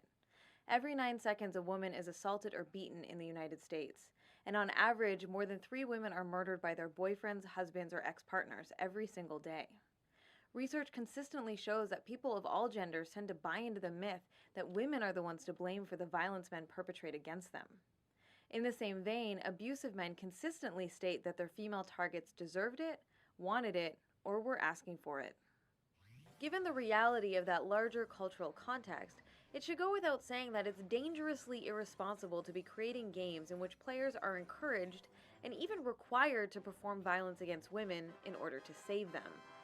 Even though most of the games that we're talking about don't explicitly condone violence against women, Right. nevertheless they trivialize and exploit female suffering as a way to ratchet up the emotional or sexual stakes for the player. Despite these troubling implications, game creators aren't necessarily all sitting around twirling their nefarious-looking mustaches. Well, you can just make it a dialogue choice, especially in a JRPG. Most JRPGs, the answer is beating someone's ass, though. Like, again, unless it's like a dialogue heavy, getting very little combat, you're gonna beat someone's ass. You're not gonna come to an understanding until someone's ass gets beaten. That's just how it is. And typically, it's God. While consciously trying to figure out how to best misrepresent women as part of some grand conspiracy. Most probably just haven't given much thought to the underlying messages their games are sending, and in many cases, developers have backed themselves into a corner with their own game mechanics. When violence is the primary gameplay mechanic, and therefore the primary way that the Genre are not a rule, true, but there are genre conventions that people will adhere to. Like, again, like she mentioned God of War, right? God of War, you kill everything. That's Kratos' whole thing. Man, woman, beast, he kills everything. He will kill anything in his way. Right? That's Kratos' whole thing. So for him to just suddenly like not kill changes part of his character, especially early parts of the game. And also, that is the way the game is communicating itself. So like, would that make sense if suddenly there was like a dialogue option for Kratos to either spare someone, not spare someone? Not really. That's not what the game was going for. That's when you get into ludonarrative dissonance, where things that happen in the game aren't necessarily reflective of like the narrative, right? But it's the gameplay mechanics. player engages with the game world, it severely limits the options for problem solving. The player is then forced to use violence to deal with almost all situations. That's what we're talking about here. Meaningful mechanic available. Yes. Even if that means beating up or killing the women they're meant to love or care about.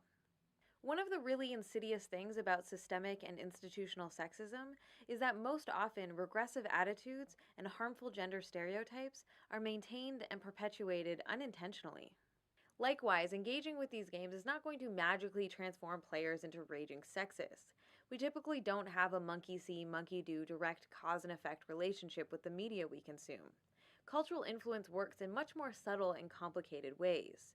However, media narratives do have a powerful cultivation effect, helping to shape cultural attitudes and opinions.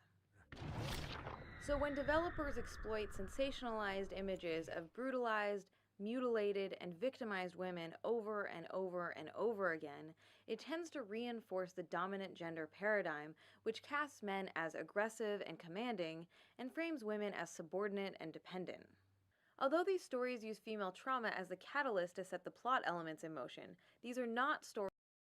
This is a great conversation with other mediums. The majority of conflicts solved in tabletop RPGs like D&D solve through violence. So you can't ignore the fact that when talking about... No, exactly, right? Like, yes. And obviously there are DMs who can be like, hey, you can just talk your way out of it. But the violence inherent to D&D is part of the draw to it. Yes, you're role playing, but it's like you want to power fantasy, right? You want to take down the bad guy. You want to do this. You want to like have those moments. Now, could there be fulfilling ways to have a game where it's the violence is not the focus? In fact, that might be a negative. Of course, that's fucking Undertale, right? Undertale did that, but that has to be the intent from the beginning. And I do think we've gotten better with that, where you can have D&D table sessions where you aren't killing anybody, where you aren't having to like go on a murder spree. In fact, a lot of people hate murder hobos because they ruin things. So I think we are moving away from that. But as far as Anita's going, like this part right here, I think she is actually really strong. It tends to reinforce the dominant gender paradigm, which casts men as aggressive and commanding, and frames women as subordinate and dependent. Although these stories use female trauma as the catalyst to set the plot elements in motion, these are not stories about women. Nor are they concerned with the struggles of women navigating the mental, emotional, and physical ramifications of violence. Instead, these are strictly male-centered stories, in which, more often than not, the tragic damsels are just empty shells. whose deaths are depicted as far more meaningful than their lives. Yes, Generally, they're completely defined by their purity, innocence, kindness, beauty, or sensuality. And you guys see this trope now, right? Where it's like you see even women making fun of it, where they're talking about like if they take a picture of themselves where it's all white or it's kind of blown out, and they'll be like, "Oh, this is what they would use when they talked about me after I passed away," right? Like the dead wife meme. So we're seeing that a lot, right? And yes, one could argue that these games are not made from the perspective of women, which Anita is talking about. But I would also say too, like having games rely so heavily on tropes like this also limit men too. Like when she was talking about reinforcing gender stereotypes and power dynamics, how often are you seeing guys nowadays saying that having emotions is like weak and gay and dumb, right? You gotta be strong and tough all the time. When you have a character whose whole thing is I can't experience sadness without accompanying it with anger and violence. Like my wife is dead. Instead of mourning her for who she was, I'm going to maintain this idea of what she was in my head while I'm hunting down demons. Now, is hunting down demons and killing them cool? Hell fucking yeah. But there are other motivations one could use that could still get you there. And I think that's the bigger story here. It is a tired trope to exploit the same way every single time. Which is why someone talk about horror games, which is also why I like horror games, because they will, like, famously Silent Hill, right, flips that on its head, where you think this is like a damsel in distress type situation, but in reality, it is about the psyche, the guilt of a fucking horrible man coming to terms with the violence that he committed and his trauma and his repression. It's an inversion of that expectation. That's another reason why I think women are overrepresented in the population of horror games and horror films in terms of both in front of the screens and like the consumers of it, because it's almost like a role reversal. In short, they're just symbols meant to invoke the essence of an artificial feminine ideal. In fact, these games usually frame the loss of the woman as something that has been unjustly taken from the male hero. So now, I take from you. Jackie, this is not your fault. The implication being that she belonged to him, that she was his possession. Once wronged, the hero must go get his possessions back, or at least exact a heavy price for their loss. On the surface, victimized women are framed as the reason for the hero's torment. But if we dig a little deeper into the subtext, I'd argue that the true source of the pain stems from feelings of weakness and or guilt over his failure to perform his socially prescribed patriarchal duty to protect his women and children. And I hated myself for allowing this to happen to her and our little girl. In this way, these failed hero stories are really about the perceived loss of masculinity and then the quest to regain that masculinity, primarily by exerting dominance and control through the performance of violence on others. Consequently, violent revenge-based narratives repeated ad nauseum can also be harmful to men because... Damn, wait, did I just say this? Because they help to further limit the possible responses men are allowed to have when faced with death or tragedy. This is unfortunate because... Damn, wait, I swear to God, I didn't, wait. Damn, we reached the same conclusion here, huh? Media has the potential to be a brilliant medium for people of all genders to explore difficult or painful subjects. So to be clear here, the problem is not the fact that female characters die or suffer. Death touches all of our lives eventually, and as such, it's often an integral part of dramatic storytelling. To say that women could never die in stories would be absurd.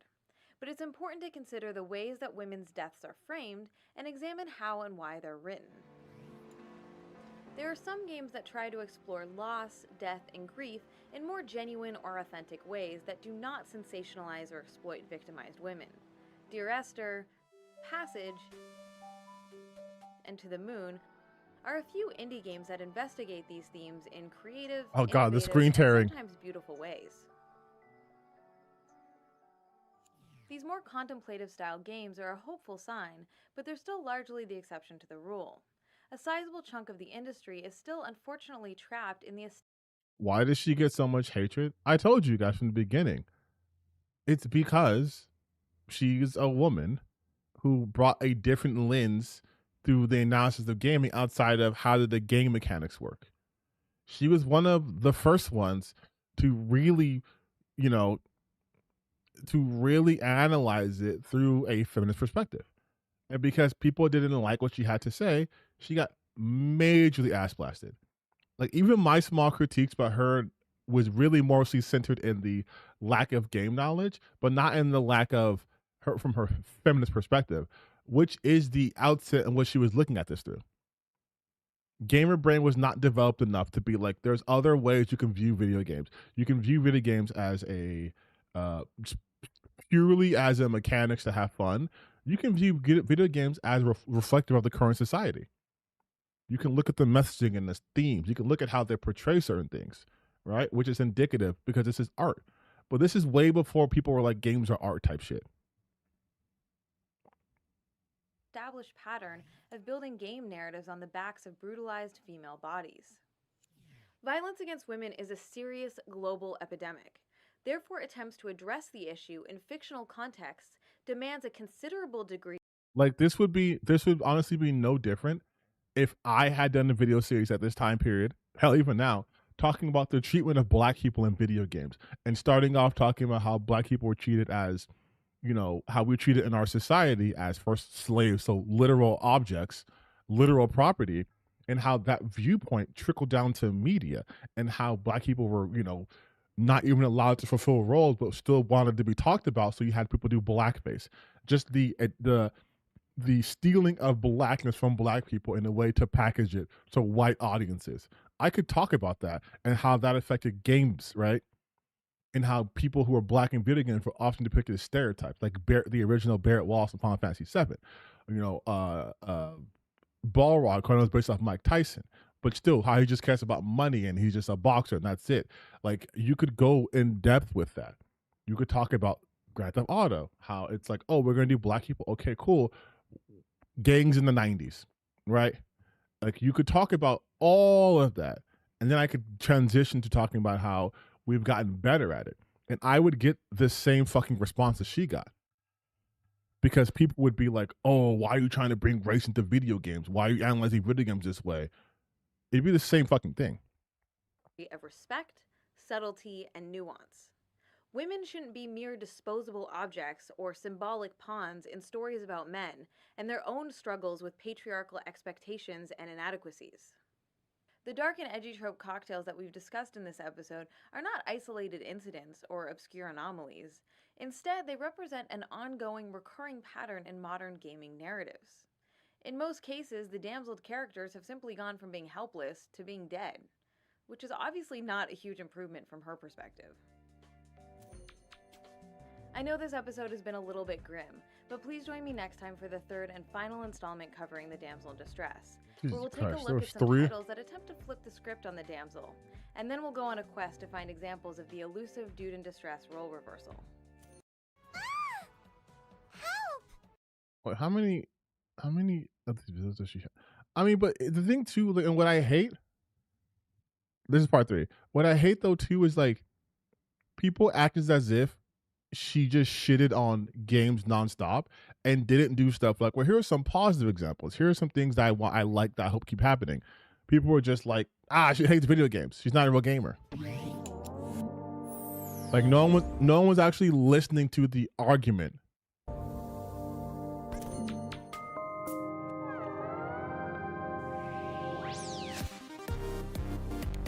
Okay, when I watch this intro every fucking time though. Of many popular games and characters. But please keep in mind that as well as topic, we've discussions of blockbusters. To save a dude in distress? Well, yes, they do exist. However, since female protagonists starring in their own games are already few and far between, there should be much more positive. The whole point, Big Dog, is that wasn't a thing though. It wasn't a thing though. Like, That's what I'm saying. We have to be real about this shit too. There isn't a surplus of games where the women are rescuing men, where the men are damsels in distresses, where they are sorry, dudes in distress, where they need rescuing for a significant portion.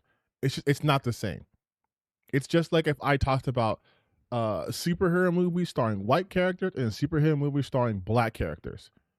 I would run out of black characters before I would even think about running out of white characters. Like you got to understand, like, this is just real shit. This is just real shit, man. Lots of video game characters are white dudes.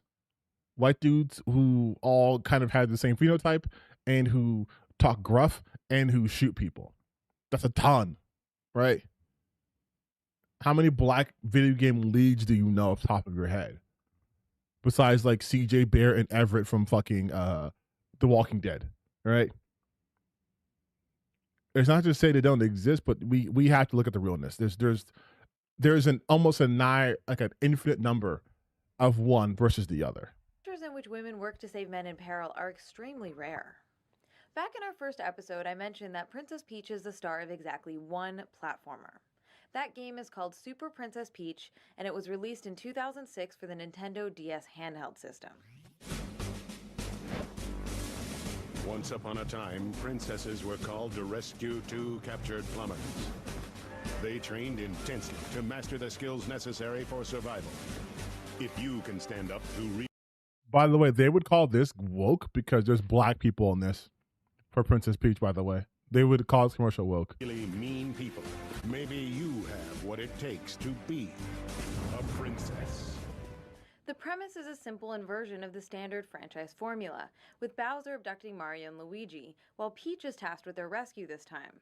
So finally, after being kidnapped in 13 separate Super Mario games... You know what, though? Peach I do like the fact that, like, when Peach has to rescue him, they give her double duty.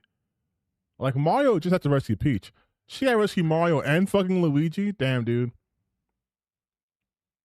She has to do twice the work as a man just to get the respect? Listen, Nintendo, I see what you were doing in 2006. I see what you were doing, and I respect it.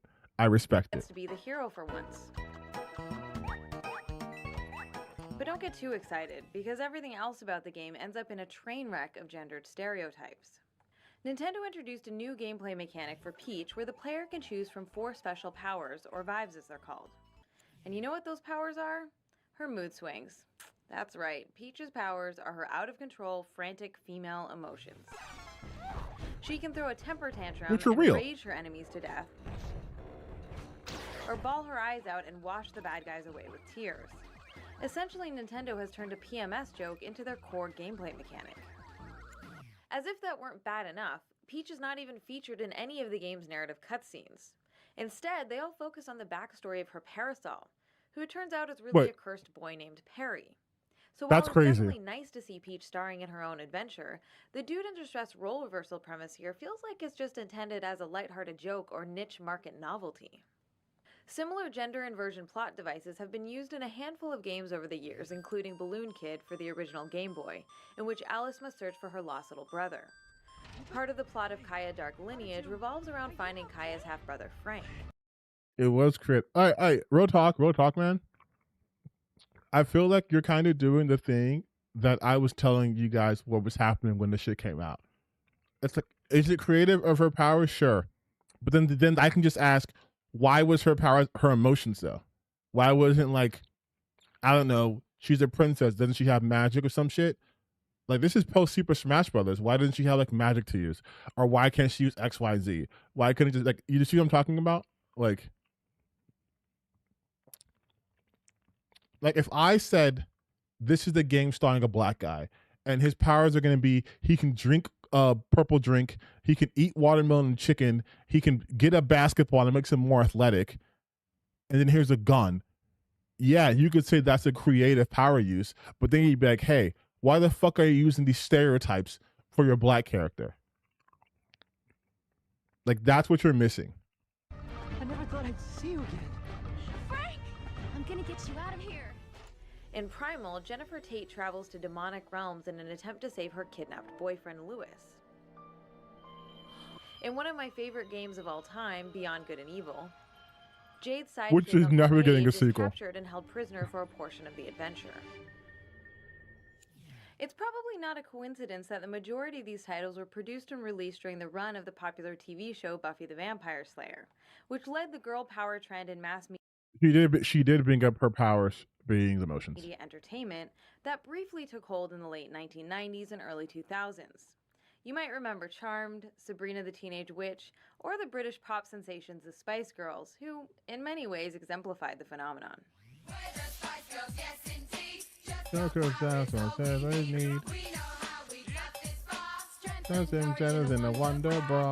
I mean, what? I'm a manly man. I've never seen Spice World. I've never seen this movie. What are you talking about? Last decade, however, games featuring the dude in distress gender inversion have been few and far between. One rare example is the 2007 indie game Aquaria, in which Naja travels through an underwater world, making sushi, learning about her past, and must eventually rescue her love interest Lee.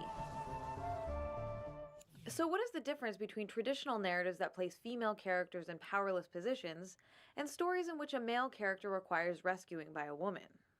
On the surface, the dude in distress and the damsel in distress may appear similar. However, they're not actually equivalent. To understand why they're different, we need to examine the broader historical and cultural implications of the two plot devices. First, there's been I mean, one is used as a joke, if we're being completely honest. The dude in distress is either used as a joke or specifically exists as a subversion, or sorry, an inversion of the damsel in distress trope. Damsel in distress trope is much more established, so it already has that built-in emotional core, right? Especially in a heteronormative society, whereas a woman rescuing a man is always going to be played as something just a little bit different, but not taking that seriously. No shortage of men in leading or heroic roles in video games, or in any other creative medium for that matter. In fact, one recent study found that only about 4% of modern titles are exclusively designed around a woman in the leading role. Since men are still largely the default for protagonists, the rare dude in distress plotline does not add to any long-standing gender tradition in storytelling. Also, how hard is it to fucking capture Mario? Like you're saying, we finally caught him. Was he that hard to catch in the first time? Like, this nigga's a plumber. The minute he warps in, like Bowser could just swoop him up. Plotline does not add to any long-standing gender tradition in storytelling. And this is what, by the way, this is what I was talking about. I said what she said right here. I'm gonna shut up now, but this is what I was talking about. Role. Since men are still largely the default for protagonists, the rare dude in distress plotline does not add to any long-standing gender tradition in storytelling. Second, and perhaps more importantly, damsel female characters tend to reinforce He can jump 18 feet high. Yeah, and Bowser can breathe fucking fire. Like, no. The Hammer Bros can throw shit 80 feet into the air, all right? The sun can kill him. There's a lot of ways Mario should have been captured. Existing regressive notions about women as a group being weak or in need of protection because of their gender. While stories with the occasional helpless male character do not perpetuate anything negative about men as a group, since there's no long-standing stereotype of men being weak or incapable because of their gender. To help illustrate this point, let's quickly take a look at the indie game Spelunky.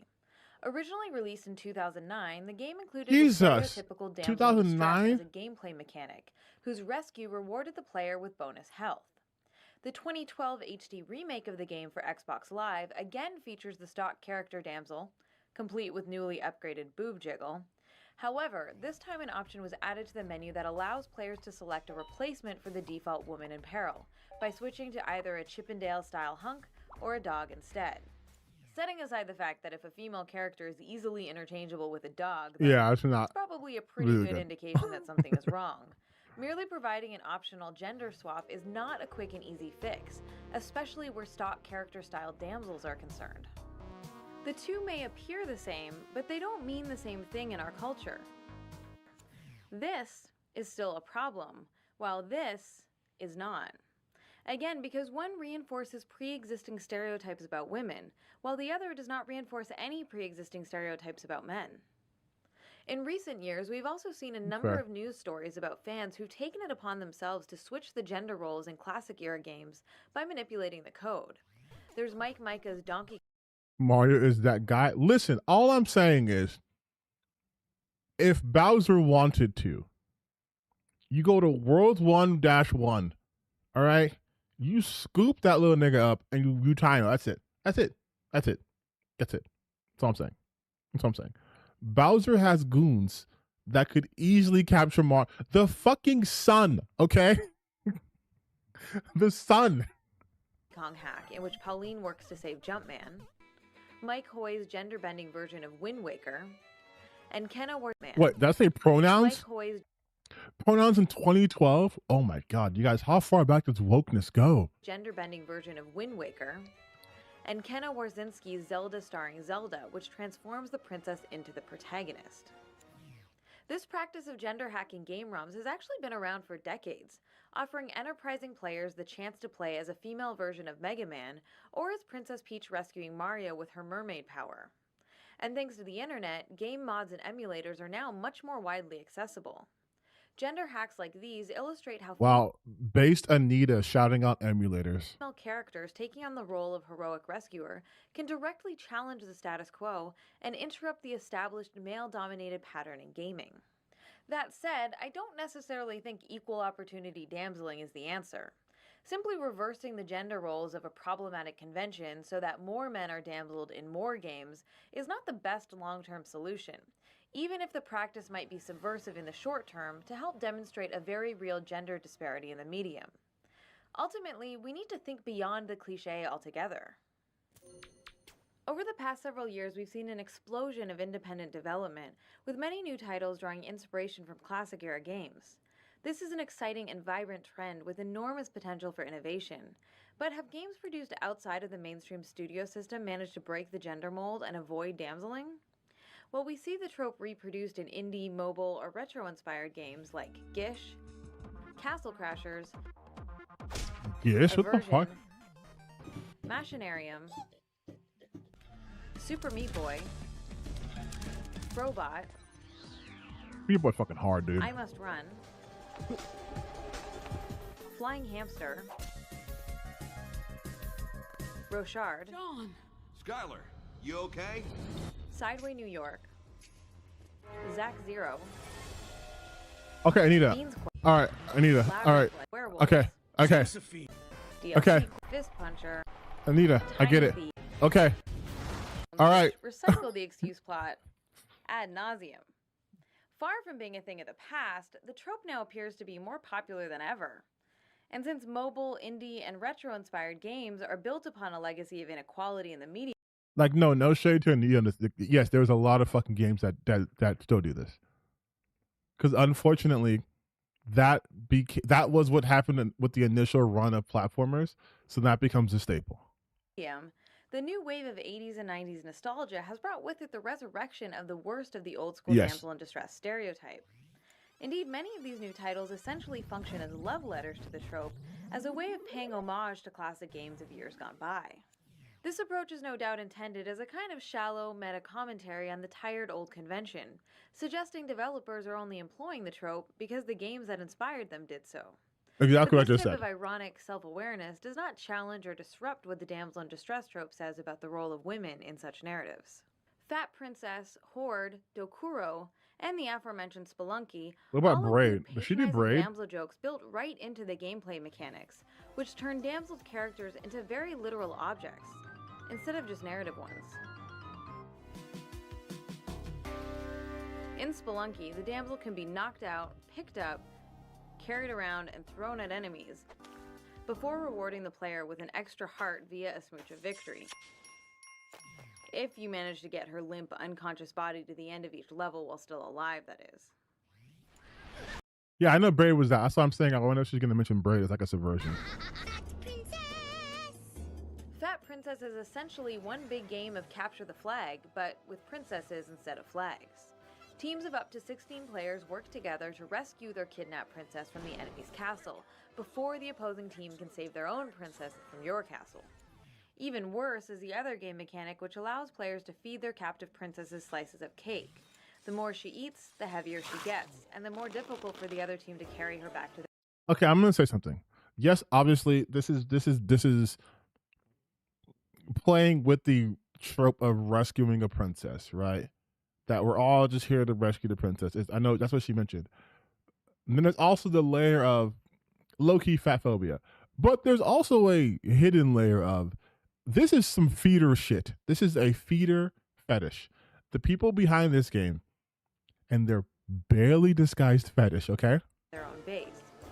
Her voice also becomes deeper and less traditionally feminine sounding the bigger you make her. Players are meant to find all of this hilarious, of course, so the entire premise of this game is basically built around one big sexist fat joke. Sometimes this type of self-referential humor is referred to as ironic sexism.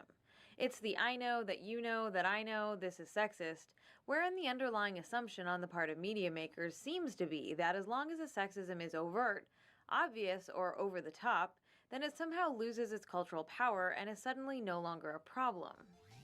Ironic sexism is dependent upon the false assumption that people no longer really hold retrograde sexist. Yeah, I was gonna say this sort of thing only works in a society in which we've moved past this, right? That's the same reason why people say we're like post-racial. We're not post any of this shit. So like, it would be better if we were, then we can make games like this knowing we care. But sadly, we don't live in a society. We live in a society. And therefore, the very idea of sexism is now just a hilarious joke. But nothing could be further from the truth. Words like parody and satire are often thrown around to describe or defend these comedic depictions of yet more helpless female characters. But a simple wink and nod to the audience acknowledging a sexist trope, while actively reproducing that trope, does not automatically grant a free pass to continue exploiting the trope. You call this a rescue? Who said I was here for you, princess? Every medieval fairy tale ever written? More often than not, the ironic humor is just an excuse used by developers as a way to try and have their cake and eat it too. Yeah, it's similar to racism because it's a form of bigotry, you guys. So like, I'm not trying to be an asshole, but if something seemed like hard to parse, just think of it through her terms of racism. Instead of this person being fat, imagine them being black or Asian or whatever, and then see if it still holds true. Like, oh wait, they are othering someone based off of the inalienable like traits to them. Then it's like, oh shit. Like Fat Princess's whole thing is that she's a fat woman. That's the joke. Right? So to speak. They want to use the trope, but not be held accountable for the inherent negative gender implications that come with it. Incidentally, a few games might have the option to play as a woman in multi-character lineups, but just because you could choose to play her, does not mean that this is then magically okay. A handful of other games attempt to get away with reproducing the damsel in distress by offering the ability to unlock and play as the damsel character, but typically only after the game has first been completed with the default male hero. However, these types of token role reversals do absolutely nothing to diminish the issues inherent in using the trope in the first place. Now, of course, some of the games we've been discussing may also be well-made or super fun to play, aside from their regressive gender representations. But the widespread resurrection of old-school... And that's the part that I think a lot of people, both now and before, always glaze over. Shit like this. Aside from their regressive games we've been discussing may also be well-made or super fun to play, aside from their regressive gender representation. They may be well-made and super fun to play. This is something that I harp on a lot too. People think if a game is well-made and fun to play, then you can't criticize it. You can't acknowledge that, damn, this game was a banger. Weird that they were kind of racist, but this game was fucking amazing. Right? You can't be like, I had the time of my life playing this game. And also be like, but they do have some pretty regressive ideals when it comes to relationships. Notice how every relationship was just a hetero one that was good and all the non-hetero ones were bad? Like, you can't acknowledge that. What, you're saying the game's bad? No. What I'm saying, though, is there are certain themes and narratives in this game that I felt were either regressive or undercooked. But that doesn't make the game bad. And this is, in the nutshell, what everyone did to Anita. She had criticisms about the gaming genres or gaming as a whole, right? in reference to their portrayal of women. And people didn't even want to admit that we portray women terribly. Like, that's the reality we were living in. That in our media, we couldn't admit that women drew the short end. We couldn't do it. That's why she got so much fucking hatred too. They couldn't even admit basic things. Again, if I made a series talking about how black people were treated, or just racism in gaming, and how minorities were treated throughout gaming history, imagine someone trying to say, what? We never treated minorities bad. You know what I mean? You'd be like, what the fuck are you talking about? Like, if we can't even agree on this point, then you're living in a different reality. If you can't agree that women in our media, because it's reflecting our society, were treated poorly, then there's no reality in which we can inhabit. We cannot share this reality. You can't look at movies like fucking Weird Science and be like, women were never treated poorly. There was no sexism. You're just reading into it. Like come on. We have entire staples of TV shows that were built around the fact that the women were either ball and chains and nagging. The whole I hate my bitch wife thing, right? That's a staple. That was a staple in American TV shows. So to be like, oh, that doesn't exist? To be like, in video games, women weren't treated like objects? That's crazy. It's crazy to pretend that that was not a reality. And that speaks to nothing about the quality of the games, mind you. But the widespread resurrection of old-school style damsels in distress is still an unfortunate trend, because it's absolutely possible to create indie games that appeal to the retro feeling of the 8-bit or 16-bit era without regurgitating the helpless woman as plot device. There are other ways to pay homage or shout out to the past through art style, gameplay mechanics, or level design.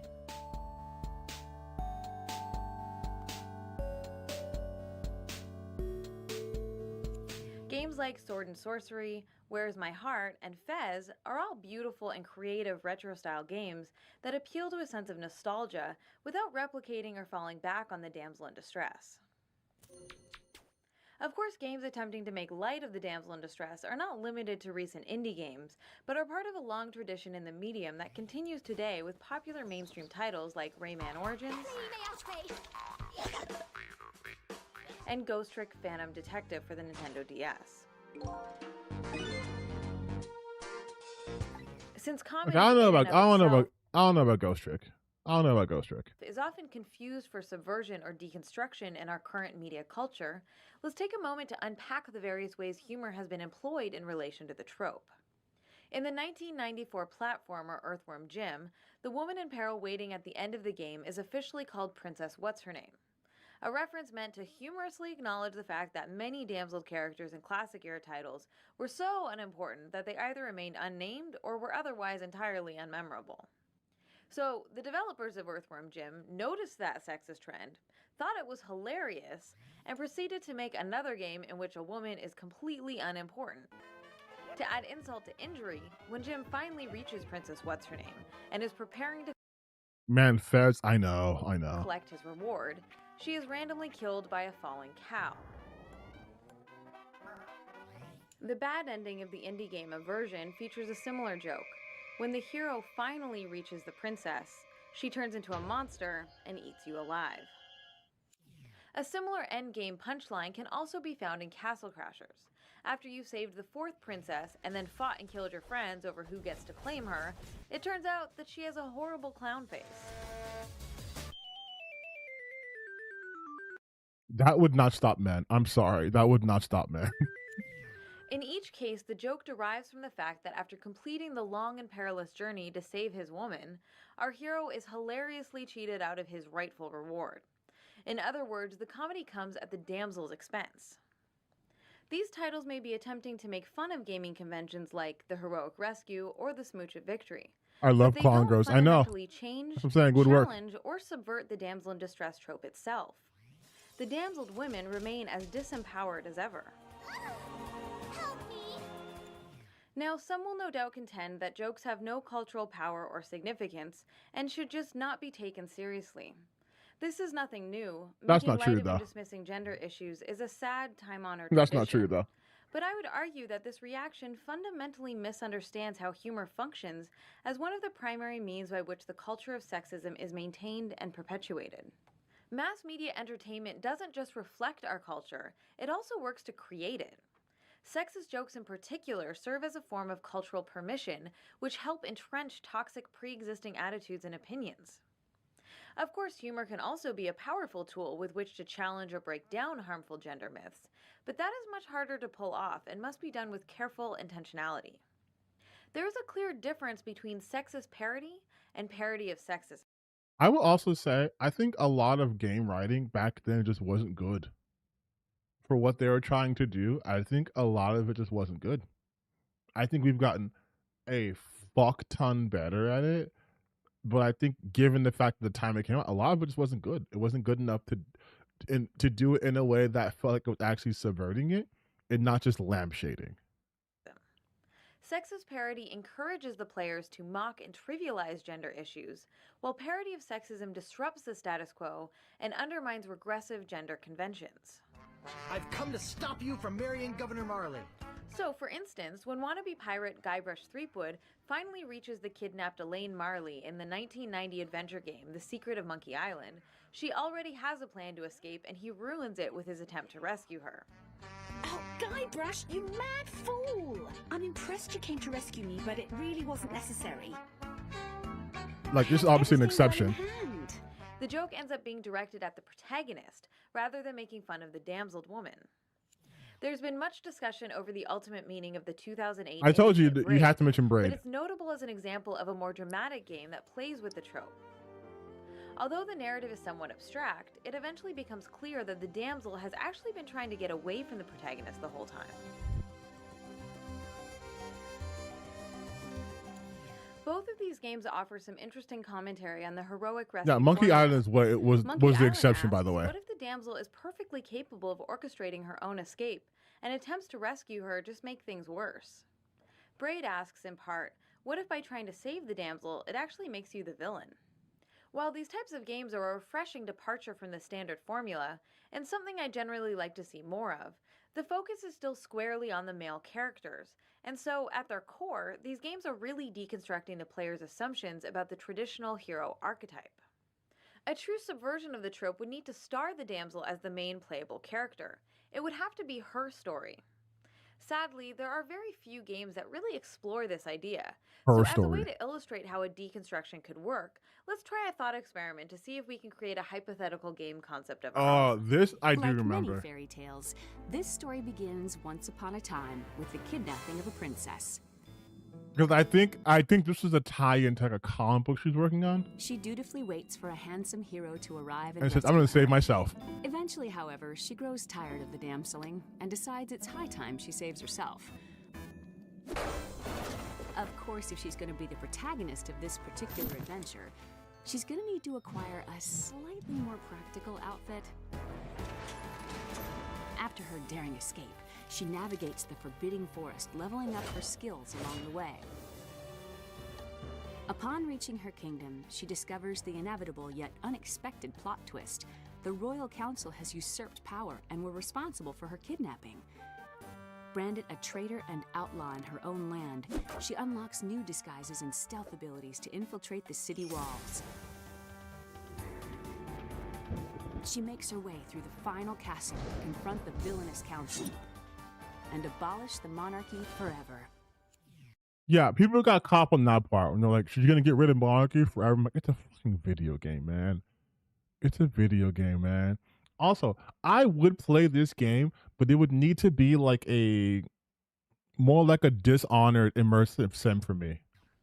A story idea like this one would work to actively subvert traditional narrative expectations.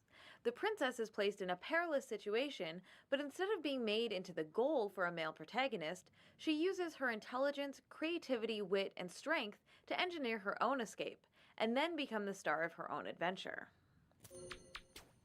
Now, I'm certainly not arguing that all stories must include completely fearless, hyper-individualistic, heroic women who pull themselves up by their bootstraps and never need anything from anyone. And yet that is the framework that all the criticism of people like Anita get, right? You guys just want all women to be this and this. Like when I tell you guys that Gamergate completely broke people's fucking brains and how we're still dealing with that, this is what I mean. So many things that she has said in these last, 2-3 videos, where she looks into the camera and says, now this isn't what I want per se, but there's a larger talk. They completely ignore all of this. They completely ignore all of that and go, she just wants all these women to be the exact thing she said that she didn't want. Because that's an easier argument from the fight against. Of course, there is absolutely nothing wrong with offering or occasionally needing assistance. Jade! Hang on, Jade! I'm coming! Free yourself, Jade! I'll create a diversion! The human impulse to help others in need is certainly not a negative. But what about the hitman thing? I know. It only becomes a problem when acts of altruism are repeatedly presented in heavily gendered ways that are bound up in harmful myths about women as perpetual victims and men as paternalistic saviors. In fact, cooperation and mutual aid are concepts that hold an enormous amount of gaming potential. True co-op games, MMOs, and some RPGs offer gameplay possibilities that, if done right, can facilitate a mutual aid-style adventure involving people of all genders cooperating. Whereas My Heart and Thomas Was Alone both employ innovative examples of mutual aid by having a single player control multiple characters working together towards a common goal.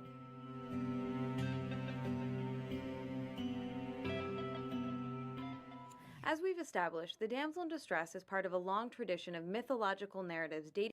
The more I watch her, the more insane her hair seems to me. She hits and misses, but hits her spot on. Yes, exactly. That's what I was saying this whole time. Like, yes, it's hit and miss. She has misses, but when she hits, she hits. But because she hit, people focus more on the misses. That's where you get she was wrong about a hitman. Right, because she was wrong about it from a technical standpoint. But what she wasn't wrong is that there are women in that area who were just there to be strippers as background noise. She wasn't wrong about that. And yes, you could say, but you're in a strip club, but the game puts you there. Right? And that's not to say you can't have games at strip clubs, but you look at the larger context. It's the equivalent of making a typo and then everyone dismissing your entire thesis. Like, I could say, you know what? Fascism is a horrific form of government because it relies on othering of people and the subjugation of more people, and I spell subjugation wrong. And you're like, you spell subjugation wrong. Therefore, you'll think about fascism irrelevant. And it's like, come on, dude. Back through the ages. But those historic roots are no excuse for the continued use of a trope that perpetuates regressive and patronizing myths about women. It's been 100 years since a woman was first tied to the railroad tracks in this 1913 Keystone Cops short. And she wasn't wrong because she said the gamer was violence against women. She wasn't necessarily talking about points, and she wasn't attacking men or gamers. She was challenging norms and stereotypes. Correct. But remember, I've told you guys in the past, the gamer identity is tied, it's intrinsically tied to the games. So to critique a game is to critique them. The gamer brain wasn't developed. That's why even today, if you criticize a game, they attack you for it. If you like the wrong game, they attack you for it because their entire identity was tied to this. And it's been over 3 decades since the hit arcade. Again, earlier, when I was talking about, we showed her, if you guys weren't here, I showed her speech at the UN, her and Zoe Quinn. People were framing that as her saying she wanted to silence her critics when the entire speech was literally about harassment because they conflate harassment and criticism. Same thing happening here. They conflate any critique about the game industry or gamers as an attack on them themselves. game Donkey Kong helped entrench the damsel in distress as a default motivation for male heroes in video games as a medium. Yet, here we are, still seeing the same old cliche trotted out again and again. It's long past time to disrupt the established pattern, break the cycle, and create new gender paradigms. And that, to me, that's not crazy. Most people, by the way, only watch this video. Like, most people only really watch this video, and they watch the Mr. Man one or the Mrs. Male one. You can tell by the views, because each successive video, she got like 100,000 views, 600,000 views, as she was getting 1 million. They only watched the first like 2, and then they just said, "Oh, fuck it." Women as rewards. How long is this video? 25, 30. Fuck. I don't know if I should. This is long. Do you guys want to do one more? Or are we kind of tapped out from this? Because what I want to do is at least look at the positive one. Like when she talks about women and their positive role models or positive versions of it. Let's balance it out. Where is it? Where are we? Oh. Season 2. Wait, what the fuck? Okay, it looks like I can open them from here. There was a season 2? Wait, did she actually complete this series? And just no one gave a fuck? Hold on. Okay, it looks like I... The Lady's Sidekick, Tropes versus Women in Video Games, Not Exotic Fantasy, Sinister Seductress, Biodiversity in Video Games, Are Women Too Hard to Animate, Lingerie is Not Armor, Bilingual versus Male Games. Wait, these are 9 separate videos. And then she had 11 videos here. And out of the 11, if we consider this just one video, so that's one video. That's 2 videos, 3 videos, 4 videos. I guess 5 videos, 6 videos. Wait, so I think she put out way more videos than people thought she did. So let's look at the positive female, because this is Miss Melchop is not that. Woman's background is not that. So she put out 2 videos about positive female representation. Yes, season 2. There's a whole secondary fucking season of this. Okay, it looks like I can open them from here. And these aren't multi-parts. These are all single videos. 1, 2, 3, 4, 9 separate videos. Oh no, I think it's froze for a little bit. Honestly, I think what happened was people saw the women versus the trope video. They saw the God, what was it called? They saw like the Miss Male video, and they saw the Damsel in Distress series, and they thought that was the entirety of the series. Because a lot of these, I don't even remember even coming out. Like, I don't remember talking about body diversity or them being exotic.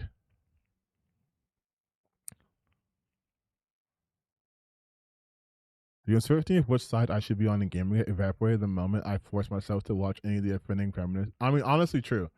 I would tell you straight up, there was the point for me where I was like, we are losing the plot here, when some guy messaged me, or he responded to me on Twitter, and he was talking about how they were showing, they were portraying Anita Sarkeesian in the like stereotypical anti-Semitic Jewish person, like the whole hand rubbing and side profile with the huge nose, and he showed me that, And he was like, what does this have to do with ethics in game journalism? And I could not defend it for the life of me. I was like, no, it's just but then it's this, and he's like, what does this have to do with that? And I was like, bro, I don't know. This came out 9 years ago. This came out what? 13 years ago. So yeah, this is literally, and this, well, Jade here. We'll do Jade. My name is Jade. So 10 years ago, this came out. So this wasn't a huge time in between this one and this one. Like this could have came out like, let's say like, actually, when did it come out?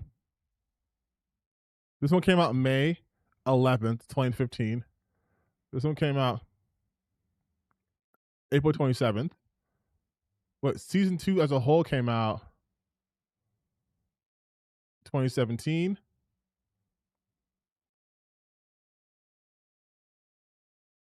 So yeah, probably took like a year or two off, which fair, and then came back and did 9 more videos.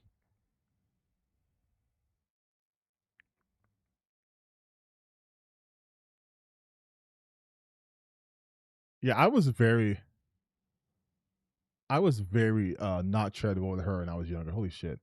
By the way, can you watch this video about Beyond Good and Evil 2 development? No, because after this I'm tired. And I haven't the foggiest how we're gonna get out It's 1 of here. a.m.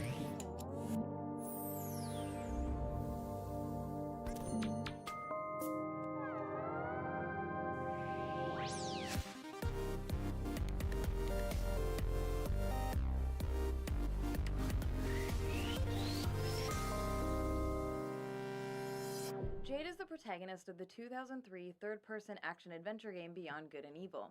She's a brave photojournalist who sets out to uncover a conspiracy between alien invaders and her own corrupt government. They're coming. Quick, Fen, jump up. We start getting a sense of who Jade is from the moment we see her, and refreshingly, Go tell Paige. I'll take care of the shield. she actually looks the part of the active, practical, young woman of color who has... What's crazy to me is like, this game, if it came out today, would be killed. Do you understand? They be like, woke DEI, she's a minority and she's the main character and she can kick ass and she's exposing corruption. Oh, this is woke. They would fucking hate this. They would unironically hate Beyond Good and Evil. job to do. We learn about who characters are not just from the things they say and do, but also from how they look. Visual design is an important way for game designers to communicate information at a glance about a character's experience and personality traits. Sadly, women in games are often depicted in wildly impractical, sexualized clothing designed to make them appealing to straight male players. But Jade isn't designed And to lesbians. fulfill someone else's fantasy. The midriff top is a little silly, but for the most part, she looks like someone who is dressed to accommodate her own needs. I mean, you don't get much more practical than cargo pants. Games often give us heroes who are either fantastically wealthy, like the Bruce Waynes and Lara Crofts of the world, or who at least don't have practical, everyday concerns about money. But money's not just an abstract concept for Jade. She's a working-class character with real financial struggles. This is established at the very beginning of the game when we learn that the orphanage's electricity has been shut off, and Uncle Paige's hovercraft is in dire need of repair. Shield disabled. Your Optima account is 350 units short. Your electrical supply has just been blocked. Gotta be joking. Thank you for... These are characters who struggle Like, God, like, this is such a woke game. And I mean this out of love. This is such a woke game from 2003. 23 years ago. And they would call this game woke now. They would. Also, yes, someone mentioned that you can tell she's a fan. But here's the thing, though. And here's something that I've experienced personally. And I showed you guys this when I was featured on Oh No, It's Alex's stream, when I was talking about people being fucking stupid about Actress in 33. When they agree with my premise on the outset. All of my observations are suddenly amazing. You're suddenly reaching deep enough. You are getting to the point. But when they immediately disagree with the premise, there is no charitability. Like, yes, it's clear that she enjoys Jade, right? She likes the game. She likes the character. But people will still say she's not a gamer, she's a fake gamer, and she doesn't like video games. But then why would she have this little analysis if she didn't like games? Because they can't understand the fact that she likes games but still has critiques about them. Now you can go into whether her critiques are super well thought out or well presented, but you cannot deny her right as a gamer. But because people also like Beyond Good and Evil, no one's going to fucking bother shitting on this. Make ends meet. And for them, concerns about their economic situation have real implications for their ability. Your brother is an Asmongold fan? Oh my god, dude. Oh my god. I'm so sorry. Ability to provide for themselves and their adopted family. We're stuck here. No hovercraft, no shield. Optima has cut off the power. The account is empty. In order to pay the bills, we're introduced to a mechanic that establishes one of Jade's creative talents, photography.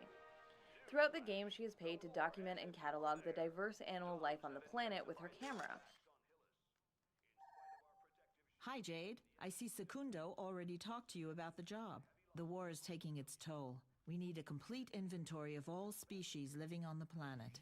Instead of just showing or offhandedly telling us about her skills in cutscenes, the designers have built character development right into the gameplay, giving players a pleasant, non-violent way of interacting with and appreciating the beauty of the game's world, while simultaneously reinforcing that Jade is a woman of many talents. Edge magazine insightfully observed that part of what makes Jade so memorable is the fact that she can view this strange world and all of its careworn inhabitants through the lens of a camera, rather than the scope of an assault rifle. And yes, exactly. You don't talk about a game like this if you're not a real gamer. Beyond Good and Evil is not a casual game. Well, she's an active gamer. I mean, maybe not. This not only gives Jade more depth, but also encourages the player to view the life forms of Hillies with some measure of respect, rather than seeing them solely as enemies to be destroyed. From the same family as the scorpion fish. No, some of these fish are assholes, though. While many games center on so-called heroes who are out for personal glory or revenge, Beyond Good and Evil's narrative establishes Jade's altruistic desire to achieve social justice. It's worth noting that Jade avoids falling into the tired cliché of the tough as nails, solve all problems with violence, strong female character archetype. Her quest is not about her pain, nor is it about taking satisfaction in exacting violent retribution. If there's a way to stop this war, we can't let it pass us by. It's about protecting her world and the people she cares about. You know what I would say, though? I will say, and this is more about the delivery. I think a lot of this, too, though, is because this was taken as more of like an academic endeavor. I feel like this is going to sound kind of sexist, isn't it? I gotta word this properly. I feel like if Anita were to have shown more of her personality, I think it would have read a lot better and less of like someone woke schooling you. Not to say that it's her fault that she got the fucking harassment. You guys have clearly know my stance on that. But I do think, and this is still this is low key, very early bread tube type shit, right? Where there's a formula. You can have a bit more personality. You can have a bit more of that too. But this is very much feels like college assignment. So I think that sort of stiffness doesn't help in this environment. But again, she was kind of low key pioneering type some shit, right? Like, I don't think at this point there was like a well established base of bread tubers. And unlike so many one-dimensional brooding heroes, especially in the gaming characterized space, by their own suffering, Jade does not wear the mantle of hero like a heavy burden. Instead, she retains her warmth and humanity over the course of her quest.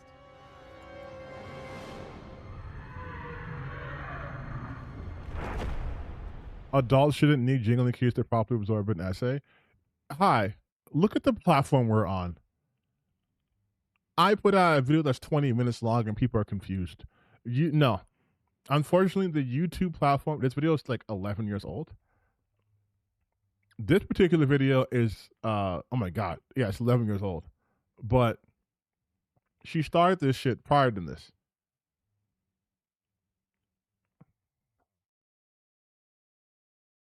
They need jingling keys. I'm sorry. They do.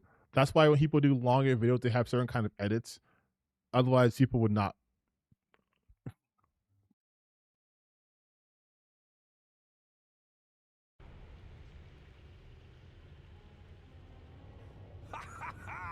Not bad for a little girl and an old ham.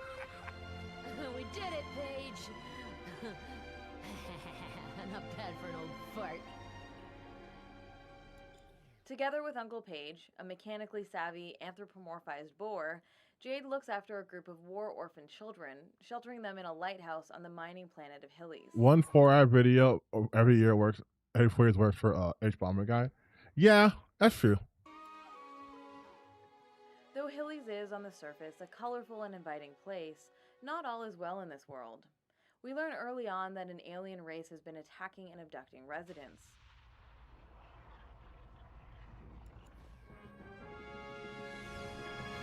Here on Hillis, war has once again reared its ugly head, striking the civilian population. Luckily, our elite forces have once again arrived in the nick of time. I'm coming to you live from the Southern Lighthouse Shelter. Here is where some of the children whose parents have been captured by the Dons have been taken in by 2 devoted and courageous Hillians. Miss, a word for our listeners.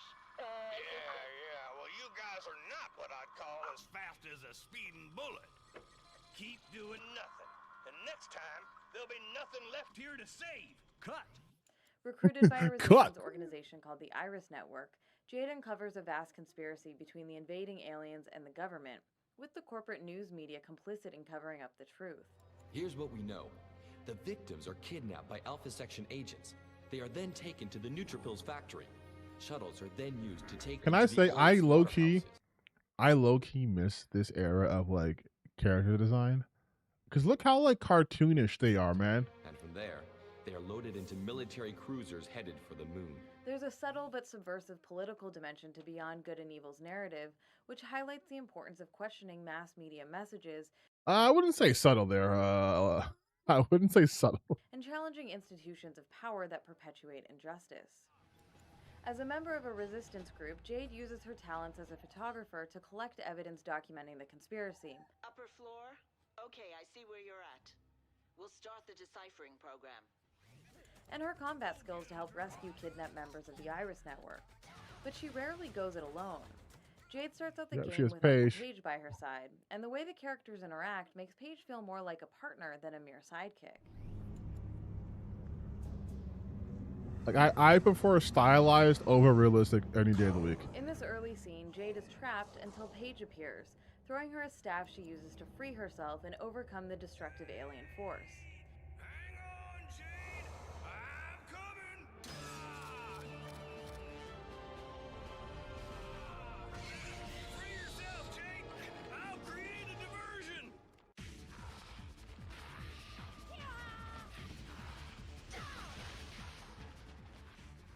It may seem like a minor detail, but the fact that Page... Also, I will say, though, that is low-key, like, as progressive as that game is, you do have this low-key, like, East Asian, like, mysticism, where the obvious Asian character uses, like, a magical energy in her staff. to free herself, instead of doing it for her, is incredibly important. He assists her. How long have I been streaming for? 5 hours and 46 He knows minutes. that even in this situation, she's far from helpless. And the fact that Paige treats her as a capable partner encourages us to see her that way too. This moment also evokes a sense of mutual respect and partnership between these two characters, in a way that's all too rare for female characters in gaming. Eventually, Uncle Page is kidnapped and Jade is determined to rescue him. As a quick side note, it's important to point out that a kidnapped male character saved by a woman and a kidnapped female character saved by a man are not equivalent, because while a damsel in distress reinforces long-standing regressive myths about women as a group being weak or helpless specifically because of their gender, a dude in distress does not reinforce any such ideas about men. For more on the relatively rare dude in distress honestly, dog, I'm gonna say it, dog. I I think Anita would fucking kill today. I think if she'd have to update a couple of her, like, obviously the quality videos, but also like update like her approach. But I think she'd fucking kill. I think she would. I think she would kill. See part 3 of my videos on the damsel trope. Many games present an image of bravery and courage that suggests heroes are fiercely independent, rugged individualists. In those games in which heroes do have sidekicks, those sidekicks often serve as cheerleaders and ego boosters for the player, complimenting them on their skill and accomplishments, or as impediments preventing them from progressing to a new section until they've completed some task.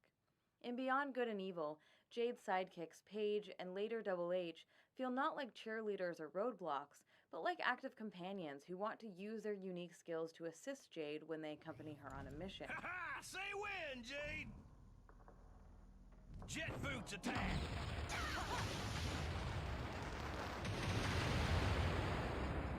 There's a sense of both good-natured humor and respect written into the banter between Jade and her sidekicks.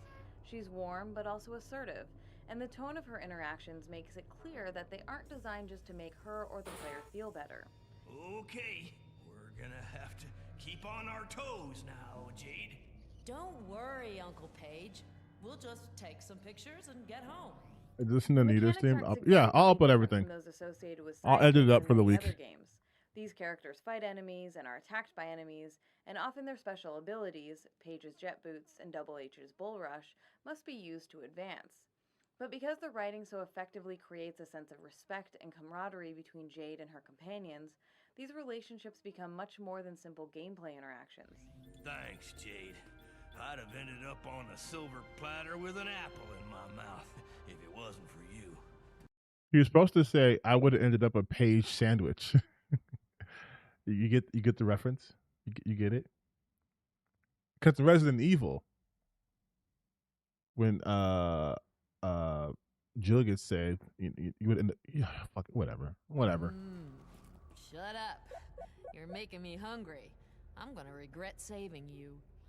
They become a vital and memorable part of the experience of playing Beyond Good and Evil, and work to emphasize the game's themes of friendship and cooperation.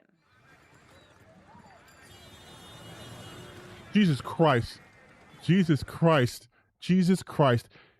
They had this shit since 2009.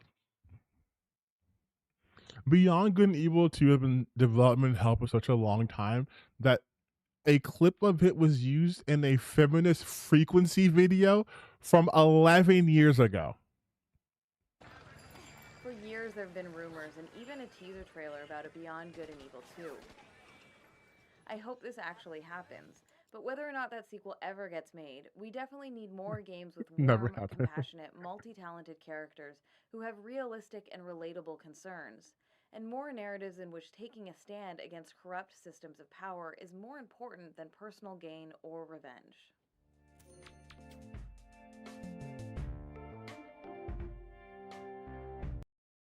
"2015, Jesus fucking Christ.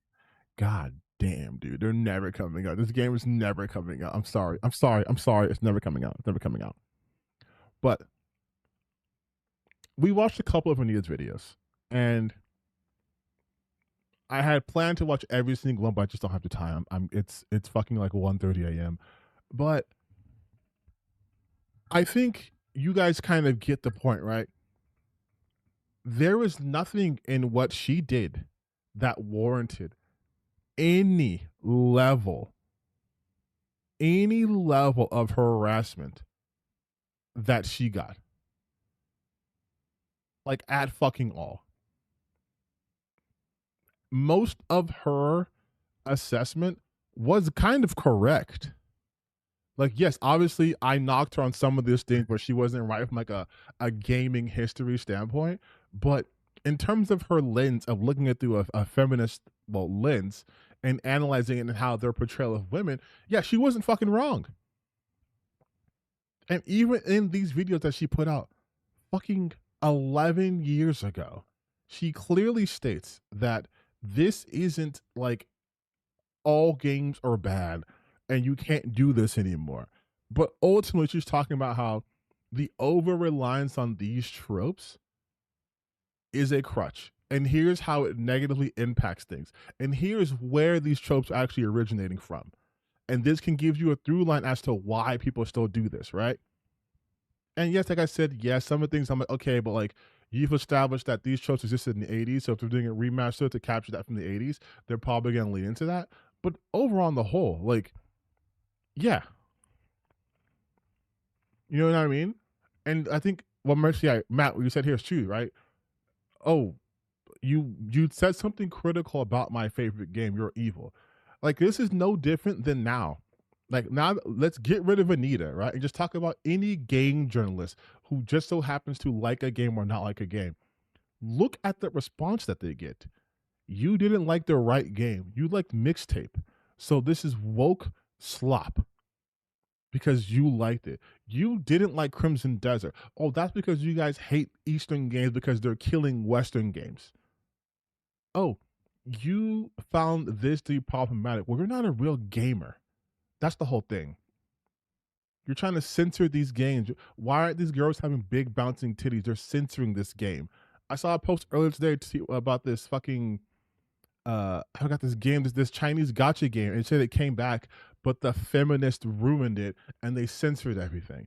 And it's like, there is no universe in which they can actually handle criticism. They don't believe people who are critical of games can be also gamers themselves. Like, that's the problem. That's the like, again, going back to Mixtape, which kind of started this whole thing. This is a huge problem in game right now. A bunch of theater kids who couldn't break into Hollywood got jobs writing for game studios, but they don't give a shit about video games. They want to make movies. There's nothing wrong with games 100% cinematic, but this has to be combined with good gameplay, and most of these games are unplayable or glorified cutscene simulators. Like, this is a dumb fucking take. And mind you, I showed you gameplay from this game earlier. Like, this is like saying, okay, you know what this is saying? If we take this example right here and we do a like an Uncharted scene, right? Like an Uncharted, like fucking like set piece. Like just set pieces, right?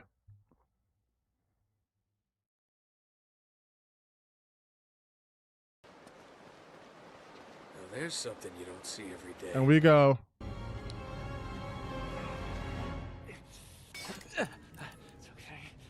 Okay, come on. what's the gameplay happening here? What's the actual gameplay happening here? This is all scripted. This is all scripted. You're just going up and pushing A, right? Or pushing X. And you're climbing up. And that's it. Everything else is scripted, though. Nothing's really happened. This isn't riveting fucking gameplay. Oh, the train fell. The train fell. Did Nathan Drake, did he guide himself through this? Is he actively dodging stuff? No, this is all fucking scripted. That's scripted. You never control that. It's all scripted. It's all fucking scripted. Like this scene's here, right? You're just moving forward and shooting. That's it. You're moving forward and shooting.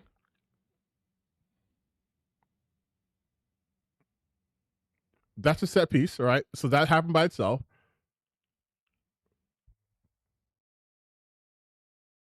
And this isn't to say that this is a bad game at all, but for their excuse to basically be like, there's essentially a set piece in this game. And they obviously don't understand this is a fucking homage to goddamn Ferris Bueller running through the backyards. Like, this is a Ferris Bueller. Like, oh, well, there's no gameplay here. Like, shut the fuck up, dude.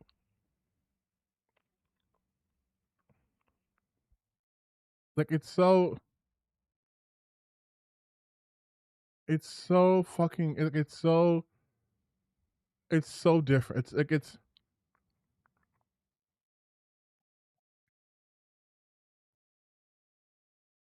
and again, it's like, it's a different fucking game, man. Like, it's just a different genre. But again, this goes back to what I'm saying before. These people, they can't even handle Mixtape. Did we really expect them to be able to understand what Anita was talking about? They never gave Anita a fair shot. They never did. Much like how they're not giving Mixtape a fair shot because other people like it or other people have critiques when it comes to Anita about games that they like. Therefore, they're the enemy. There is no conversation. There's nothing there. Like, watching her shit now, like, you people are fucking insane. The people who are still shitting on Anita, you're fucking insane. You're telling me that you can't understand the point she was making? You couldn't parse that? You didn't understand what the point she was trying to get at? You couldn't get it? Like, come on. And of course, for me, I will be called a shill. I will be called, oh, you're just this, and that. Again, because they cannot critique anything. They cannot understand anyone's analysis outside of it's woke. How are the chubs reacting to Mixtape? They're calling it woke garbage. One dude's saying like there's trans people in this game, which there isn't. He's saying the lead is trans, which she isn't. And they can't comprehend how a game like that could be a 10 out of 10. Because they can only understand games if it's one way. If you can shoot and jump, it's a good game. That should be a 10 out of 10. If you can't do that, if you have to read or fucking talk about emotions, they can't handle that.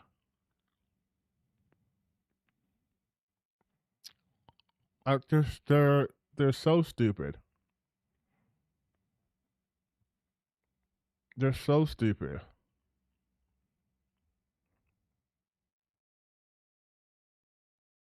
And they're annoying. And I hate them.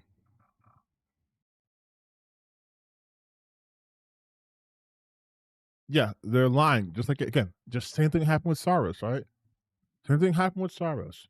Where they're like, oh, well, he gets cucked. They don't like art. They don't like art.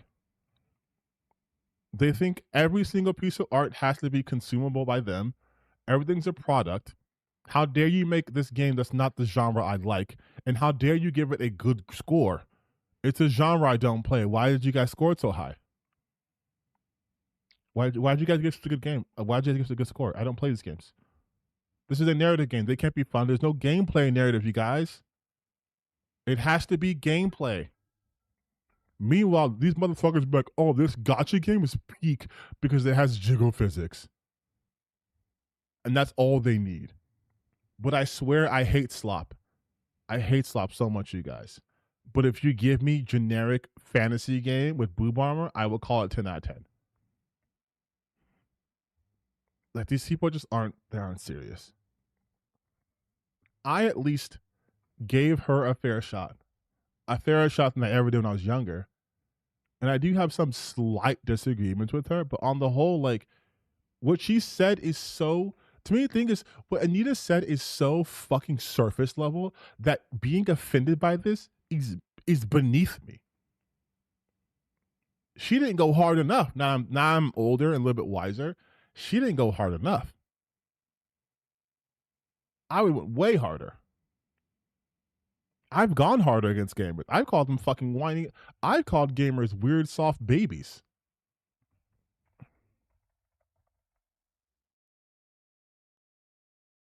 Like, I've called gamers babies. I've called them.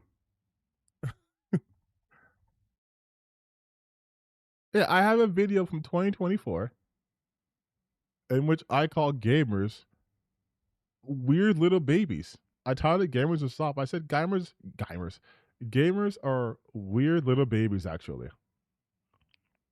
This is old setup me, by the way. From a year ago. Yeah, it's like gamers have become soft, weird little babies. I've been infinitely meaner than Anita ever was. And she's offered more of a critique in this regard than I did.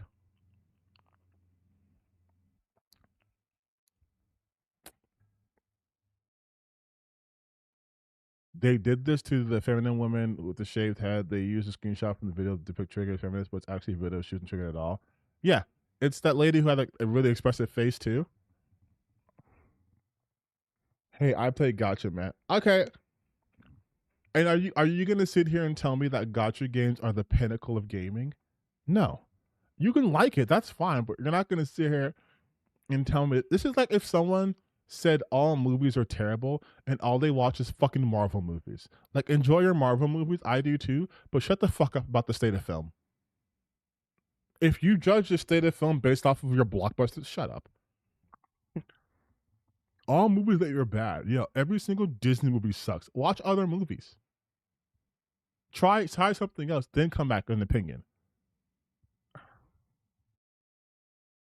How can this game that this genre I don't like, how can they have a really good game? It's like, come on, man. Come on, man.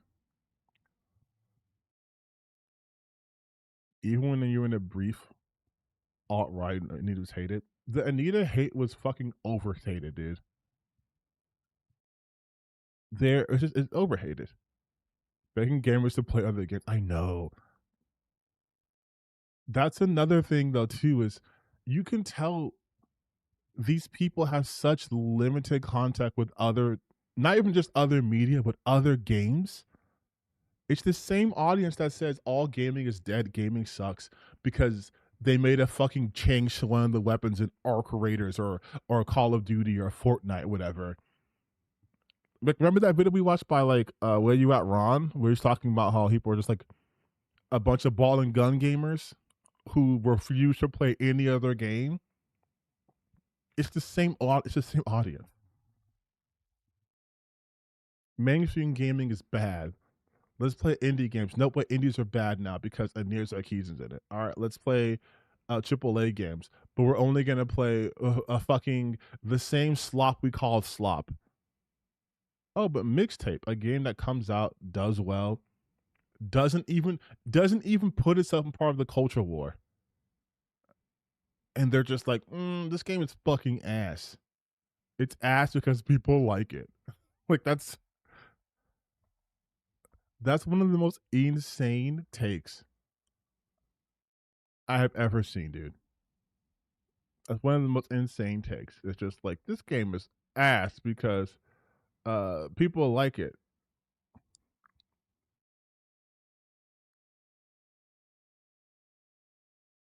Like, look, here we go. We saw this earlier in Steam. Here we go. I type in Mixtape game. Okay, the Very Dark one is up because I clicked on it before. And it's like Decembro. And then it's, who the fuck is this guy?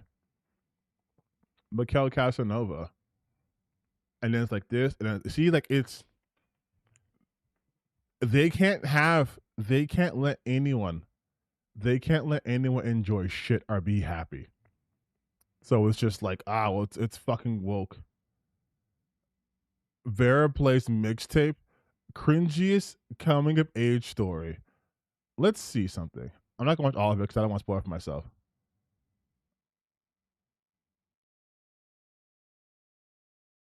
A train to run them over since Reloaded came out. You know, guys, can't we not play games like this? Yeah. No one's making you play this game though. No one's making her play this. No one's making her play this game. No one's making you play this game. Can we not play this game? Again, she's going to go out of her way to not try to enjoy it. Watch. Watch. You won't be listening to music. You'll be listening to who you were.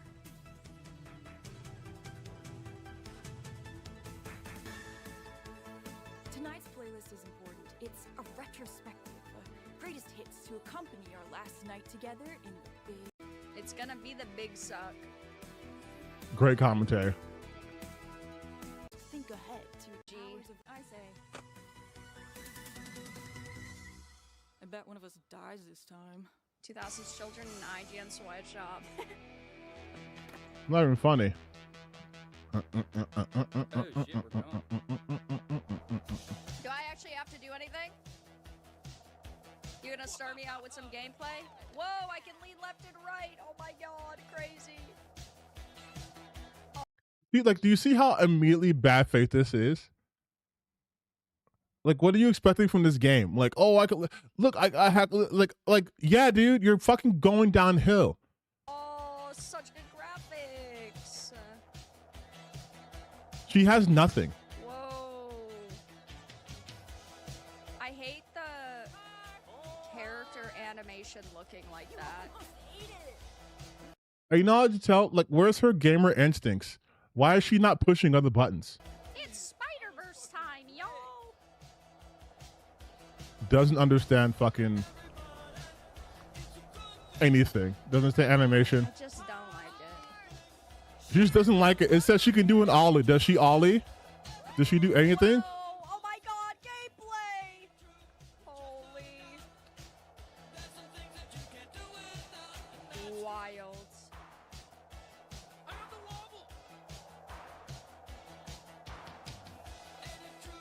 Maybe I can crash into a car, and then they'll run me over and the game will end. Okay, then crash into the car. Then crash into the car. You can crash into it. See, that's why she's so fucking annoying, dude. I hate her. I hate her so much. She's one of the worst ones. She's one of the worst ones, dude. She's one of the worst ones because everything she says, she's first off, she's such a fucking fake. Like, she's so fucking fake, dude.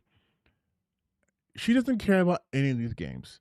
And you're supposed to pretend like you guys are making play. No one's making you play the game. And you're going out of your way to engage in this game in the most unfun, uncharitable way. Oh my god, you guys gameplay. You saw some videos online from some grifters and you're like, oh my god, you can't do anything in the game. And so she deliberately doesn't do shit. Oh, I wish a car would hit me. Then go run into the car. I don't like the Spider-Verse animation. So you don't like good animation? You don't like interesting animation? And it's called stop motion. Like, this is someone who has no eye for art or media or anything because it's not presented in a way that's been presented to them every single time. She likes slop.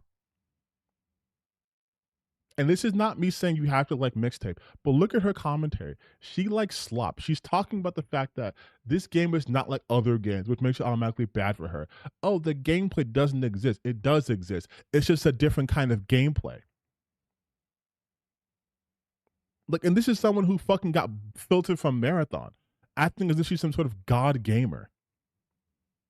Like, okay, you might play like third-person action games. Okay, cool. This is a story-based game. This is a narrative game. Like, what are you expecting? Like, that's what I'm thinking too. It's like, we were talking about genres earlier. What are you fucking expecting from a narrative-based game? What do you want to do? Then it's not narrative. Oh, you can go downhill. Were you expecting fucking Tony Hawk Pro Skater? Were you expecting Skate 4 mechanics?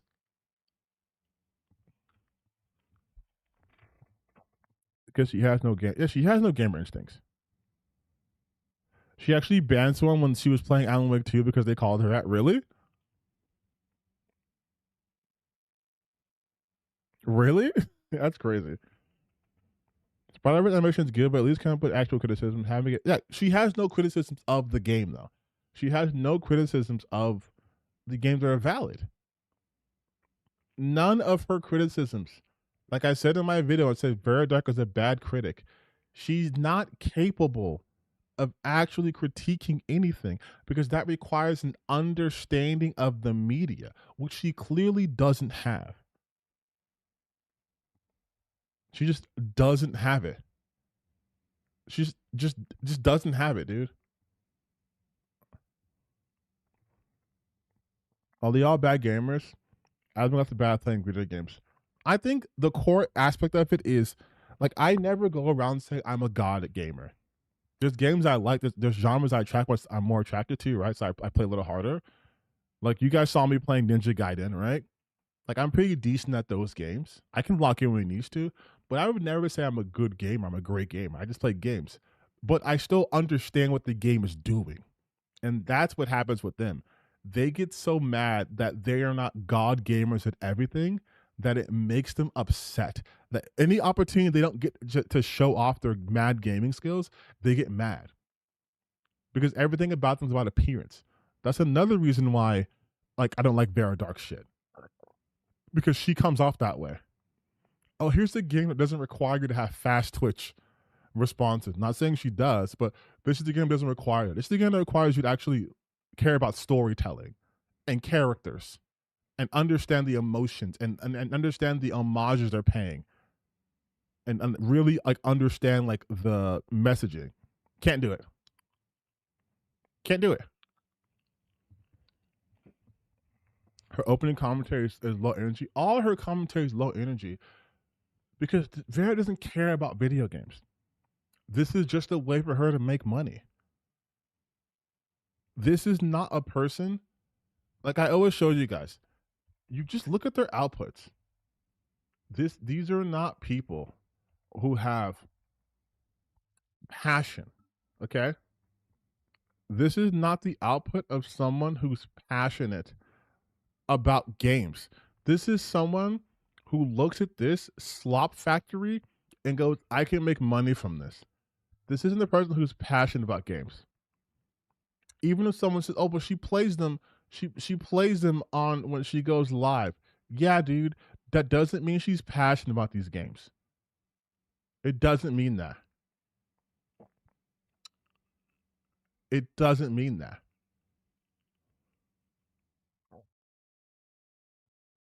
She plays these games that she can. She only plays games that she can shit on, or games that they can be used as some sort of a gotcha to other games. Like, look at this. She's playing a lot of Crimson Desert, and look what she calls it. She just calls it one of the most hyped games, not overhyped, just one of the most hyped games, right? And then it's upsetting journos playing Game of the Year contender Crimson Desert. One of the most hyped games, one of the most hyped games, one of the most hyped games. And then it's cringe songs and ideological conflicts. And yet, Replace is about exposing corrupt things corporation. Hey, genius, you don't think there's some ideological things happening in Replaced? But in People of Note, it's cringe songs and ideological conflicts. There's no ideological conflicts in like any other game, right? Sony's latest game release. Like, this isn't a person who plays games because they like them. This is the person who plays games because it's a way to fucking make money. This is the most mean-spirited shit you can do. Ex Voto's awful demo and Neo Thieves theme. She called it an awful demo on a live, meaning she had already predicted this to be a bad game. But then Code Vein is awesome. Relooting African artifacts, not racist, laughing emoji. But then it's battling yokai and supernatural beings in Neo 3. Like, you see how this works, right? If it's a game that's already deemed to be woke, it's a negative title, no matter what. A game that's not deemed to be woke, we'll give it a neutral or positive title. That's it. Like anime girls with guns playing Full Metal Schoolgirl because that's the shit her audience wants. She doesn't fucking play these games.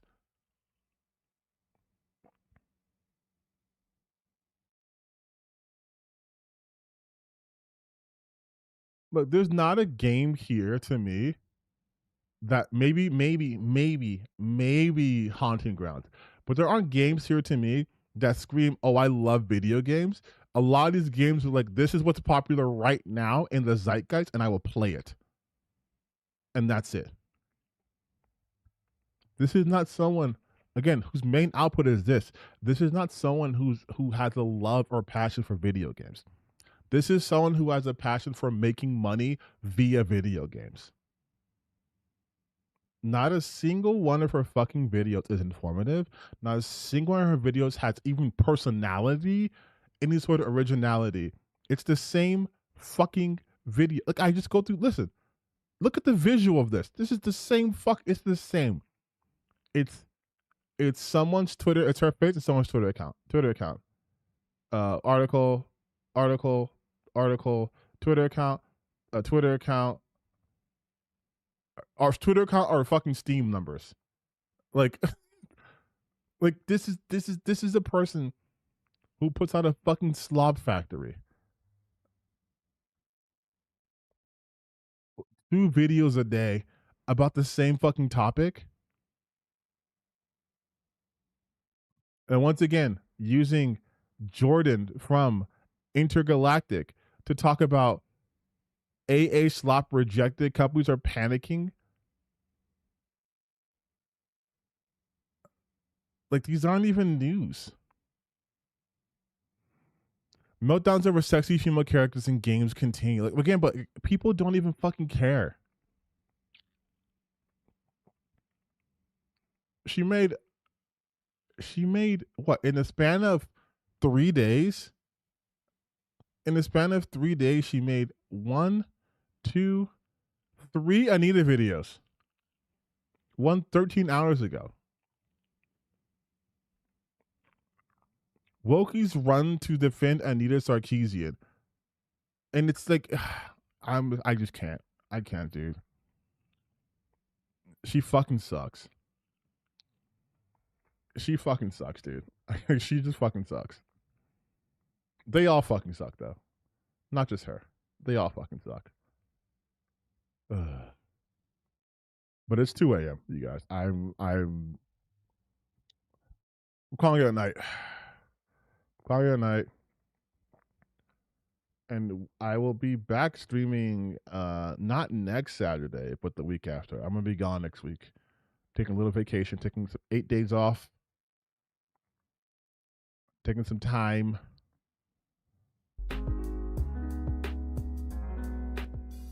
Thank you for joining this long ass 6 fucking hour stream. We go through Anita Sarkeesian's old videos. That's kind of fun, actually. I should do that more. But I am done. I am done. And I will see you guys next time. Oh, I'm nice vacation. Me too. I need it. Jesus Christ. I literally leave tomorrow at 5 a.m. So. But everyone, have a good night.